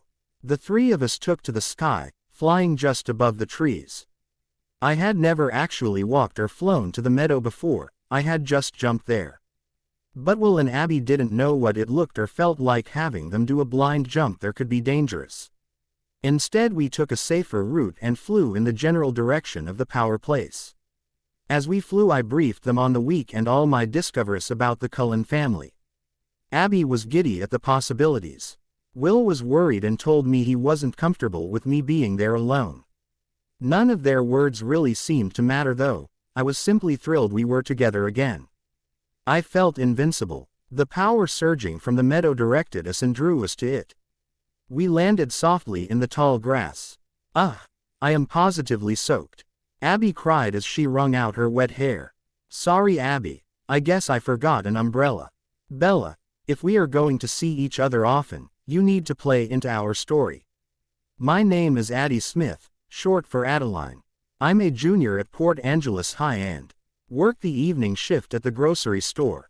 Addie held out her hand as if to introduce herself. I shook it as Will started in. And I'm Wilson Smith, but you can still call me Will. I'm a year older than Addie. Addie interrupted. We're only saying you're older because you're big for your age. Will's chest swelled with pride. Addie smacked his arm and continued, don't let it get to your head. Will rubbed his arm and continued, completely ignoring Addie's interruption. I'm a senior at Port Ang High. I work part-time for a local garage. We just moved here in December from LA, where our mother had died in a car crash. She left me as legal guardian and we decided a change of pace would be nice, so we moved to one of the smallest towns in Washington. How are you guys pulling all of this off? I'd thought you'd fly under the radar. But you are actually holding jobs and going to school. I was shocked to discover the little life they had created for them. Jenks. Will said, matter-of-factly. Who? Jenks. He's a lawyer sometimes. Anyway, he makes really good paper. Addie sighed at Will's cryptic wording and spoke directly. Jenks is a forger, he makes fake documents. We pooled together a lot of money and bought ourselves a new life. We've got everything from social security numbers to mom's death certificate. Wow, I would have never thought of that. Was it hard to start over? Nope. Addie shrugged her shoulders. We didn't know anyone here. It was easy to just tell the same story. If you come around though, we'll have to write you into the script. Will spoke in a serious tone. Will your dad recognize us? I laughed. I don't think he would have recognized you with your flaming red hair and a name tag. We all laughed softly. Seriously, he's never met you, and I'm pretty sure the Forks Police Department isn't actively looking for a Phoenix escapee. I'm sure you're safe. So what is our history together? Addie bounced and clapped her hands as she demanded, my turn, Will. You made up most of our story. I get to make up Bella's. Will rolled his eyes and motioned for Addie to continue. Her face scrunched in concentration as she thought. A smile erupted from her lips. Got it. We'll keep it simple. For your sake, Bella, you're an awful liar. Do you remember the camp we went to during our first summer in Phoenix? You mean the one we got eaten alive at? Wasn't it supposed to be an English camp or something? Will laughed. Yeah, English classics, is what I believe the pamphlet said. We were supposed to act out Shakespearean plays and spend the afternoons laying in the grass reading. Quote, I smiled at the memory. Too bad the mosquitoes ate you alive after a few minutes of being outside. I don't think we ever left the rec room, and I know I didn't read anything that week. Good, Addie said. You remember plenty of details. We met you there. Our mom was taking a vacation in Europe and sent us to camp. It's a simple, believable story. We bonded at camp and simply kept in touch. Finding you here in the Olympic Peninsula was a wonderful coincidence. Addie smiled at her story. It sounded believable to me, and I knew it would be easy enough to tell. We were just about to settle into a round of tests when we felt the blanket surge. What's that? Will said, crouching in a defensive stance. Oh no, I whispered, get in the clouds, now. Together we leapt into the air. A second later we were safe within the fog of the low-hanging rain cloud. I threw out my defensive walls, protecting Will and Addie. Will started to speak, but I covered his mouth and pointed to the meadow. Edward stepped out into the small clearing. He moved like I'd never seen before. Half crouched, he darted around the meadow at impossible speeds. A moment passed and he settled at the center of the clearing. Exactly where we had been standing just seconds ago. His head tilted to the side, nostrils flaring. I saw his chest expand with exaggerated breaths. He paced around the center of the meadow, stooping occasionally, picking up bits of grass and examining them closely. It was all very animalistic. The minutes dragged on as we watched Edward comb every inch of the meadow. "Here you are. Edward, what the hell are you doing?" Alice's small voice easily carried to us. She stepped into the meadow and Edward straightened up and immediately looked more human. "You sure this is the meadow you saw Bella in? The peninsula is littered with little clearings like this." Edward's voice was rough and annoyed. He raked his hands through his hair and took a deep breath. "They aren't here now. Yep, this is it. You can even smell them." "Well, I recognize Bella's scent. The other two were completely new to me." I was right, they were here and recently. Alice placed her hands on her delicate hips and tilted her head slightly. "What do you care? I thought you said Bella is not my responsibility." It took everything I had to not burst out laughing. Alice's impersonation of Edward was perfect. She used his identical tone and inflection, only it was 2 octaves higher. Addie flashed a wicked grin at me. I could tell she already liked Alice. I put my finger to my lips to remind her to stay quiet as the Cullens continued below us. "Alice, come look at this." Edward motioned her over to the center of the clearing and traced several invisible lines in the grass. "How did they do that?"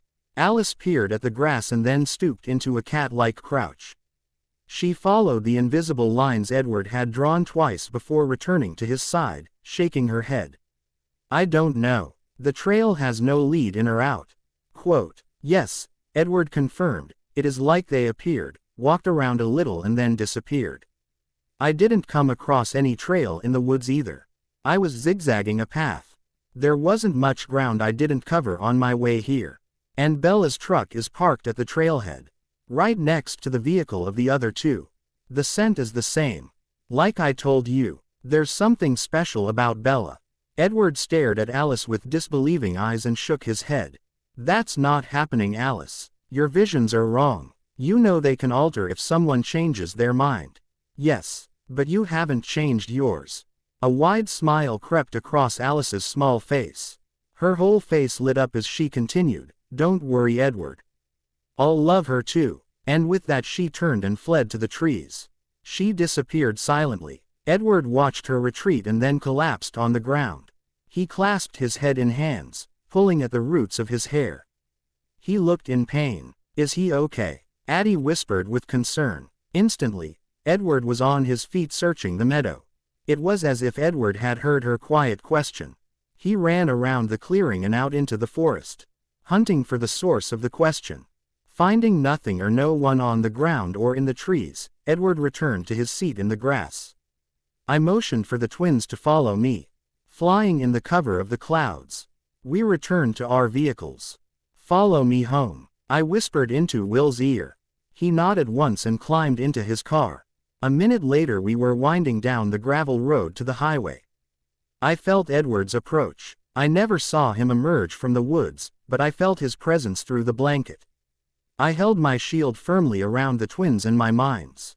"You're getting nothing today." EDW. Art accompanied Will's escort to my home. I had no idea how Edward was keeping up with us, especially when I was pushing my truck to speeds close to 0 miles per hour, but his presence never faded. We pulled in front of my house.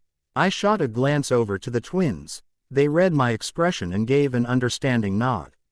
We walked to the house and they followed me upstairs without speaking a word. I retrieved a pad of paper and 3 pens from my desk.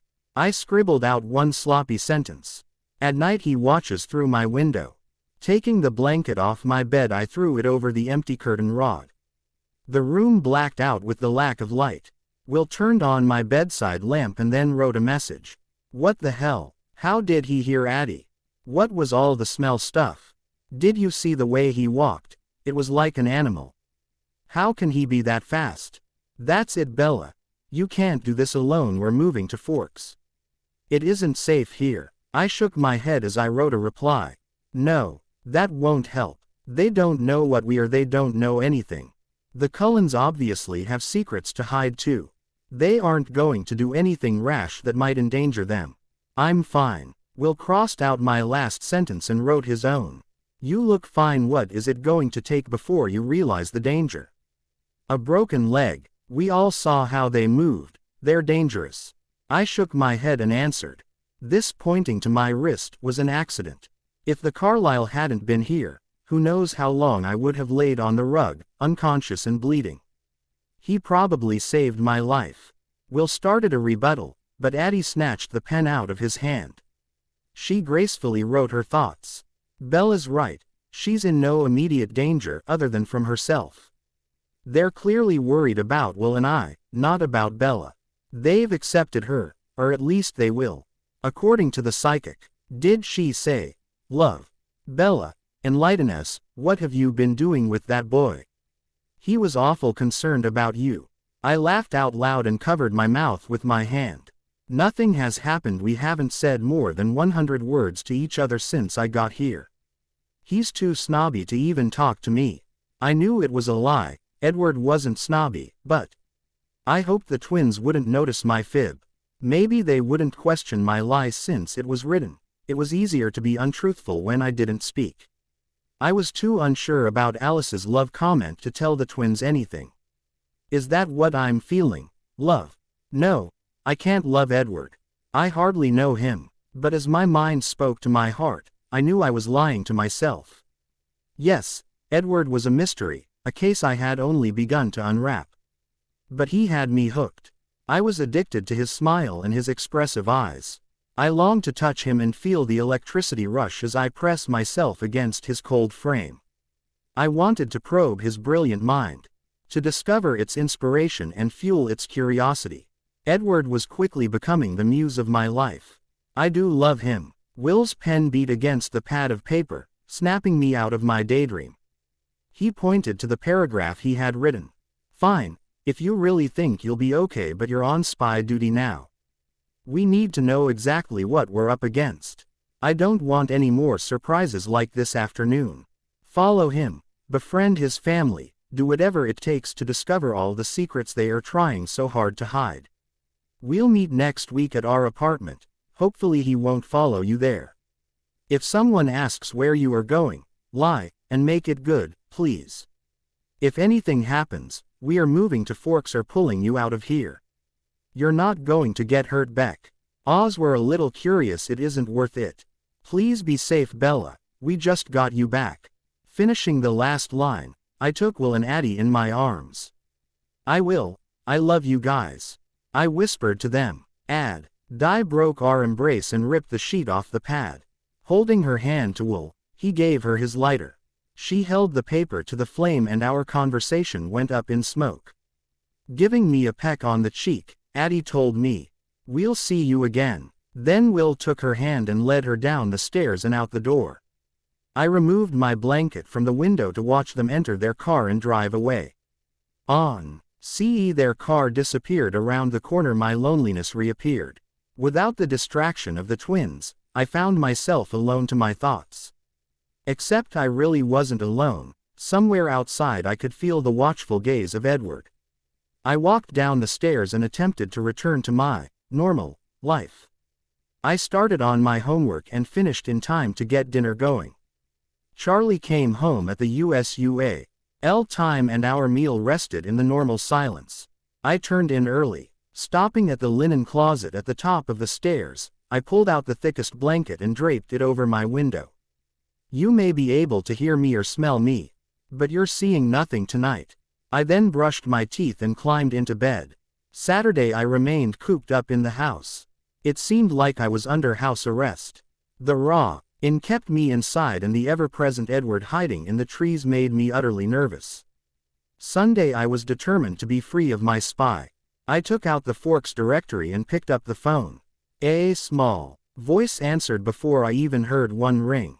Bella. Hi Alice, how did you know it was me? I knew she probably saw the call coming, but I was doing my own spy work now. Oh, caller ID. What's up? I'm bored out of my mind. You want to go do something? No more hiking today. Alice sounded suspicious. I laughed to lighten the mood. Nope, don't feel like getting that wet. So what is there to do around Forks when it's raining?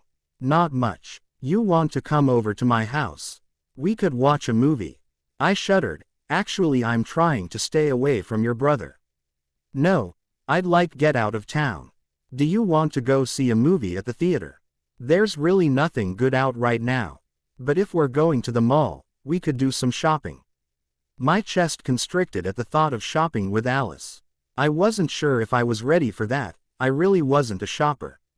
Alice read my silence as hesitation and questioned. Quote, I thought you said you needed to get out of the house.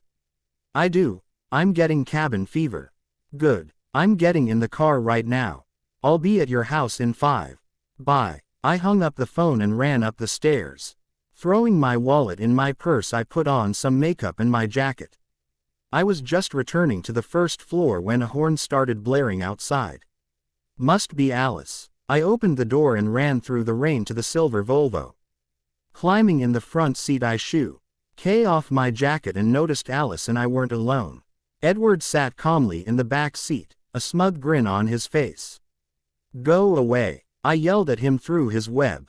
His grin morphed into my favorite crooked smile and his eyes lit up with fire. Hello, Bella. His soft voice made my blood pulse and my cheeks blush. I hope you don't mind me joining you. Whatever. I turned around, determined I wasn't going to let him ruin my day. Remember your job. You need to find out information. You are here on a mission. Okay. Alice pulled onto the road and headed toward the highway. Shooting an evil glare to the back seat, she addressed Edward. If you're coming along, I don't want to hear a single complaint. No boy is going to interrupt our shopping. You'll speak when spoken to, and if something looks bad, you'll shower us with compliments anyway. Understand? Edward laughed at his sister's demands but nodded his head. I know better than to cross you at the mall. Good. Then we're going to have a great time. I felt Alice's power surge as she looked into the future. Nodding her head, she smiled and spoke to me. I know just the place to go first.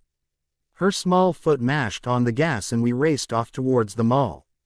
We pulled into the Port Angeles Mall parking lot. Alice walked with surprisingly quick strides to a small store with a French name. Walking halfway down the length of the store, she PPED suddenly at a rack and pulled out an icy blue dress. Here, this will look perfect on you. She tossed me the dress and continued down the aisle. 2 minutes later, I had 20 different outfits in my arms. Alice pushed me towards the dressing rooms. Shopping is not possible if you don't try the stuff on. Put on the dress on first. I know you are going to love it. Edward laughed as Alice shoved me past him and into the small room. It's just easier if you do as she says. I dumped the pile of clothes and fished around for the blue dress. The dress was perfect on me. The cool color made my pale skin look warm and rich. The deep versus neck dipped low enough to tease without making me uncomfortable. From the Empire waistline, the dress bellowed softly out, just passing my knees. I took a quick turn in the mirror and watched the dress unfurl around me in a silky circle. Bella, I want to see. Alice was giddy with excitement.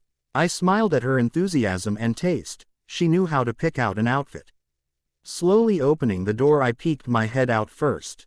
Edward was cosily looking through a rack of men's slacks. Alice stood to the side, arms crossed, tapping her foot. Giggling at her impatience, I opened the door all the way and did a small twirl out of the dressing room.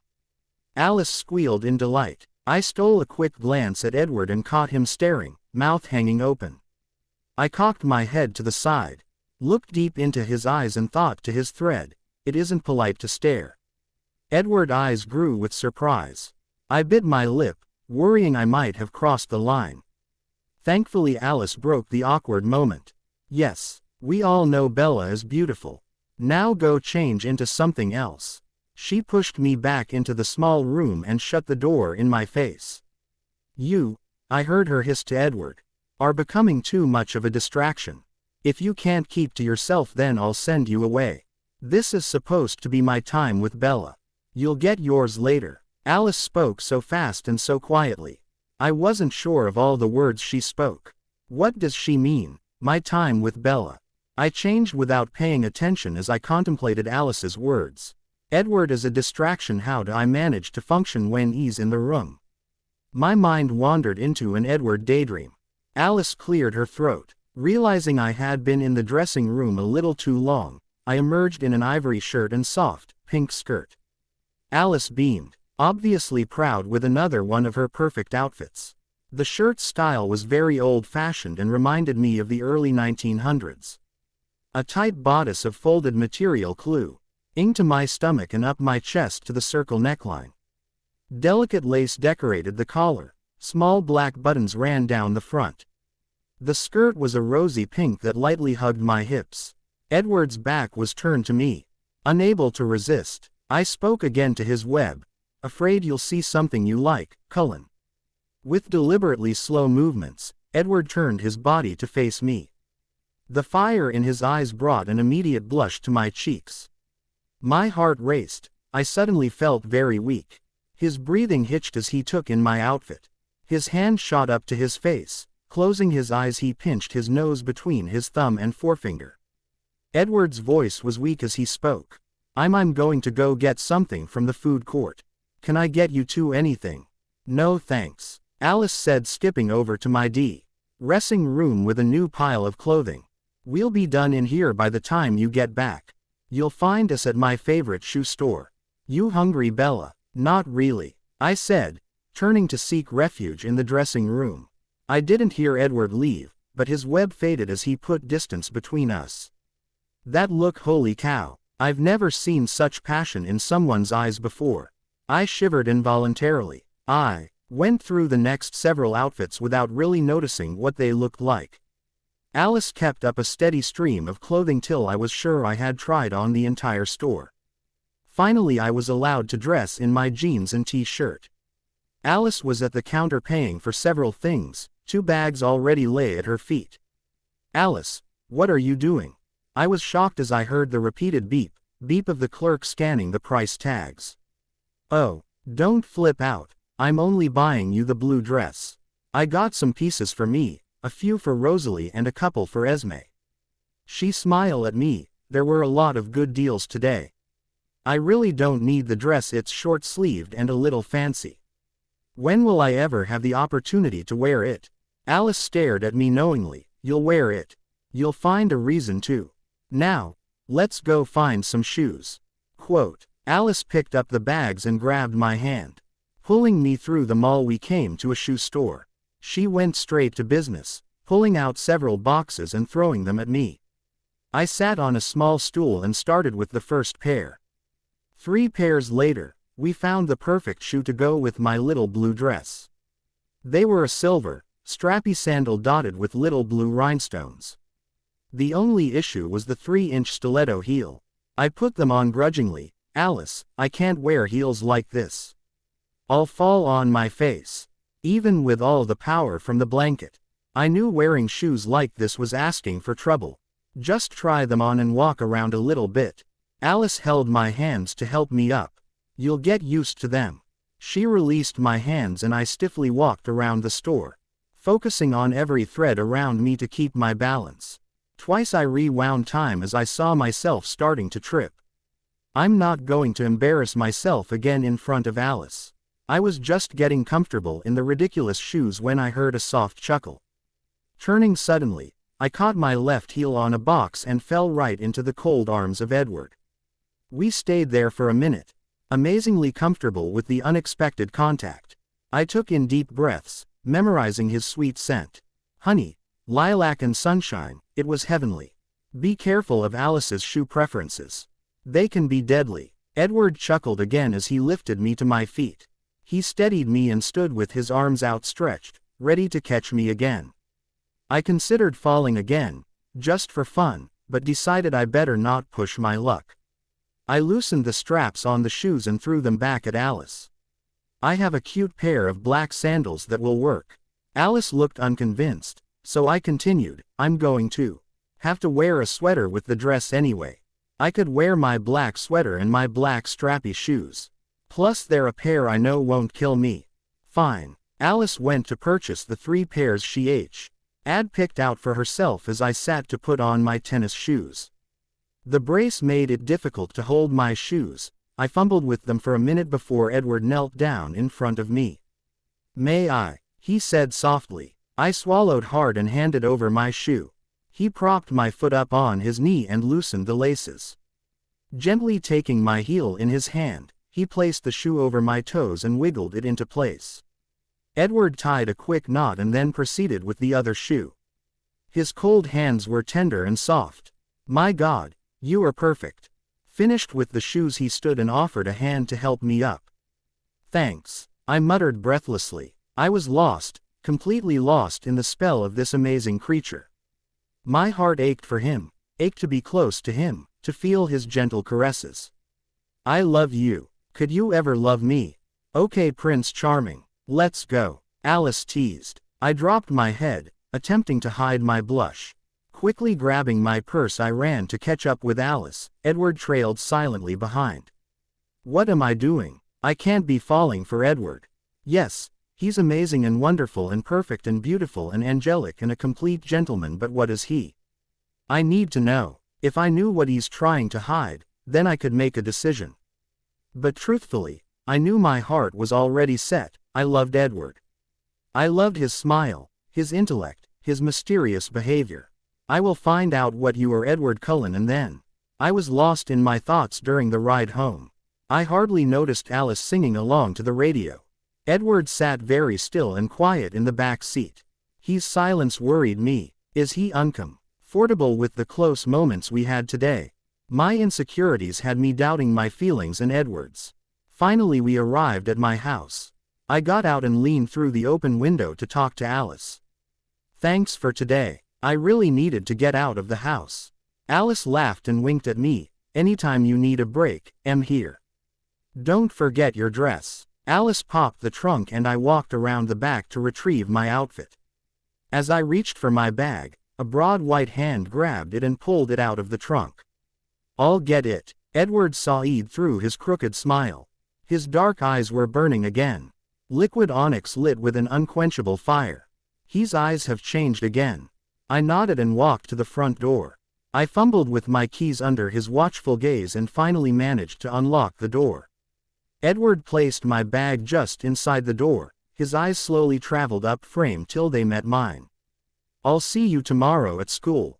Okay, I stammered. My hand lightly shook as I reached to close the door. Edward smiled deeply, noticing my quiver, and then turned towards the car. I heard him chuckle as he stole a look over his shoulder, catching me in my stare. I couldn't help it. The grace and fluidity in which he moved was mesmerizing. I was dazzled by his perfection. Alice revved the engine and I snapped out of my daydream. Quickly I shut the door and leaned against it, waiting for my heart to return to normal. I hurried through my chores and dinner. I was anxious, but I couldn't figure out why. Around nightfall I felt the blanket change. Edward had returned. My anxiety faded away and then my mind rushed with questions. Where has he been for the last 4 hours? He's never left me alone for this long before. My questions burned with anger, but I couldn't find the emotion to adequately support the rage. I was too giddy for his return. Finding the hammer still lying under my bed, I struggled to pull out the nails from my window frame. I don't know what you're doing here, but I really don't care anymore. You are here. That's what matters. I cracked my window open, just like it had been the first night I caught Edward spying, and added 2 extra blankets to my bed. Snuggling down into my clovers, I fell into a deep sleep, dreaming peacefully about Edward. The night passed peacefully and I returned to school in a cheerful mood. My morning classes dragged on for all eternity. I couldn't help but be excited for my next chance to see Edward. Finally the lunch bell rang and I ran to the cafeteria.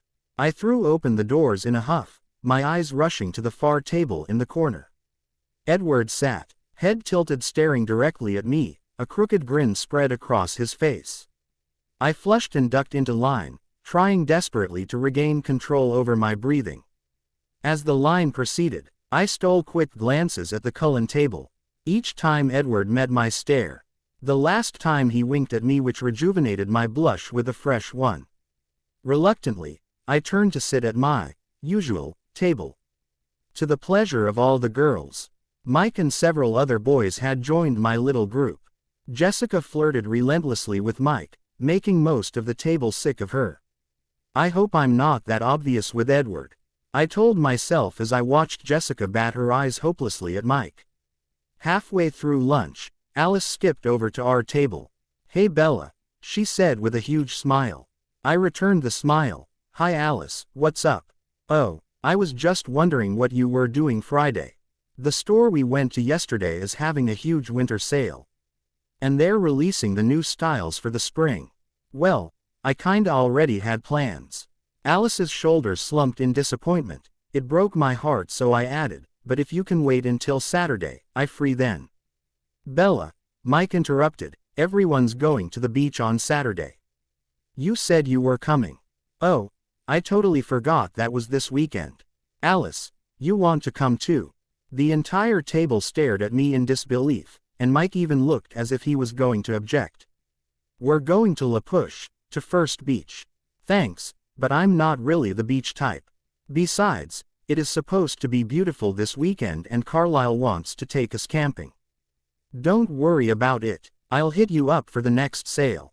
It's a date. I'm not really a shopper, but I had lots of fun." Again the table looked at me with wonder, they were shocked. "Great, I'll see you in gym." And with that Alice skipped back to her table and nestled down next to Jasper. "Bella, you went shopping with Alice?" Jessica's eyes were wide with doubt.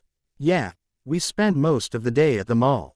She picked out the prettiest dress for me. I really wish it was warmer so I could wear it." The table sat silently, curious and terrified at my confession. "We had really good time. Alice is nice." I laughed at their expressions. "You guys act like they have the plague or something.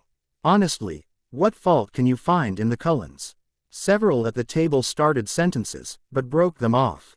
Finally Angela spoke, speaking so softly I think I was the only one who heard her. "It's very nice of you to befriend them. You're right, no one here is able, or willing, to do that." The bell rang. The table quickly cleared, everyone escaping from me. Guess I've got the plague now too. Only Angela remained, waiting to walk with me to class. I smiled at her and we proceeded out the door. We chaired biology to see Edward already seated at the table. Mike leaned against my side of the table, his back to Edward. I raised my eyebrows at Mike. "What are you doing, Newton?" Carefully setting my books down, I greeted Edward. "Hi Edward." "Good afternoon Bella," he said warmly from behind Mike. "What do you need, Mike?" I asked, allowing a faint trace of venom into my tone. "I wanted to see if you needed a ride for Saturday. You could carpool with me and the guys. Actually, I'm spending the night at a friend's Friday night. I'll have to drive myself if I'm going to make it." Mike's face turned white as he asked, "At Alice's?" I laughed at his fear. "No, the Smiths. They're some old friends of mine who've moved to Port Angeles." Relief flooded Mike's face as he nodded and turned to sit at his desk. I sighed and settled into my chair.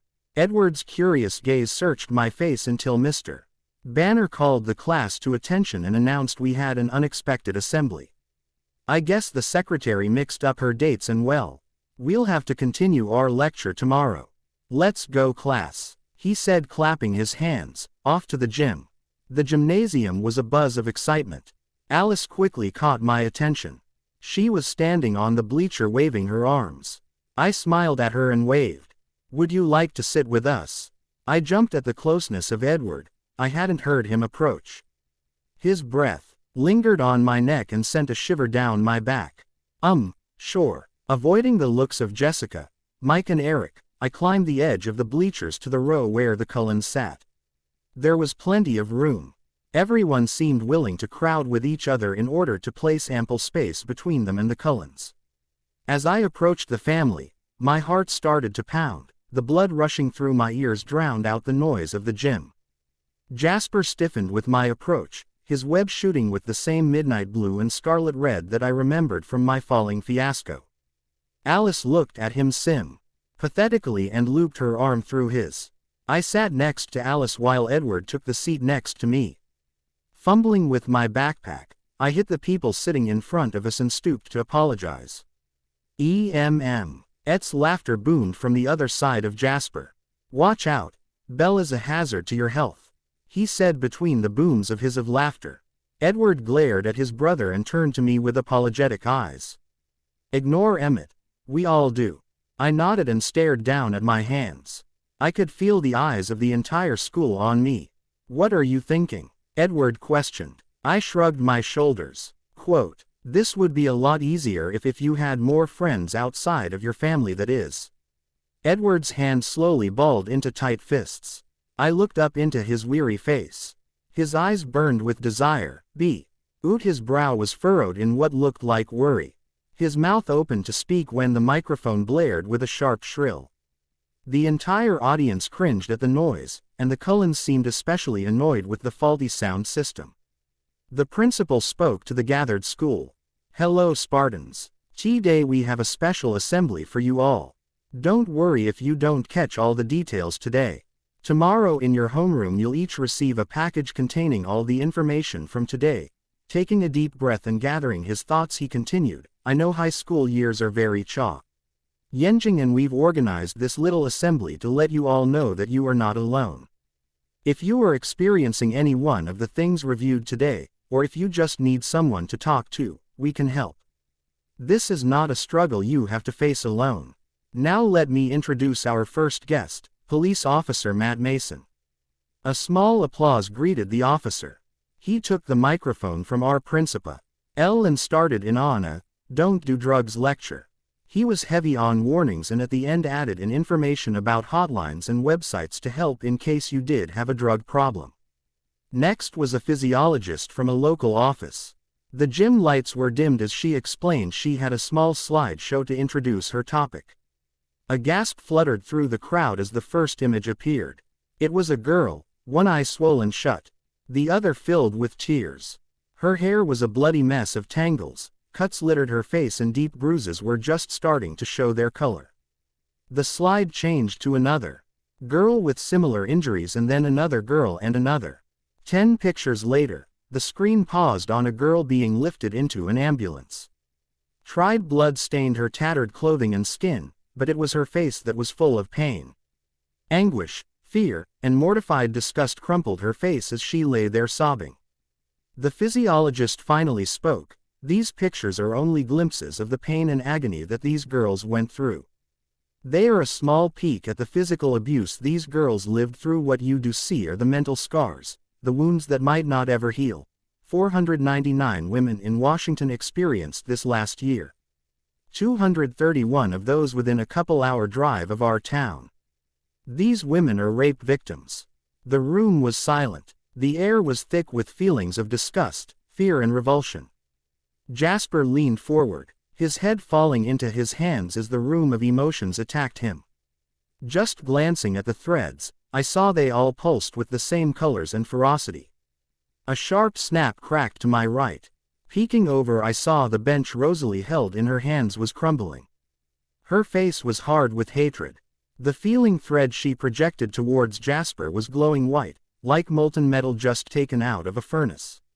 I moved to mentally touch the thread, but I didn't have to make contact with the cord to feel its emotion.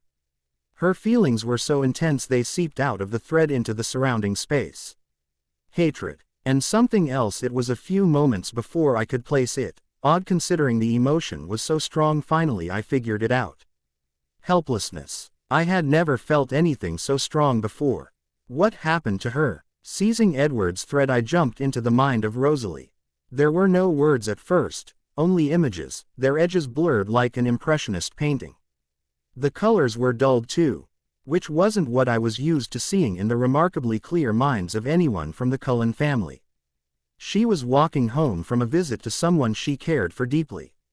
Her name was Vera. She had just spent a happy afternoon holding her newborn baby boy in her lap.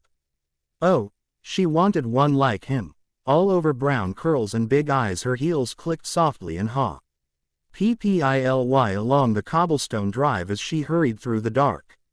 She could just see the wrought iron scrollwork of her front door a few yards away. Before she could reach it, she was stopped beneath the flickering light of a street lamp. At first, her hands trembled slightly.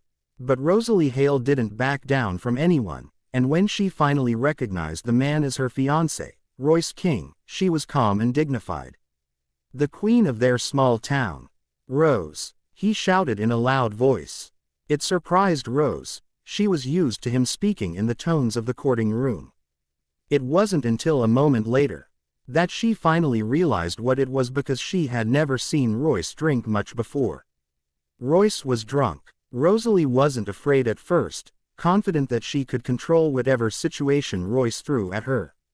I wanted to pull out of Rosalie's memories as the quiet voice of the psychologist droned on, but I couldn't. I sat frozen on the hard, metal bench in the gym, feeling the cold of the snow that fell around Rosalie in her memories freeze me to stillness. Violent images overtook Rosalie's mind as she relived Royce's anger and desire. The scene faded in shame and fear and night and brass buttons scattering against the snow as the other men participated in crime, pleasuring themselves and then beating her body to an unrecognizable state. Blackness overtook her as the last footsteps faded in the distance. The only word her mind formed over and over again was, why? Why? She had thought all along she was Royce's treasure. Now she knew better, but at the very least, she hoped her status as his consolation prize, his trophy wife, would have protected her somehow. There was absolutely no reason to do what he did unless he had found her unworthy even as a trophy wife. Why? Suddenly soft, cold, gentle hands wrapped her body in something warm and picked her from the street's stone. All is well. No one will hurt you now, little girl, a quiet voice whispered in her ear. A rush of wind swept through Rosalie's matted hair. Her entire body ached while her mind swelled painfully with shame, humiliation, betrayal, helpless fury. Eventually she was laid on a soft bed. Opening a swollen eye, Rosalie saw the face of Dr. Cullen. He smiled at her, reassuring her that everything would be okay. Slowly, he bent down over her. Rose felt his cold breath on the skin of her neck. Lyle breathed deeply and then sank his teeth into the soft flesh. Blood poured from the wound and soon a new pain, a fire started raging through her broken body. I released the thread, my mind in a daze. I caught a glance of her. She sat crumpled over, her knees tucked under her chin. Emmett stretched his arms around her, pulling her into his chest. Jasper was breathing deeply, struggling to soften Rosalie's white-hot rage. I took hold of her thread, absorbing most of the emotion to aid Jasper. With her hate flowing to me, Jasper was quickly able to temper the raging emotions. I've got you now, Emmett whispered into her ear. No bastard is ever going to touch you again. Jasper threw love and peaceful feelings towards her, his usually distant eyes full of worry. At some point during the memory, Alice had moved to Rosalie's other side, and was now holding her hand. Slowly, Rosalie relaxed in Emmett's arms. Her blazing hatred softened and was replaced with new emotion, strength and confidence in Emmett's love. Alice loosened her hold on Rosalie's hand, and Edward's shoulders calmed from the tense posture they had held for the several long moments of Rosalie's pain.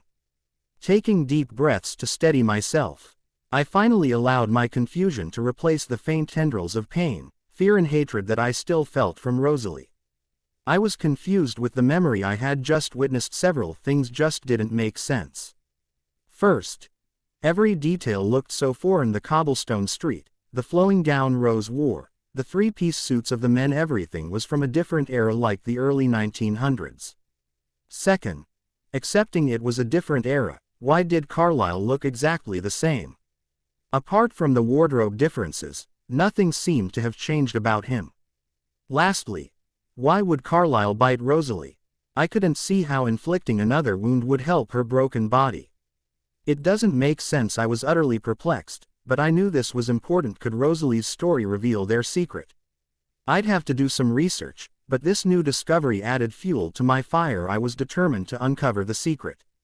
The assembly was over, the student body slowly filing out of the gym.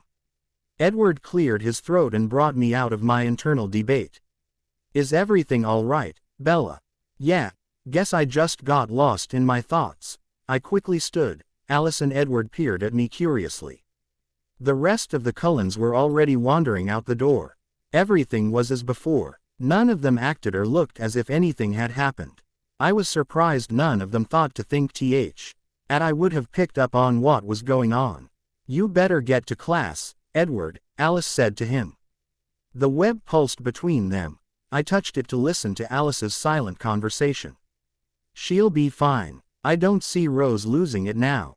She's back in control. I can't believe I didn't see this coming. Could have avoided a lot of pain. You'll have to help me think of a way to make it up to her. Edward. Dee nodded and started the descent down the bleachers. Alice sat out with me during gym, but she wasn't her normal talkative self. Occasionally I'd check in on her thread to see what she was looking for. All of her visions seemed to be centered around Rosalie. The love of this family amazes me. I had never witnessed such concern and devotion before. The Cullen family was truly unique. My heart yearned to feel that devotion.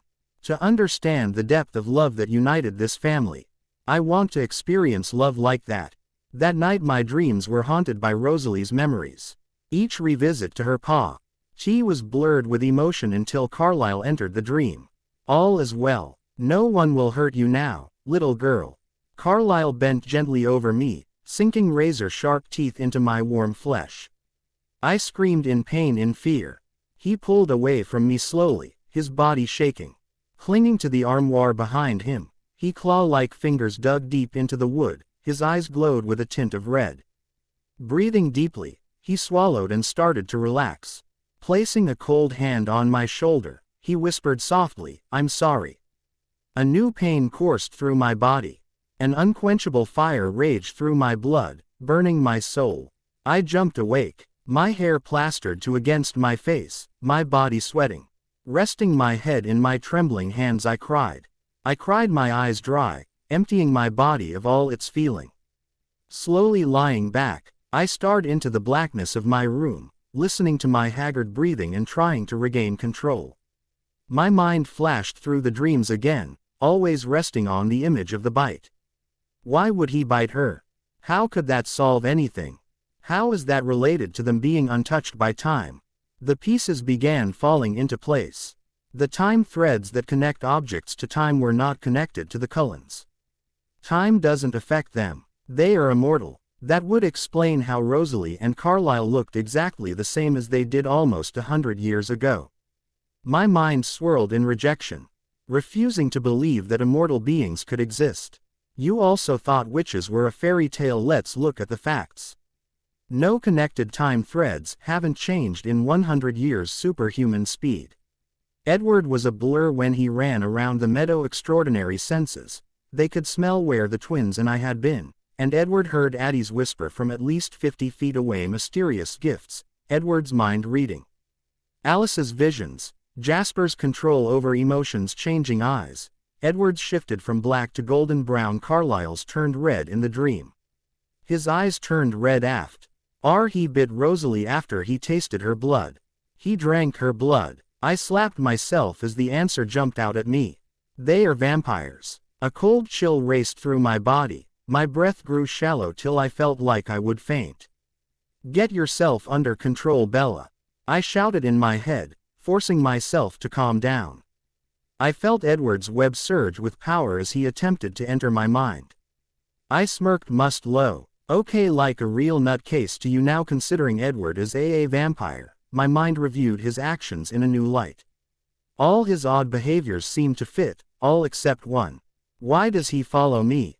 Not one. To think about the possible answers, my mind moved on to the next issue. How are the twins going to react to this? I knew it wouldn't be good. Will would freak out and insist on removing me from the situation. Addie, well, she'd probably be excited. For the longest time she's wondered if there were any other supernatural beings around. Addie had big wishes of dragons and unicorns. I chuckled at her strange desires. I doubt a bloodthirsty vampire was high on her list. My heart sped up at that thought. Bloodthirsty. I shook my head. Edward couldn't do that to people Alice wouldn't feed of. Of the innocent and Carlyle. He saves lives for Christ's sake. My stomach churned with nausea. No. I don't believe they are monsters. There must be another explanation. I jumped out of bed and started pacing the room. My mind was a rush of thoughts, searching, reaching for something to restore the Cullen family. Several times I ran to the window, tempted to lean out and simply ask Edward the questions that were haunting me. But I couldn't. How would I explain myself? What would he do if he knew I had uncovered their secret? This is not what I wanted. I shouted to myself, collapsing on my knees. I thought knowing would liberate me from my hesitation. I thought once the secrets were behind us, I could allow myself to love him. I placed my head in my hands, feeling the oncoming flood of tears. I wept. Eventually I fell asleep, curled up in a ball, weeping for the love I longed for but would never know. The following days were hell. My mind raged a constant battle against my heart. Neither side gained ground. My logic continued to buck against my heart, unwilling to let it love Edward, and my heart refused to let Edward go. The fight didn't stop there. I was also torn over if I should tell the twins my discovery. If they flat out asked me, I knew I wouldn't be able to lie, but I didn't feel right revealing the Cullen secret. I didn't want to tell them about Rosalie's past, and I definitely didn't want to say they were vampires until I knew for sure. What if I'm wrong? I clung to this neutral thought and took relief in its impartial logic. As my internal battle raged, Edward placed more and more distance between us at school. He barely spoke to me during biology, and I no longer caught him staring at me at lunch or in class. At night, though, his actions were opposite. He found a closer perch and sat within an arm's reach of my window. I wanted to send him away. I could see how my indecision was troubling him. Will this ever end? I've just got to make up my mind. If I could just make up my mind, then I'd simply follow through with my decision. But I couldn't decide. I couldn't even think anymore. It was 1 a.m. on Friday morning. I hadn't fallen asleep yet. My body ached for rest. But the angry war continued. Suddenly there was a loud sound out in front of the house. "Emmett," I heard Edward whisper, "what are you doing here? Saving you from starvation. You haven't eaten in weeks. Go away." Edward's rich voice was hard and cold. "I don't feel like eating." "You're coming." I didn't want to use force, but you leave me no choice. I heard an odd groan. Looking through the blanket, I saw Emmett at the base of Edward's tree. His massive hands held the trunk. It was starting to bend in his hands. The wood popped and moaned under the stress. "Stop it," Edward hissed. Leaping down, he landed silently on the balls of his feet. "Don't destroy anything. I'm coming." Emmett smiled and released the tree. It snapped back with a loud crack, showering the ground with leaves. Without another word, the two shot off into the darkness, running silently. This is my chance. Jumping through the blanket, I landed downstairs and threw on the closest coat, Charlie's sheriff's jacket. I jumped again in the direction the brothers had headed. I had to jump 2 more times before I was close enough to feel Edward's web. Now, taking to the air, I flew to follow them. I was thankful for Charlie's thick jacket. The wind whipped by as I struggled to keep up with the Cullen boys. They were deep in the forest now. I kept out of sight, 100 feet in the air, safe within the clouds. We continued to head west, and Emmett and Edward joined by Jasper. They shared no conversation, least none I could hear, but I clung to Edward's web to listen in on Jasper's thoughts. He did nothing to cover them, but spoke silently to Edward. "Glad to see you away from your post. I'm not really thirsty. Alice just said I should join you too and keep things calm. She wouldn't tell me what she saw, but she said I should be here to regulate emotions. Do you know what's up?" Shit, I hadn't even considered Alice seeing my little mission. But she didn't send Jasper to warn Edward. Does she approve of this? I dismissed thinking entirely as the boys started to slow their pace. Concentrating on the surrounding threads, I watched as they split up. They were at a rocky mountainside. A fallen tree and several granite boulders dotted a narrow meadow. A stream babbled noisily through the clearing. Focusing harder, I saw a herd of elk. A bull and 4 does munched on the meadow grass. Jasper and Emmett leaned against a tree, hidden in the shadows of the forest, while Edward crept along the edge of the clearing. I was so mesmerized by his quick, graceful movements, I almost didn't see the cat closing in. A mountain lion, up on the rocks of the mountain, silently stalked the bull elk. The massive cat inched closer to the rock face, its tail twitching as its haunches flexed to leap. Edward was no more than 20 feet away, his eyes also focused on the largest elk. No, the mountain lion. My heart raced as I helplessly watched. It will see Edward, it will kill him. My mouth opened to scream when Edward and the cat sprung into the air. Meeting in mid-air, Edward clawed at the cat's back, his mouth latched onto its neck. The two landed in the meadow grass. The cat attempted to free itself, but it was futile. Seconds later it hung limply in Edward's arms. Edward dropped the lifeless body and calmly adjusted his shirt. He's all right. Relief and calm swept over me, I relaxed. Searching for the other two. I saw Emmett crouched over the bull elk, his arms wrapped around its wide neck. Jasper was still at his tree, gazing curiously into the sky. It was now that I realized my relief wasn't completely my own. Jasper fed the emotions down the thread towards me. Edward. He called to him mentally, we are not alone. Instantly Edward grabbed Emmett and dragged him to Jasper's side. I listened to their conversation. What do you mean? Edward sounded frustrated and confused. I don't hear anyone. Emmett took a deep breath. I don't smell anything. But I feel someone. Jasper pointed up to the sky. Directly at me. I flew up 50 more feet, rising above the thick clouds to the clear night sky above. Up there. It was intense emotion. Just before you were going to pounce they were scared. Terrified and full of concern. I don't know if they were afraid of you or afraid for you. I've got them completely relaxed now. I could see if I could tempt them down. I froze in fear. Curiosity crept through me. Jasper is trying to lure me down there. I attempted to block his power, but the emotion only intensified. Unconsciously I started drifting towards the ground. Snap out of it, Bella, get out of here before you blow your cover. Grasping for threads I twisted them wildly. 2 jumps later I was home in my living room. I hung up Charlie's jacket and jumped upstairs to my bed. Shaking, I crawled under my covers. A smile crept over my lips. They aren't monsters. They don't eat, humans. My mind drifted into a daydream starring Edward. It really doesn't matter. I really don't care if they are vampires. A fresh wave of relief washed over me as I drifted to sleep. I woke up late. Unconsciously I had turned my alarm off twice. I ran around the house, trying to get ready for school. Finally, when I did rush out the door, I slipped on the step, scattering my books across the frozen lawn.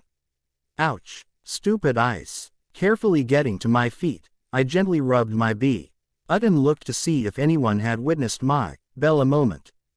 Grateful I had no audience, I used the blanket to collect my books and deposited them in the truck. Then, walking on the air rather than the icy ground, I got in and started my trek to school.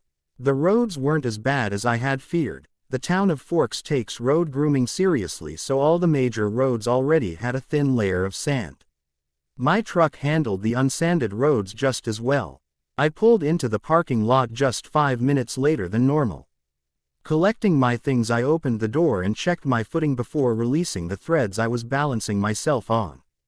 My eyes searched the parking lot till they found the silver Volvo, which was just pulling into a spot on the other end of the lot. I think I'll go talk to Edward. Slowly, gripping my truck bed for support, I started in that direction. I had just made the length of my truck when the screech of tires filled the quiet morning. Looking up, I saw Taylor's van skidding out of control. The vehicle hit a second patch of ice. Taylor overcompensated and sent the van into a spin. It was headed straight for me. My body grew immobile with fear. I'm going to die. Desperately searching for an escape, I pulled at the threads to jump to another location, my breath coming in short, painful gasps. But my mind couldn't focus on a destination, as the seconds flew past. The van continued in its deadly approach. I opened myself up to the blanket, pulling in all available power. I will send out a surge just before I get hit that should stop it. I focused and collected more energy, my body tingling with power. The van clipped the far corner of my truck and ricocheted to mine. I unleashed my energy. For just the briefest moment, I could see the web like I had never seen it before. Usually I just sensed it. It was a shimmer at the edge of my eye, or a feather-light tingle on the tips of my fingers. But for just a moment, in the massive burst of power that almost knocked me off my feet, I could see the honey yellow light blazing through something that really shouldn't be called a web at all. I had never realized how much of the blanket I overlooked and never utilize. The edges of my power surge wavered harshly like a flag does during a high wind, curling against itself in movement so fast that my eyes barely registered the blur of energy. I couldn't focus quickly enough to see the exact pattern of the weave, but then I realized I couldn't because it kept changing. It was no simple weave. It was a complex swirl of curls and lines layered and intertwined in a graceful dance. It was beautiful. Just as my mind registered that, the van swayed back on its far wheels and then crashed down on all four, shattering the windows. My legs trembled beneath me and then finally buckled, sending me to my knees. The honey yellow energy disappeared and a darkness came to edges of my eyes. I curled my arms around my stomach and gripped hard, willing myself not to faint, taking deep, almost choking breaths, trying, maybe unsuccessfully, not to hyperventilate. I could dimly hear the screams that filled the parking, and the dull stomps of students rushing to the crash in their snow boots. What just happened? I wondered over and over again. The burst of energy had been so extreme, so massive. I had never felt anything like that even when in a power spot like the meadow. What have I done? I thought, my breath coming in shorter gasps, edging me closer towards panic. My God, a hushed velvety voice from behind me said. Turning weakly I saw Edward standing with his hands outstretched, reaching for me. His eyes were wide with disbelief. Oh no, what did he see? Quietly and slowly I squeezed out from between my truck and the van, still on my hands and knees. Not sure yet if I would be able to find the strength to stand. How did you do that? His voice shook as his eyes searched my own. What? Still dazed and weak, my mind raced for an answer.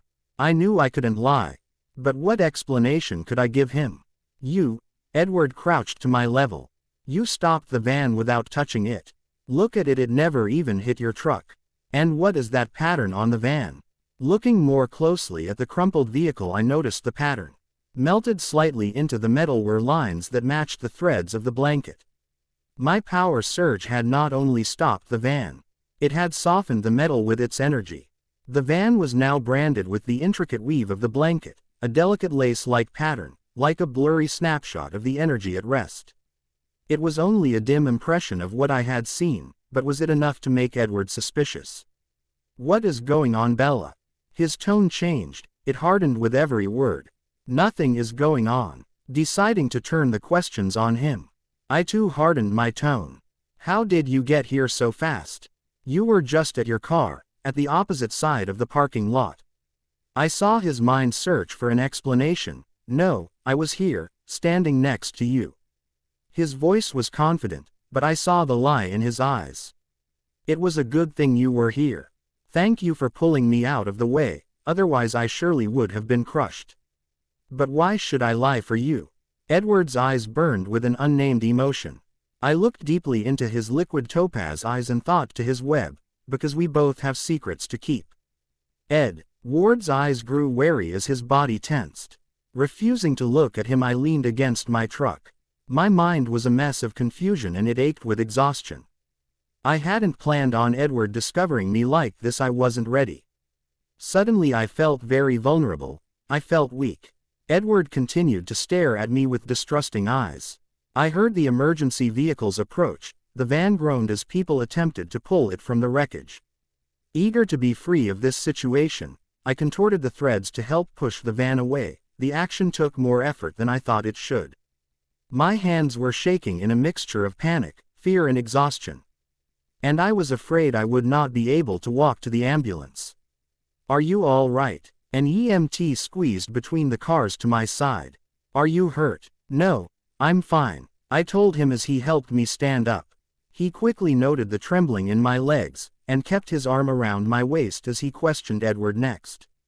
What happened? The van came spinning towards us and I pulled Bella out of the way. Edward paused and looked at me with a curious gaze. But I think she hit her head against the truck, you might want to look at it. Liar. What are you trying to do, Cullen? Edward was again taken aback by my mental thoughts. He pushed to hear more and he almost got through my defenses. What is wrong with me? Why is it taking so much effort just to block Edward? The EMT gripped my waist even harder. And asked, can you walk? I nodded my head stubbornly, and he said doubtfully, let's get you two to the hospital then. While in the ambulance, he checked my eyes and took my vitals. My muscles ached with each movement. They screamed in pain, shaking in weakness. The parking lot was buzzing with students. A new set of sirens blared as my father pulled up in his cruiser. Great. I could see Charlie's approach through the still open doors of the ambulance. Bella. His cheeks were flushed with heat, his eyes sick with worry. Are you okay? Yeah, I'm fine. They're just being extra cautious. Charlie turned to the EMT and went into protective father mode. I tuned them out and turned inward to my thoughts. I am so tired. Resting my head against the wall of the ambulance, I made a mental check of my body. I wasn't injured, but my entire body ached. It felt like I had run a marathon. I had no energy left. I felt Edward's web pulsing with power. It hurt my head to continue to block him. But now was the worst time to let him in. How is this going to affect Edward? I had acted rudely and I felt guilty for making him lie for me. I felt even worse not being able to answer his questions, but what would he say? What would he think of me? Course you had to bring up the fact that he has secrets now. I bet he's paranoid about what you know. I started chewing on my lower lip. You've really screwed this one up, Bella. Edward climbed up into the ambulance and sat across from me. I closed my eyes and continued to chew on my lip. I felt Edward stare for the entire ride. It was only 5 minutes or so, thanks to Charlie's police escort, but it felt like eternity. When we arrived at the hospital, Edward disappeared inside without a word. I followed directions, and took a seat on vacant bed next to Taylor. The nurses were in a fuss over him, cleaning wounds and securing them with bandages. After 2 apologies, I decided to ignore him completely. Pulling the dividing curtain between us, I laid down on the hard bed contemplating my next move. I'll have to tell the twins everything now. Edward saw too much. I can't be here alone any longer. Where is Edward? Searching through the hospital, I located his power and tried to focus on the room he was in. Why can't I project down the threads? Each time I attempted to see down the threads resulted in muddied, blurry pictures. Like when I wake up in the morning and can't focus properly. Completely frustrated, I settled on simply listening in on the conversation. It required much less energy. Edward, this doesn't make sense. Carlyle spoke. I could hear the soft steps of Edward pacing back and forth. I know, but I know what I saw. She relaxed and this wave of I don't, energy maybe, came off of her. And stopped the van like it had hit an invisible wall. There is a clear pattern melted in the side, like a million little strands had held back the van. She should have been crushed. Any other human would have been killed on impact, but the van never even touched her. Edward's voice was full of frustration and anger. A chair groaned as someone, probably Carlyle, stood up. Edward stopped pacing. You don't have to explain what happened just yet. Let's not worry about that right now. Tell me this. Why did you insist on bringing her to the hospital if you know she wasn't hurt in the accident? Taking a deep breath, Edward whispered. I'm frightened. The room was silent for several seconds before Edward continued. I was just becoming comfortable with the idea of Alice's visions coming true, not the one of Bella being changed. I will never let that happen. But, Carlyle, I've truly started experiencing feelings I didn't know existed. Emotions I thought were lost in my transformation. And now, well, Bella obviously isn't exactly what I thought she was. What if my feelings are wrong? Carlyle sighed. Esme and I have been waiting for this. You don't know how much it has hurt her to see you incomplete. He paused as if to collect his thoughts. Edward, true love doesn't care if Bella is well. Whatever she is, true love crosses all boundaries. Relationships require the acceptance of many things, from both sides. Bella is going to have acknowledge and accept a few unique things about you. Perhaps you should start accepting her exceptional differences also. About that, she demanded I lie for her because we both have secrets to keep. I'm not exactly sure what she means by that. You don't think she could know? Bella is not your average human. She's willing to be closer to us than anyone I've ever met. I'm sure she's noticed something is different about us. But may I recommend that you explain things before she figures them all out? It might be easier on her that way. Right, I need to go talk to her. Will you sign her off so we can get out of here? Absolutely. The door unlatched and groaned on its hinges as the two exited the room. My heart starting fluttering. Edward has feelings for me. My pulse raced at the possibility. My breathing grew more and more shallow. Could Edward really love me? Love me for who? And all that I am. I was so lost in my thoughts. I did. N.T. noticed the quiet approach of Edward and Dr. Cullen. Carlyle cleared his throat, immediately bringing me back to reality. Sitting up quickly, maybe too quickly, as I noticed the sharp pull of my muscles, I smiled at the doctor.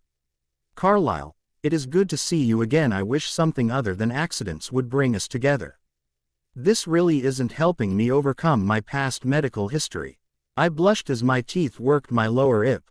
Carlyle chuckled softly. Bella, I'm sure I've never met a girl that attracts this level of danger.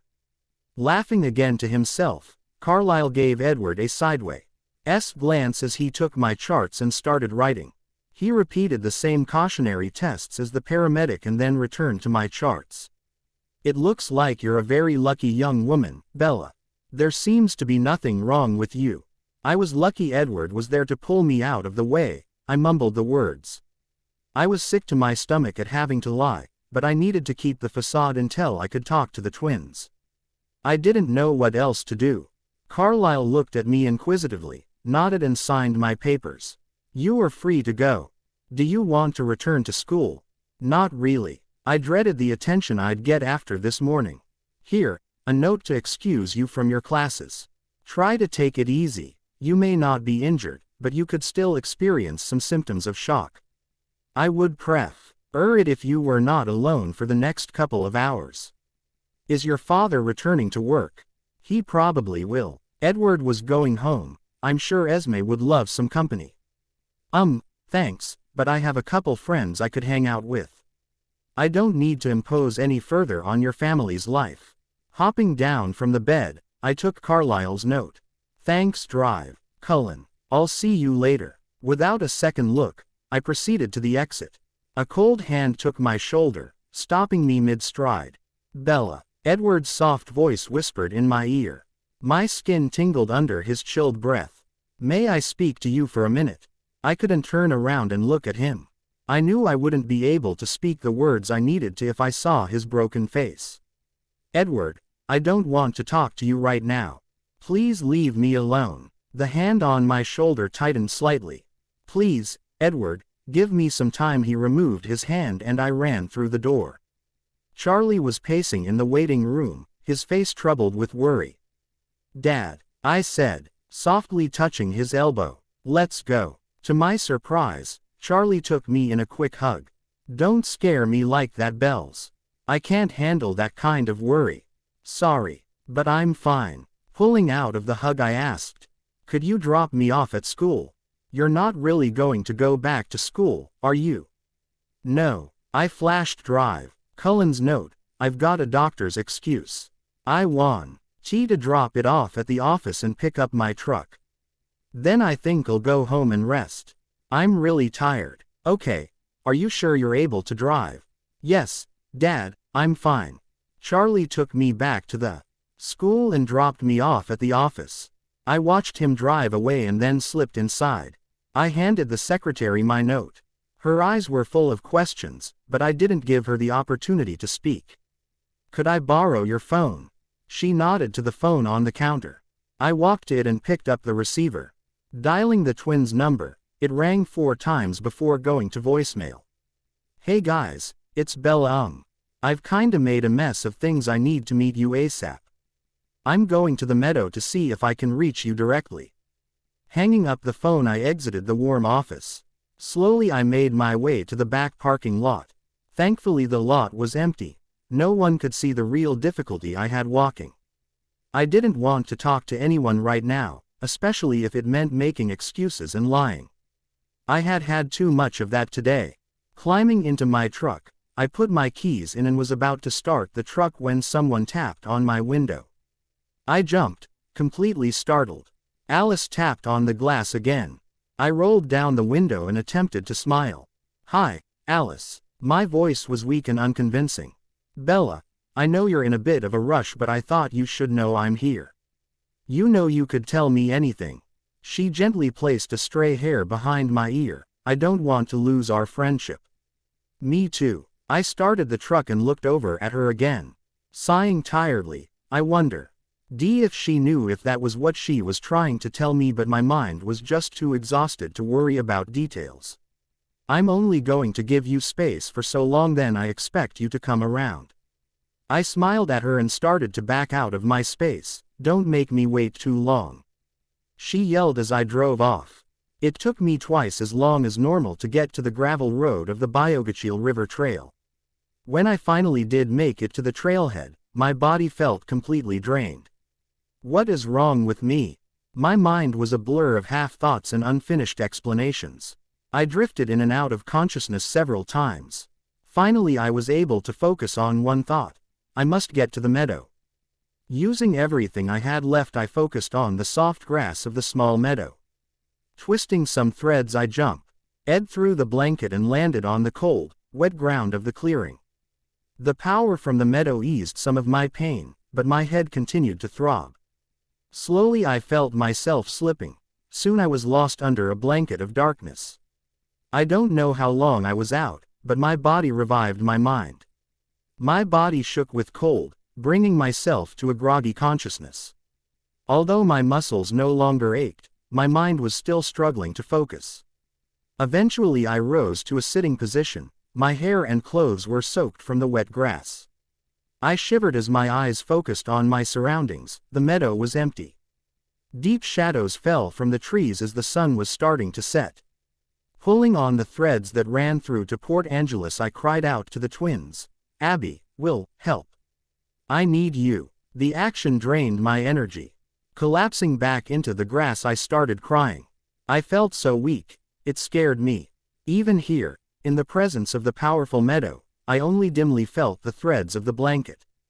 Am I losing my power? My body shook with sobs. Tears clouded my vision. I felt myself slipping again. I was just about to give into the blackness when I felt someone approach. Fear ripped through my sleepy mind and I jolted up to my feet. Edward slowly appeared from the edge of the forest. "Bella, are you all right?" His eyes were filled with anguish. "Saint, stay away from me." I stumbled back a few steps. "Bella, I won't hurt you." Edward held his hands out and slowed his steps to a deliberate crawl. "We need to talk. You need to give me some answers.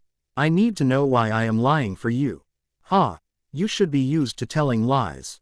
What with the tangled web you live in." I pulled my shoulders back and stretched my tiny frame, attempting to appear stronger. "You say a word to anyone and I'll reveal your secret to everyone." "What secret? I don't know what you're talking about." His stare burned, hatred hardened his eyes. "Don't you though? You know what I'm talking about. You know what everyone is think. Useful trick for a predator such as yourself." I hated myself for saying it, but I had to protect my secret from Edward until I saw the twins. I needed to say anything just to keep him Wei Zhu.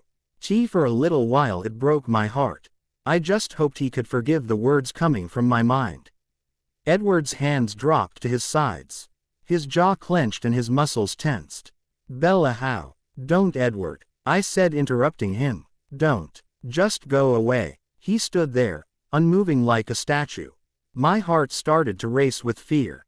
I tried to concentrate to jump back to my truck, but I was still too weak. I attempted to gather power from the blanket, but the threads slipped through my feeble mind.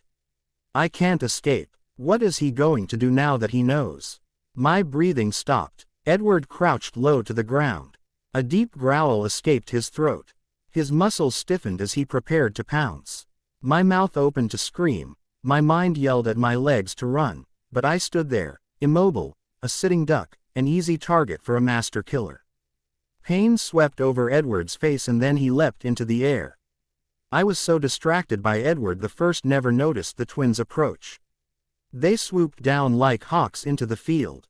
Edward collided with Will, the two crashed to the ground and instantly Edward was back on his feet.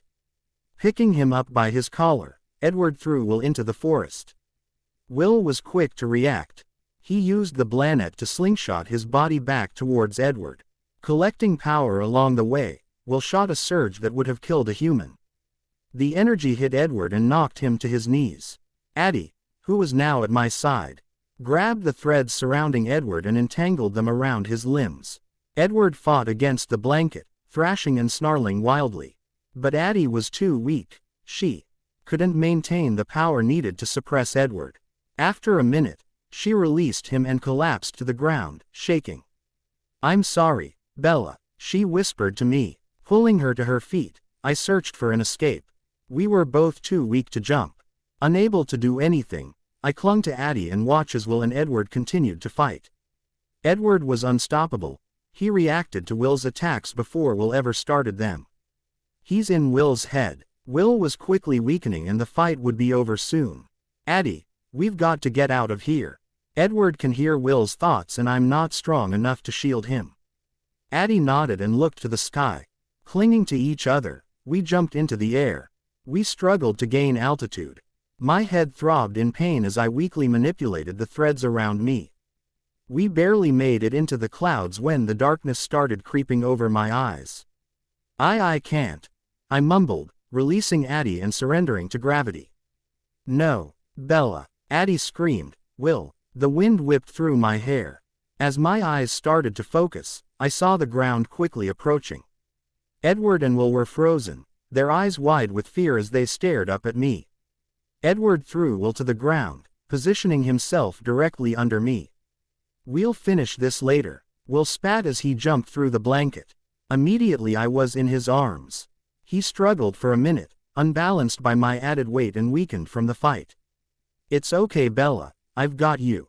The blackness crept across my mind as we flew through the air. My eyes cracked open. The room was flooded with afternoon sun. The house was quiet except for a soft creak coming the corner of my room. Slowly turning my head, I saw Addie rocking slowly in my rocking chair, her head buried deep with one of my worn books. "Addie, what happened?" My voice was dry and frail. I attempted to sit up, but the room spun and forced me to lie back on my pillow. "Oh, Bella." Addie came to my side, sitting next to me. "We've been so worried. Hold on, Will's going to want to talk to you too." Quote. Disappearing into the blanket, I heard mumbling downstairs. Seconds later they both appeared at my foot of my bed. "Hey, sleepyhead, are you feeling any better?" Will asked. His pants and shirt were stained green from the grass. His shirt was ripped in several places and a deep purple bruise ran from his jaw to his high cheekbone. I feel really weak." Again I tried to sit up.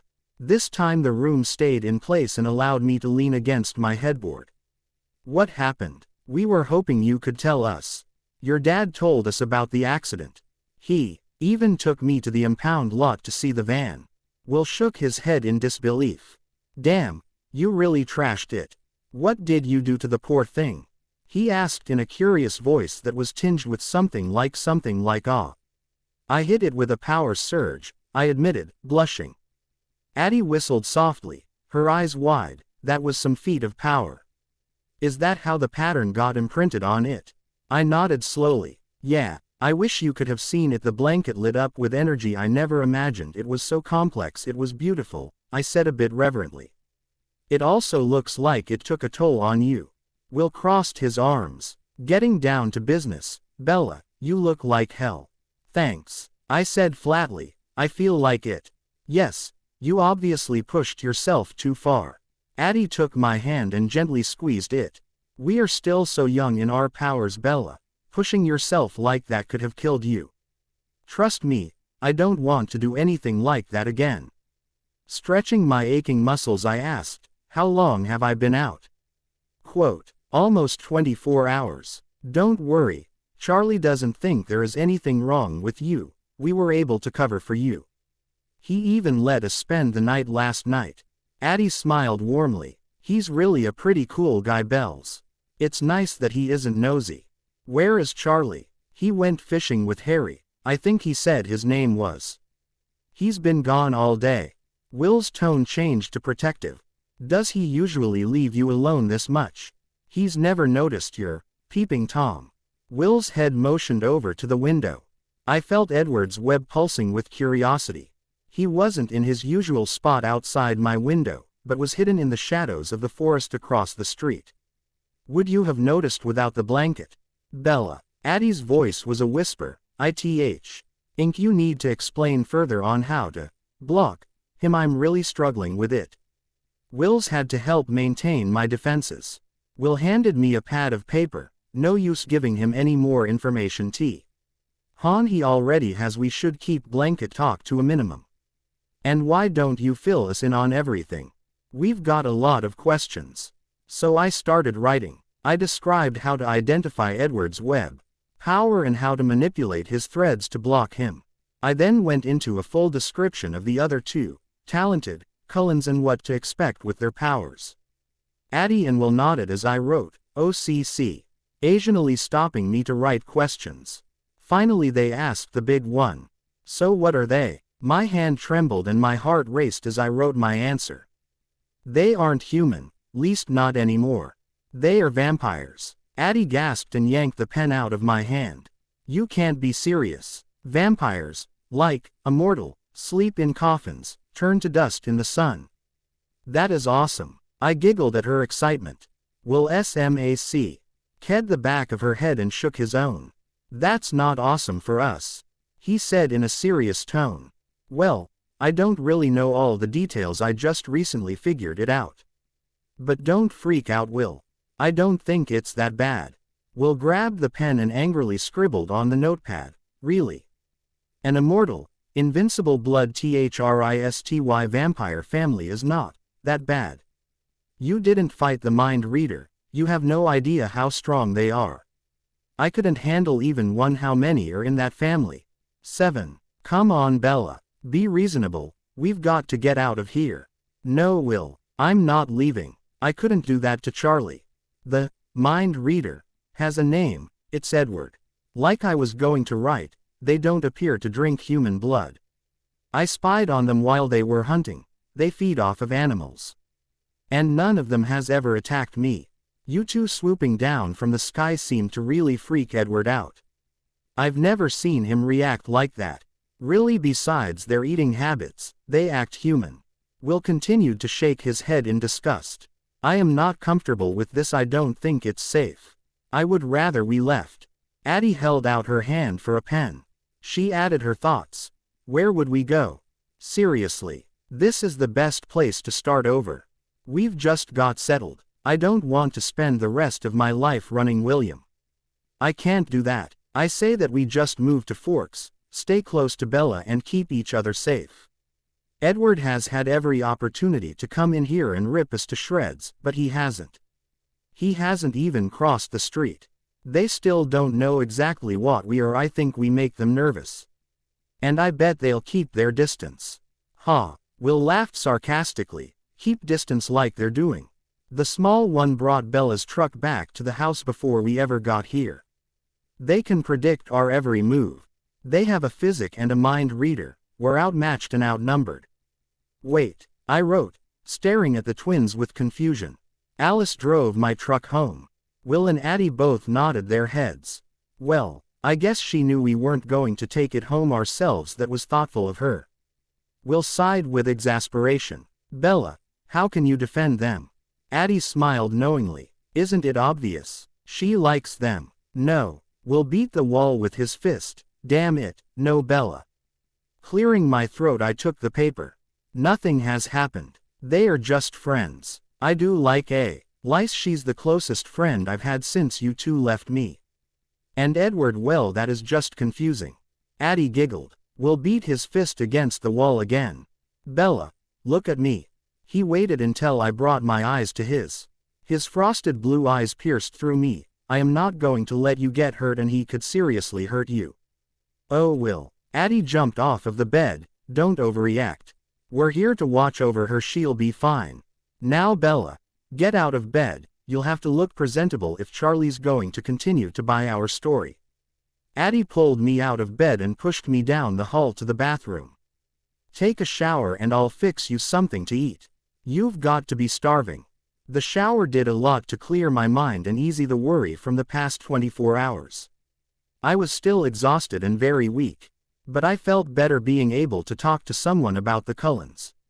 Yes, Will was going to be a wreck for a while, but Edward was going to have to accept more than just an overprotective brother if anything were to happen between us. Does Edward still even have feelings for me? He did say he wanted to talk. In the meadow and the look in his eyes, he was miserable. Was he miserable because he had to talk to me? Or miserable to find me a crying mess? I battled internally for several moments. Getting nowhere, I moved on. When I was falling, he moved to catch me. If Will hadn't jumped through the blanket, I would have landed in Edward's arms. My body shivered in excitement, in Edward's arms. Well, I guess it is obvious how I still feel. My body tingled with anticipation of the electricity that would accompany Edward's touch. But what if I've ruined any hope for us? What if he moves on? My heart sank and new tears took to my eyes. No, I'm not going to give up on him. Yes, everything is a mess right now. But just give Will time. All I need is a little time and I'll fix everything. I'm at least going to try. Bella. Addie pounded on the bathroom door. Get out. Your dinner is getting cold. Coming. I yelled back to her, shutting off the shower. Throwing back the curtain, I saw a fresh outfit sitting on the counter waiting for me. Thanks, Addie. I whispered down a thread towards the kitchen. I pulled on the old sweats and sweatshirt and towel-dried my hair. I tried twice to jump downstairs, but I still had no confidence in my abilities. I wonder how long this is going to last. Sighing at the frustrations of being a normal human, I walked down the stairs and into the kitchen. I didn't see Will as I traveled through the small house. Where's Will? I asked Addie, sitting down in front of a steaming bowl of chicken noodle soup. He needed to get out of here. He's a bit upset. Addie rolled her eyes and sat down next to me. He's already found a place to rent. It's just down the street. We've also contacted the high school. I'm in all of your classes except biology and gym. I tried to get in, but the secretary kept rambling on about how Mr. Banner doesn't take extra students. I have to take gym right after lunch so I could fill the only open seat in Mr. Banner's last class of the day. You'll miss all the fun. I teased her. Addie's eyes grew wide with curiosity. Those are the only 2 classes I have with the Cullens. Edward is my lab partner and Alice is in gym with me. Dang. She slumped back in her chair, crossing her arms in a pout. Suddenly she jolted back up. Will you introduce me to them? I mean, you couldn't possibly hog them all. I laughed. Addie, I knew you'd be curious. I will, eventually, but I have a feeling Will is going to make things a little more difficult. I swear, Bella, he's even more defensive of you than he is of me. Not that I'm complaining. I wouldn't want that kind of attention from him, but seriously, he needs to get over himself. He's only trying to keep us safe. Yeah, I know. Addie sighed deeply. Things just haven't been the same since we left Phoenix. I think the time behind bars really changed him. He's so much colder. I took Addie in my arms. Don't worry. Once this blows over, things will just fall back into place. Our laid-back William is in there, somewhere. We'll find him. She nodded and got up to busy herself around the kitchen. An hour later, Will came back in a clean outfit. He told us they were all moved into the house down the street. Charlie arrived just before sunset with his limit of fish. Addie and I worked to bread and fry the fish while Will and Charlie sat watching the basketball game. Charlie seemed to be impressed with Will's knowledge of the teams. The 2 were really hitting it off well. Dinner was the usual silent meal. The twins stayed to help with the dishes and finish the ball game before they excused themselves to go home. "Do be shy, kids," Charlie yelled through the door as they were leaving. It's nice to see Bella really does have friends. I shook my head at him and walked the twins to their car. Addie gave me a quick hug and then climbed in the front seat. Will stood at the driver's side door staring at the woods across the street. I felt him remove his defenses for a moment. I didn't have to touch the thread to get the gist of the conversation. I could read it in his face. You don't have to do that. He's not going to do anything. I'm perfectly fine. Will turned to me. We could be over here in a second, so don't hesitate to call. I might pop in occasionally during the night to check on you. No need. You get some rest. If anything does happen, we'll need you well rested. Come on, Wilson. Addie yelled from the car. I hate my name. Will admitted to me. I laughed as he climbed in the car and started the engine. I watched as they drove down the street to a small house, 5 doors down. I waved as they got out of the car. You weren't kidding when you said it was down the street. I whispered down a thread. I heard Addie laugh as she sent me a reply, like I said, overprotective. Night Bella. Sleep well. Good night Edward. Don't do anything stupid. We don't want to start World War III. Adeline Marie Smith. Will hissed. Addie simply shrugged her shoulders, laughed and disappeared into the house. She's right, you know, I thought. To Edward and then retreated to my own house. An eerie feeling crept across the street as if the pavement was the dividing line between 2 battlefronts. It sickened me to consider this a war, but I couldn't ignore the fact that one slip could send us into a dangerous, deadly battle. And I will do what is right. No one is going to get hurt because of me. I quickly said good night to Charlie and then crawled into bed.